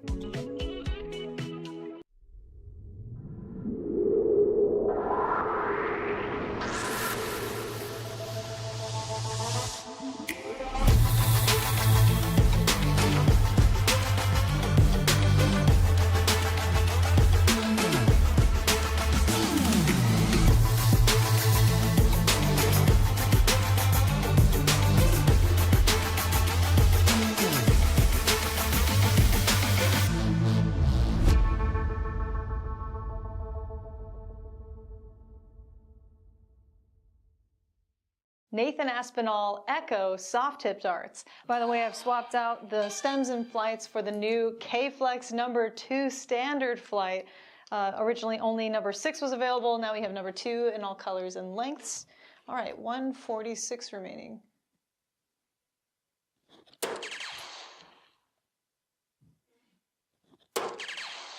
Oh.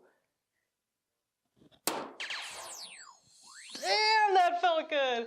Echo has really expanded since it first came out as an exclusively soft tip range. Now we have a player edition that has remnants of Nathan's prior signature darts, notably the overall shape of the barrel and the milling, with the CNC milling in the front, nano grooves in the middle, finishing off with radial grooves in the rear, which to me feel the most aggressive. So if you have a widespread grip or a 5-finger hold like Nathan himself, I would recommend taking a look at this barrel. It's certainly a more affordable option than your typical PDC Superstar signature dart. Take a look.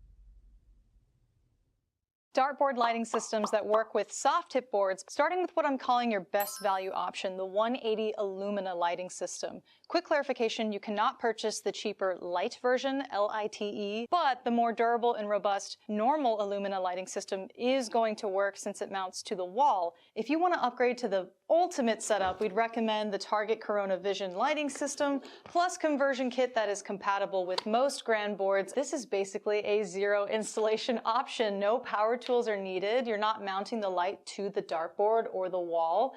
You just assemble the legs to the light when you buy it, and then when you buy the conversion kit, it's magnetic. Just snaps right onto the leg, and the 4 prongs push into the dartboard. Here are 2 budget-friendly options. Number 1 is the Target Arc light, not the cabinet light, but just the light by itself, which clips to the dartboard directly.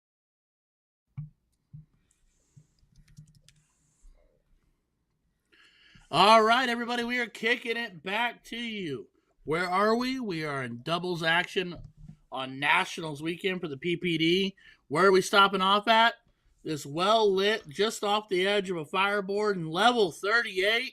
It is Laura and Sergio taking on Jermaine and Melissa. They are in the finals for level 38. And everybody in this match right here is in the bonus pool of either 4K, 5K, or 3K.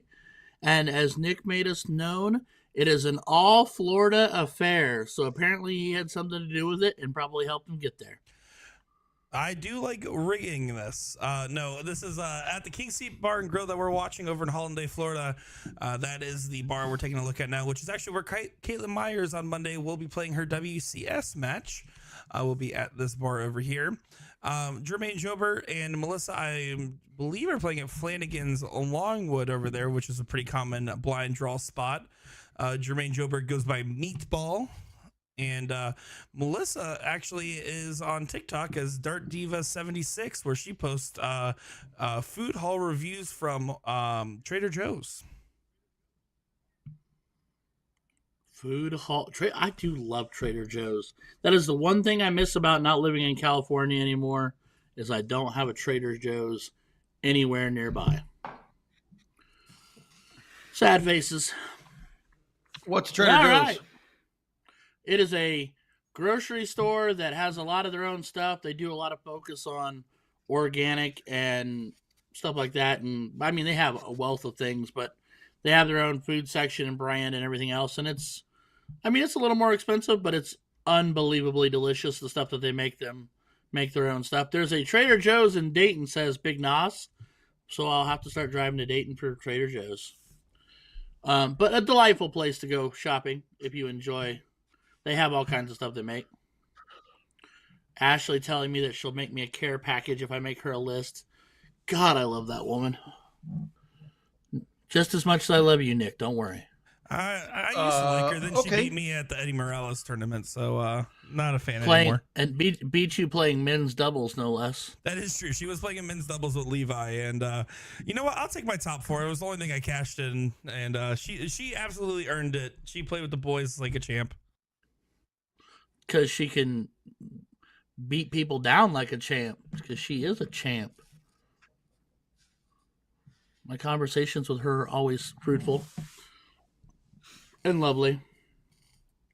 All right, Sergio, double 20 on dart 3 for 60 more points. Puts him up I can count, I can math, 21. 21 points. Evening all. Sean here in Scotland watching. Well, hello from Scotland. That's awesome. And Ashley says, you shot amazing, Nick. Look at her. Even when she beats you up, she loves on you. Laura looking for close on dart 2 and 3. Does not connect, but does manage to extend the lead ever so slightly. So score line on this is 0-0. We are in the second set, though, correct, Nick?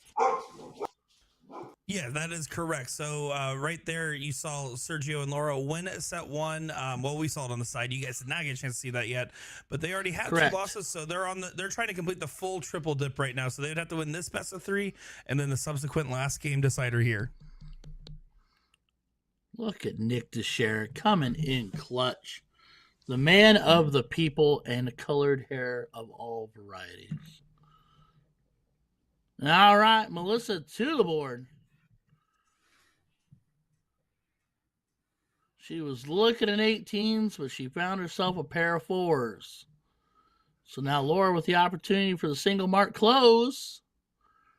Right on top will do it. Split the difference. Oh, did not get it. And she windshield wiper wire to wire, each side of it. Bro Cephas from YouTube saying, let's go, Mom. Big Nos saying he's enjoying some lemonade and garlic shrimp pasta, and he did not invite me over for dinner. Huh. I'll remember that. Right? Thanks, Nos. Guy lives right down the road from me and can't invite me over for dinner. Friends, I tell you. Boy, they just cannot find that 18. They keep going after it, and they keep missing it. It's like there's a small force field built all the way around I it. love that 18 right now. It's not falling for you.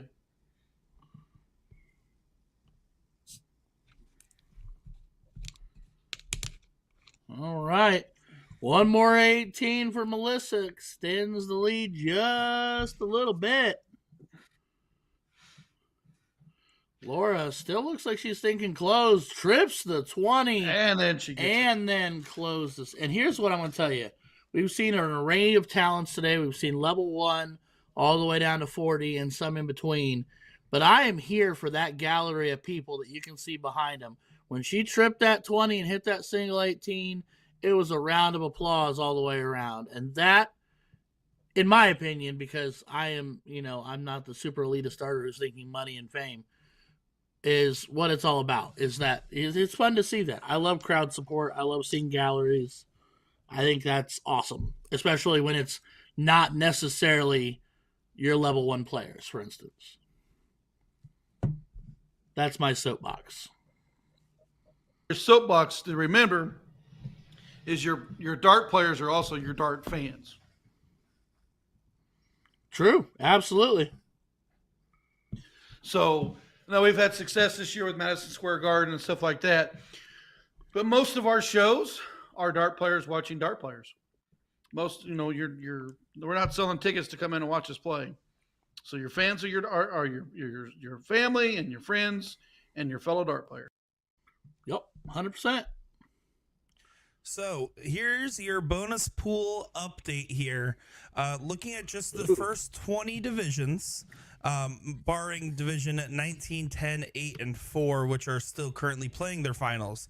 So out of your first 16 of 20 divisions, there's only one person that's won the 10K so far, 4 people that have won the 6K, 3 people at the 5K, 4 people at the 4K, 2 people at the 3K, 2 people at the 2K, and 1% at the 1K. So far, only one person with a share of 10 grand. Now, of course, there's still 22 divisions plus the other couples that I haven't mentioned, that I did mention that haven't finished yet. But right now, it's really off to the races to see who's getting the shares of the pool. Right now, the 6K and 4K pool have a lot of hitters so far.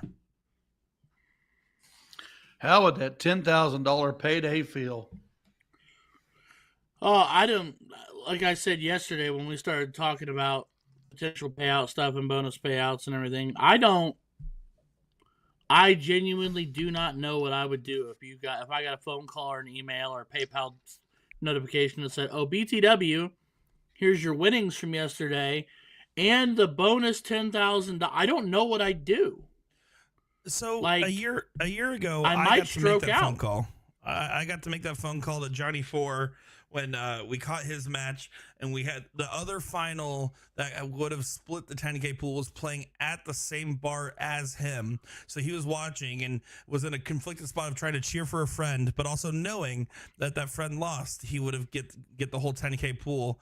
And when that final finished, I called him and I said, I wanted to be the first one to tell you that you won $10,000. And let me tell you, the correct answer is most of the grown men just cry. And that is okay. I think if I won $10,000, especially based off mine and my partner's ability, would feel one of the most satisfying feelings you could probably ever feel. No, yeah, you're right. And I'd probably break down bawling. I'd probably start sobbing uncontrollably into the phone. And I don't know. I've never won that kind of money. Not playing darts. Oh, no, absolutely not. And, I don't know that I ever would or ever can or ever will. But, part of me would be like, and then, what do you do you split it with your partner? Do you tip your waitress $1,000 at the bar that day? Well, I mean, it's like, I don't know. The only debate I will ever say this about that winning that big money is taxes, and you will get taxed. So you got to be very careful with that money. Well, that's true, 100%. And I'd be like, you know what? All right, because you will get a 1099 from the PPD at the end of the year for that bonus win. Well, 100%, 100%. So I'd say if you get 10 grand, I'd say take what, 4,000 to 5,000 of it and shove it off to the side for taxes later. Oh, most definitely. Richard Otts, the King Seat Bar and Grill owner and PPD player Odie Cohealy, outbid everyone for the Jules autographed jersey for charity. They're always there supporting their players. Amazing. That is fantastic information, Mr. Richard Otts. Sergio needs 3 bowls. That's a hanger. That's a deflective hanger. Proof's in the pudding. 19 more points down low. Now, the previous turn before that, Sergio hit a monster 8 to give them for the driving force to win this leg.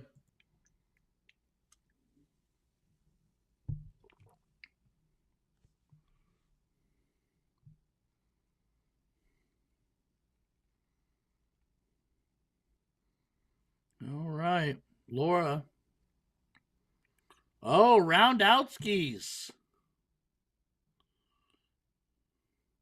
All right, so Laura and Sergio round out win on leg 1.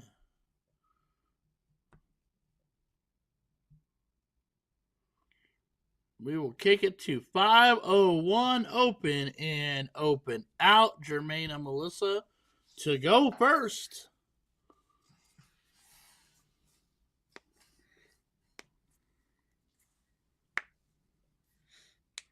John 37 Fold Gaming says, woo!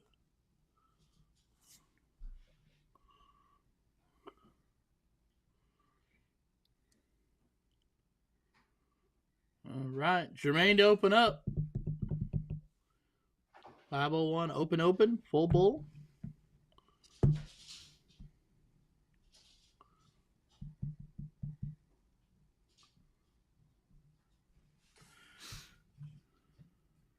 Looks to go a lot ton or better. Doesn't manage the first 2 darts.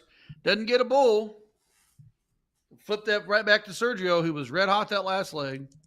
Low ton or better here to start. Gets them the lead.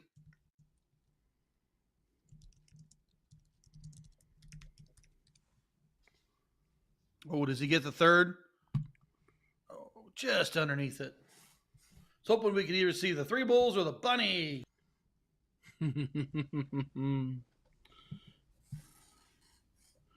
Justin Monahan, Nick DeShera, wait until you see what we have for Monday's WCS match. I want to be honest, Justin. Whatever you have planned is terrifying. So, if you are ever asking yourself, would Nick approve of this or not? The answer is no, but you should do it anyways. Fair enough. The jovial and delightful Meredith McGee Hale with the Go Jermaine and Melissa heart emoji. Heart emoji. All right. 417 trimming down to play 342. Jermaine working on some catch up here. Last turn, Sergio Lotan. Does he do it again? I mean, if he's feeling it, he's feeling it. Got to work his way in. It looks like his dart hangs in the most awkward manner. Does find one bowl. Well, it looked like they hang way down. I'd hate to be on top of that triple or on top of that bull that hanging all the way down in the way. Change those tips. Get you a stiffer tip. Or that, or it looks like his dart barrels isn't the entirety of the dart is in the barrel, and he plays a short shaft in flight. Maybe a look at look, it looks forever long. 60 millimeter barrels are a thing, apparently. Laura trying to keep him out in front. That's a huge trip 19. Big turn on the third dart. Jermaine back on his heels. Hasn't managed to bull yet.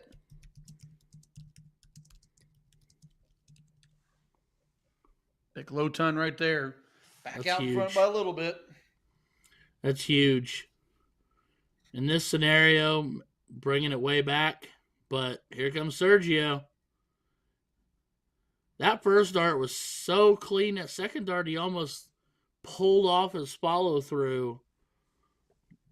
Like he was trying to place the dart and not throw it. Yeah, speaking of place, he wanted to place that third one, that trip 19. Did manage a single. I don't know. I probably would have stayed bull, but I understand the thought process on it.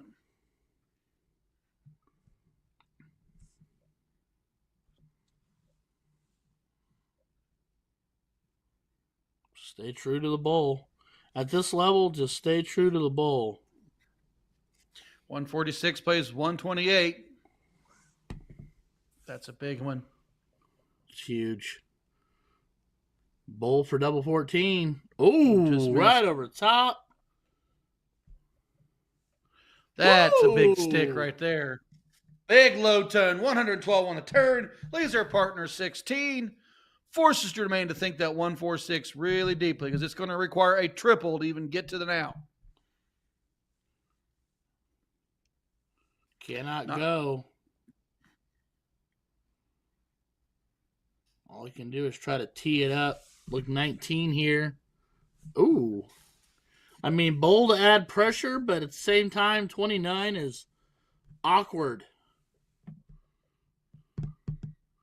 So fat 16 or a double 8, pick your poison.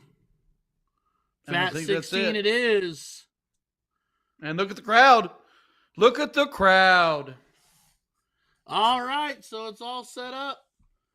We're here to kick butt and chew bubble gum, and we're fresh out of bubble gum. We're going to go to a last leg, one leg shootout. All cricket. Winner goes home a champion. While they are setting up here, I do want to give a shout out. There's currently 3 other finals happening on our streaming board still subsequently. There was more than that happening earlier, but there was just so many names to shout out. So do you want to give a shout out? We have a team out of Bill's Pub currently playing in the finals. Scott Spencer, Tina Mullen did do that full run back after their loss in the seat, and now they're currently playing in the final. You also have over there at the stadium, a bar we actually didn't get a chance to feature today, but Lee Shields and Tony in playing in the final over there at a streaming location. Of course, we have the one here at King Seat that we've been watching along with. And then we also have another one here that's going to be out of Night Owls. That's going to be Amber and Brian. So shout out to those teams. We'll see if we can catch the tail end of those finals once this one concludes after this last leg decider here. But wanted to give a shout out and thank you for playing on the stream board at the streaming locations.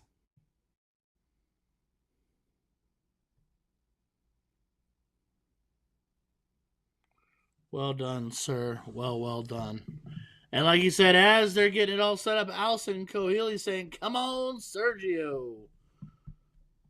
Man, they're playing for some shares of that bonus Monet.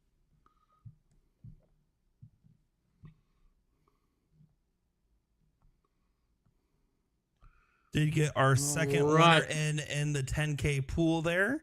So it looks like there will not be a solo winner, but currently sharing $5,000 a piece. And honestly, even if you get 10 people winning it, an extra grand that you didn't have to sign up to play in the bonus pool for, you didn't have to pay any extra to be a part of it. Pretty sweet deal already. But so far, those two people are probably cheering against anybody else that has a 10K by their name currently. 100%. But even, get 5K, splitting 10K, give me 5. Like, okay, it's still a great day. I'm still buying. I will take $500. I would take $500 extra. Yep. I don't think I'm not stingy. We can't both wait for the other to say something. I mean, one of us has to. We can. It just gets awkward. So, all right. I was gonna say I would even let them just pay my bar tab, and I'd be happy. Yeah, the bonus pool is the most splits I've ever seen. I'm not sure which specific pool it was split all the way down to $133 a piece a split. And even that, I'm like, that's an extra $133. That means that you're getting an extra 30%, 25% on your winnings just for playing. I mean, worst case scenario, you still get extra money. And honestly, the worst part about being in the bonus pools is just the pressure that comes with knowing there's a chance to win all of it by yourself. That's the only downside to it, and that's a downside I would be willing to take. 100%. No, 100%. All right, Sergio opting to the trip 14 on Dart 3 to secure the diddle. They will go first. One-legged cricket. Nowhere to go. Nowhere to run. Nowhere to hide. One team walks away a champion and gets their names added to the bonus pool money. One team says, maybe next time. While still winning a decent chunk of change. Because it is marked as $500 for second place. $700 to the winner. That is not accounting for any of their bonus money percentage chances. So still, $500. I was going to say, Sergio wanted to start with that big 5 mark to open. And his opponents right here only manages a trip 17. Jermaine not hitting. Laura, we know, has been good on the bottom of the board. Is she starting on the 19th next? I think you would. She's got 1 mark there already to welcome her. But she opted to change her mind, yeah. Yep.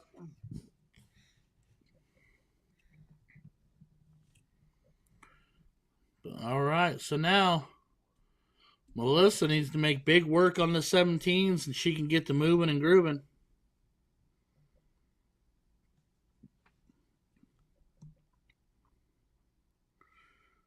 Let's grab the 19 on the fly off. Yeah. Yep. Yeah. 2 17s. Sergio, I go 19s here, Sergio, but I know you want 20s for point lead, but you trip that 19, you gain the point lead and the segment. Yeah, exactly. At this, for me, I feel like when we start talking into whatever divisional pools you have, whether it's 40 of them or 20 of them, when you start thinking into the bottom half of a divisional pool, you start thinking about that. Real estate, or wedges, as I jokingly call them, really matters at this level. You can get out 2 or 3 wedges, even with a smaller lead, you're controlling the leg. So, like you just said, there's no loss in going down, taking that 19, and then potentially pointing on it as well. Yeah. First start trip 19, you get the wedge and the point lead. Then you got options for Dart 2, Dart 3. Yeah, and theoretically for them too, for Laura and Sergio, even the same thought process on the 18, because they've got a mark over there. They could, it works either way. Because, Melissa and Jermaine are staying put right now. And we've thrown 6 darts at the 20 at this point. We're working on 9, and we've only hit 1. So maybe that's a sign, just like that, to change up the thought process a little bit and make a move. Yeah, making a move is exactly what needs to be done here. I know that the points are 25 points a cart, but 2-3 wedges is big stuff. Mm-hmm. And now they've taken Jermaine branched out, took the 19s away. Yeah, so now you're down 2 wedges. 20. Yep. Now they put themselves back in the corner while they have to stay on that. She was trying for that 18. She grabbed the 1, wired the other 2.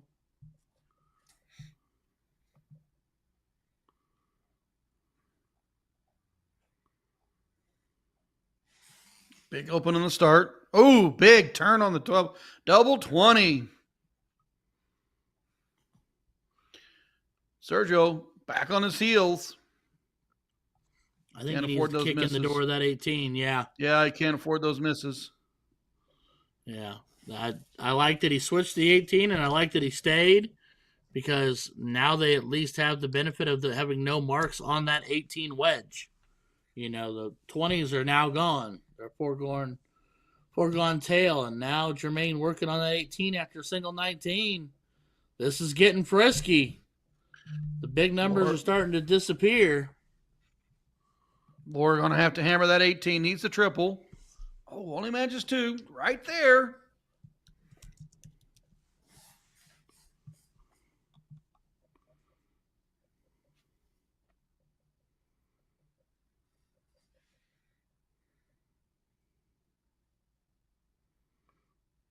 Needs 1 more. I think you have to stay and try it. Does not connect. Just pulled that dart. You can see on that shoulder action, it dropped down. Sergio was fine on the open. Has been slow since. Needs to get that 18 to convert. Doesn't do it much with 1. Jermaine's been the champion of this leg. Just needs a single 18 to close to take control. Yeah, Jermaine's 1 single away from having 2 wedge control here. And they have nothing. I would move on. 16 or 15. Pick your poison. Or kick in the door with a last leg decider. That's a big shot. That could be a holding shot. That point lead right there could hold, depending on what happens here. Laura does get the segment. Melissa can throw for the 16s. If she undershoots it, she's got the 19 to fall into. 100%.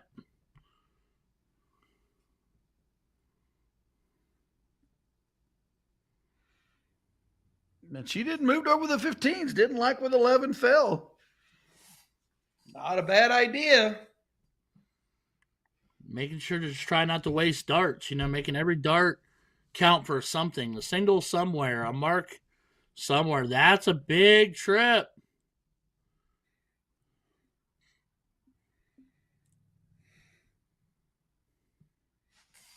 Jermaine go 15 here, or does he go stay at that 16 to get rid of it? Nope, I'd go single 15. I'd go, because it's dominant wedge control. I'd go single 15, and then I'd have gone to the 16s. And if I didn't like it, then I'd pick my favorite to point and go. Yep. But, everybody plays it a wee bit different.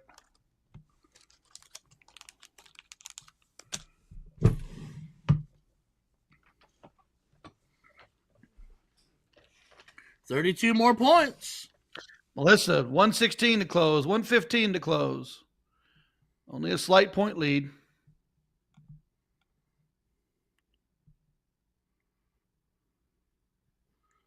Does not close anything. Does the momentum shift here? I mean, if it does, it could in a big way, but he's got to hit something to start. I mean, hey, take that as the most beautiful accidental whoopsie ever.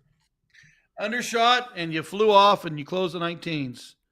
You took their high ground away. Now they've only got 17s over you. And you're still pointing. Yeah. I'd call that a great round in this situation. You know what I mean? All right. Well, now Jermaine needs a single 17. But honestly, I'd still go with the 15 first. He's looking at close. I don't think he realizes that he is. Yep, I go single 15. Okay, that too. Got rid of the 16s, one shot close. But here's the thing: Laura can flip the game right here on the 15s. She can blow it wide open. Those darts are right next to each other. She got 2 out of it. She needed a dart 2 to hit. So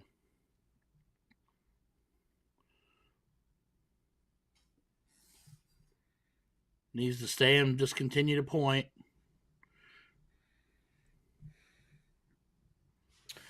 To the bull. To the bull they go. But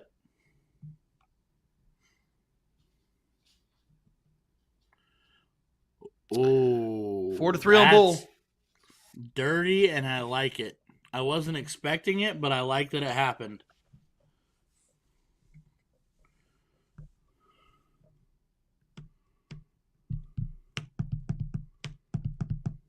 Oh, wow. 4 needed. Laura gets at least 1 or 2 in there. Sergio's shot could be the game saver.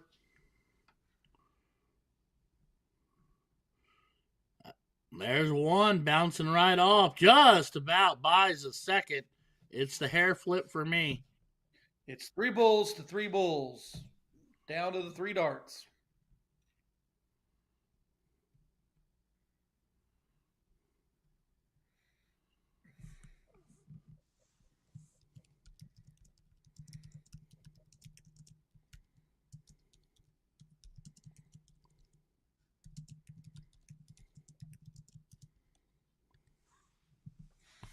He's got the first one.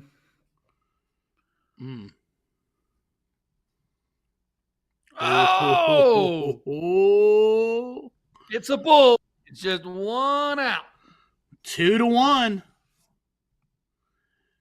Double does it.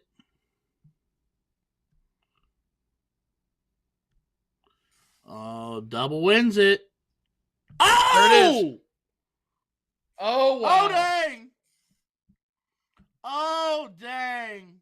And you can see it on Sergio's face. He did everything he could do. They pushed it all the way to the wire. But in the clutch, Jermaine Jobert with the big double bull. They are your Division 38 champions. Holy cow. Good final, good exciting darts. Way to stay true to it. Battle to the end.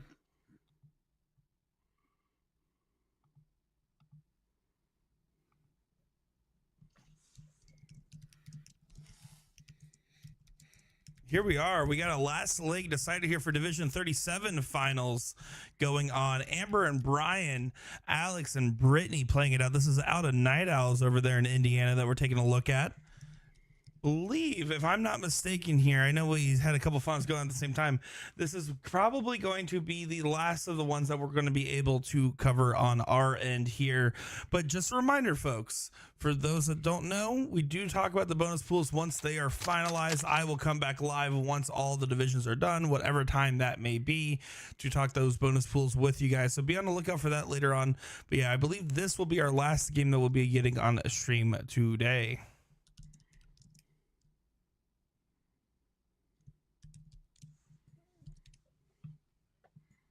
I am glad to see the extra boards be streaming. I'm glad to see that we've got more locations. We have the opportunity to spread out more. It's cool. So hopefully we'll see more boards more bars adding these streaming packages so we can feature you. We can talk about you. For the good and the bad and everywhere in between. And maybe you get to throw a 9 mark and you get to hear boom goes the, not my saying.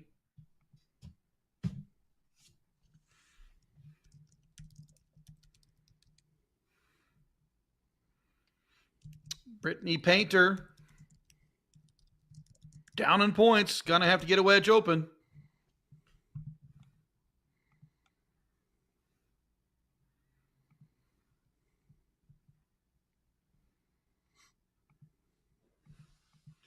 Wherever she's throwing it, there's a lot of dartboards in the background. You aren't kidding. And a whiskey barrel in the middle. Yeah. Love that.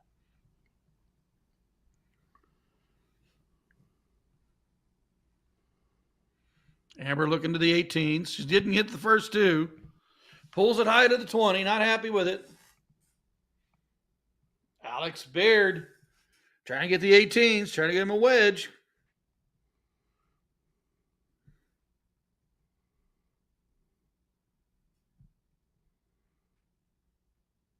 Oh, Amber and Brian are at Just Darts Indiana. That's because the bar that we're streaming's from Indiana. No kidding, Nick.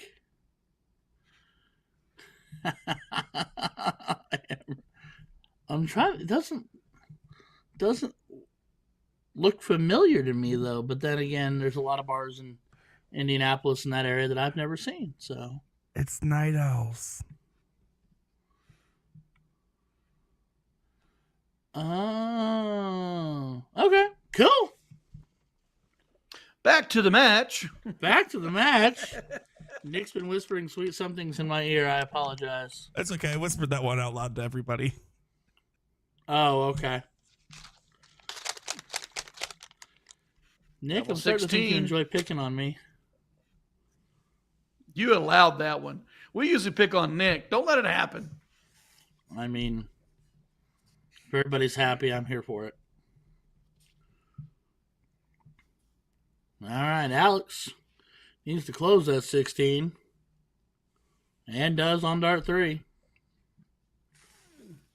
Brian Cook, 99-point lead. 17s or 15s. Needs one to work with.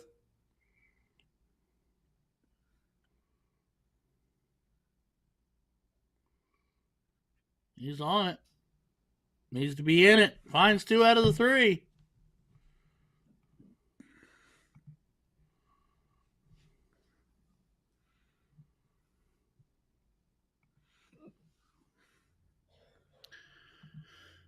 Not going to be happy with that turn. Leaves the door wide open. Amber 115 to close.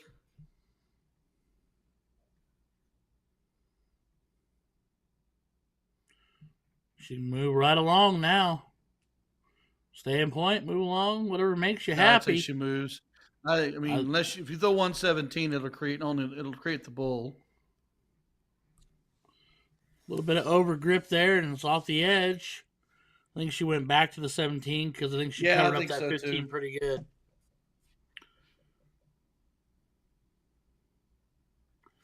Oh, Speaking of 15s. Speaking of 15s. Brian Cook, take a look at that 15. But look at that score line. It's getting a little closer. Remember, you still got the 17s to work with.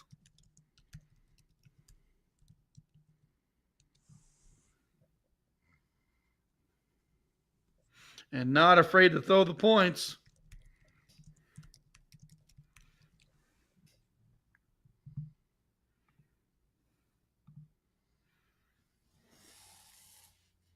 The 15's coming alive. There's another frisky. Getting interesting as we get down to business here. Amber has got to make this 15 go away. That or run the 17s aggressively. Don't get lost in the land in between. Back to point she goes.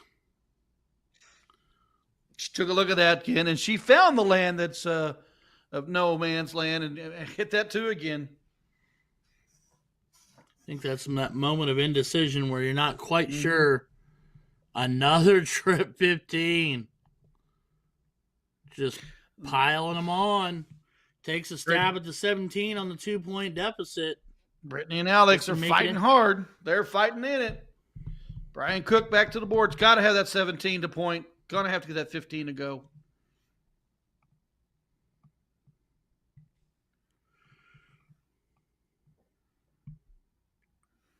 Does trip it for 51. But nothing additional beyond that. No marks on that 15 yet. And they just continue to pound it. Another round of trip 15. 5 on that turn. This leg did not look like this 4 wedges ago. Amber taking her time. Trip 17. If she starts smart, she'll stay there. Ooh. Now take a look. Hey, that's a big 6 on the turn. Take a look on the 15 was the right shot. No, 100%. You called it just like she thought it. And although she did not connect on the 15, she gave it a go. 17s are now gone. Alex taking care of that. So 65-point game. Brian Cook's been trying to look at the 15s. He's been mainly on the 17. Will he get it to go here? I mean, if he doesn't and they continue to hit him like they have, this leg will be flipped on its head real quick. Ooh, overshot it. Big turn for Brittany. Last time up, 5 on the 15s. Does she maintain that status? She's on her way. Finds a pair of them. 35-point game. Dicey. Getting interesting. Getting dicey. The lead continues to get smaller and smaller.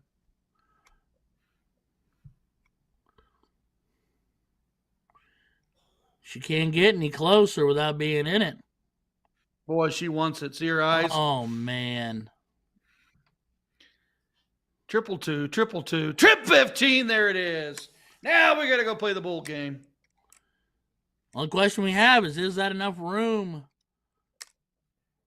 Is there enough wiggle left? How well can Alex and Brittany compose themselves to hit some bowls here? That's a huge double. That, my friend, is a 3-3 score line now. Just like our previous match.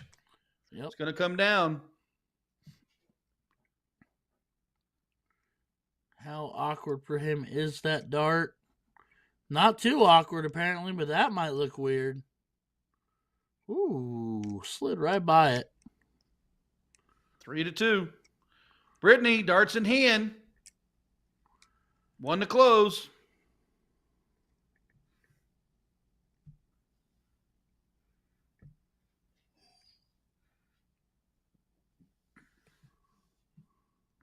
And Amber, last 2 turns, 6 mark, and the big trip 15 close. She got the 2 bulls right here. What do we got? Love to see her clean up shop here. That is right on it.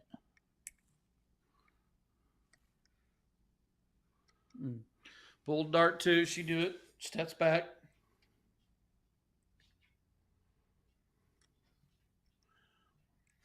She finds the 1. So it is a 3-1 line.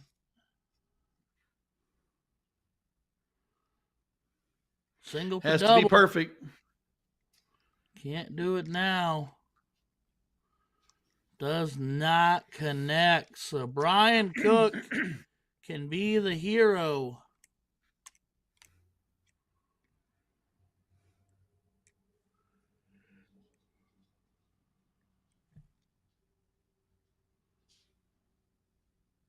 Man, talk about nipping at the heels. There it is. And there it is. And I think it's safe to say Amber might be just a little bit excited. And there's a big hug from our winners. Good match. Great time. Good times today for them. Come down to the last late decider. Single bull to win it. Brian Cook, Amber are your champs. I think this was Division 38, if I remember right. Yeah, 37. 37. Congratulations, guys. Wow. What a day, man. What a day. Woo! Senior Mooneyham, I think our time tonight is coming to an end. We have been through some highs and some lows and some jokes and some woes.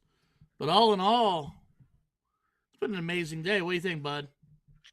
Good time. It's always a pleasure to work with you guys on these streams and get to call the PPD Nationals.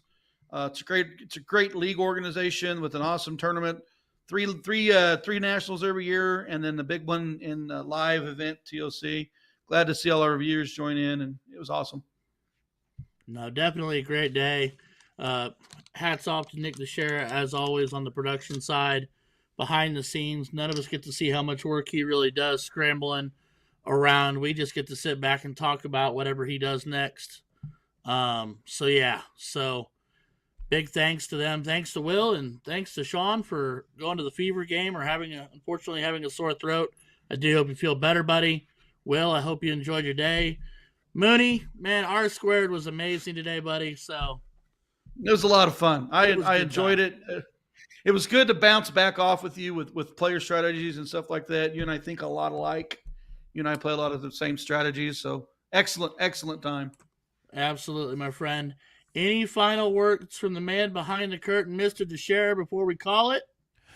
Just remember, everybody, that in about an hour or two, once all those other divisions are wrapped up with their finals, I will come back live here to talk with you guys for about 10 minutes through the bonus pools, who won what and how to get involved. So just be on the lookout for your notification bell. We will be live again for about 10 or so minutes. Of course, thanks to each and every one of you for watching along, giving the boys some great support on the microphone, and of course, just having fun watching darts and playing for the game. If you're not sure how to get involved and you want to get involved, go to dartstoc.com. That is DARTSTOC.com, where you can find out more information on how to play in the next nationals. The man whose customer service voice went to Harvard, that is the Nick Teixeira. Ladies and gentlemen, thank you so much. Everybody have a great evening. It's been Ryan George and Ryan Mooningham here with the PPD Nationals. Everybody take care of yourselves. Until next time. Have a good night.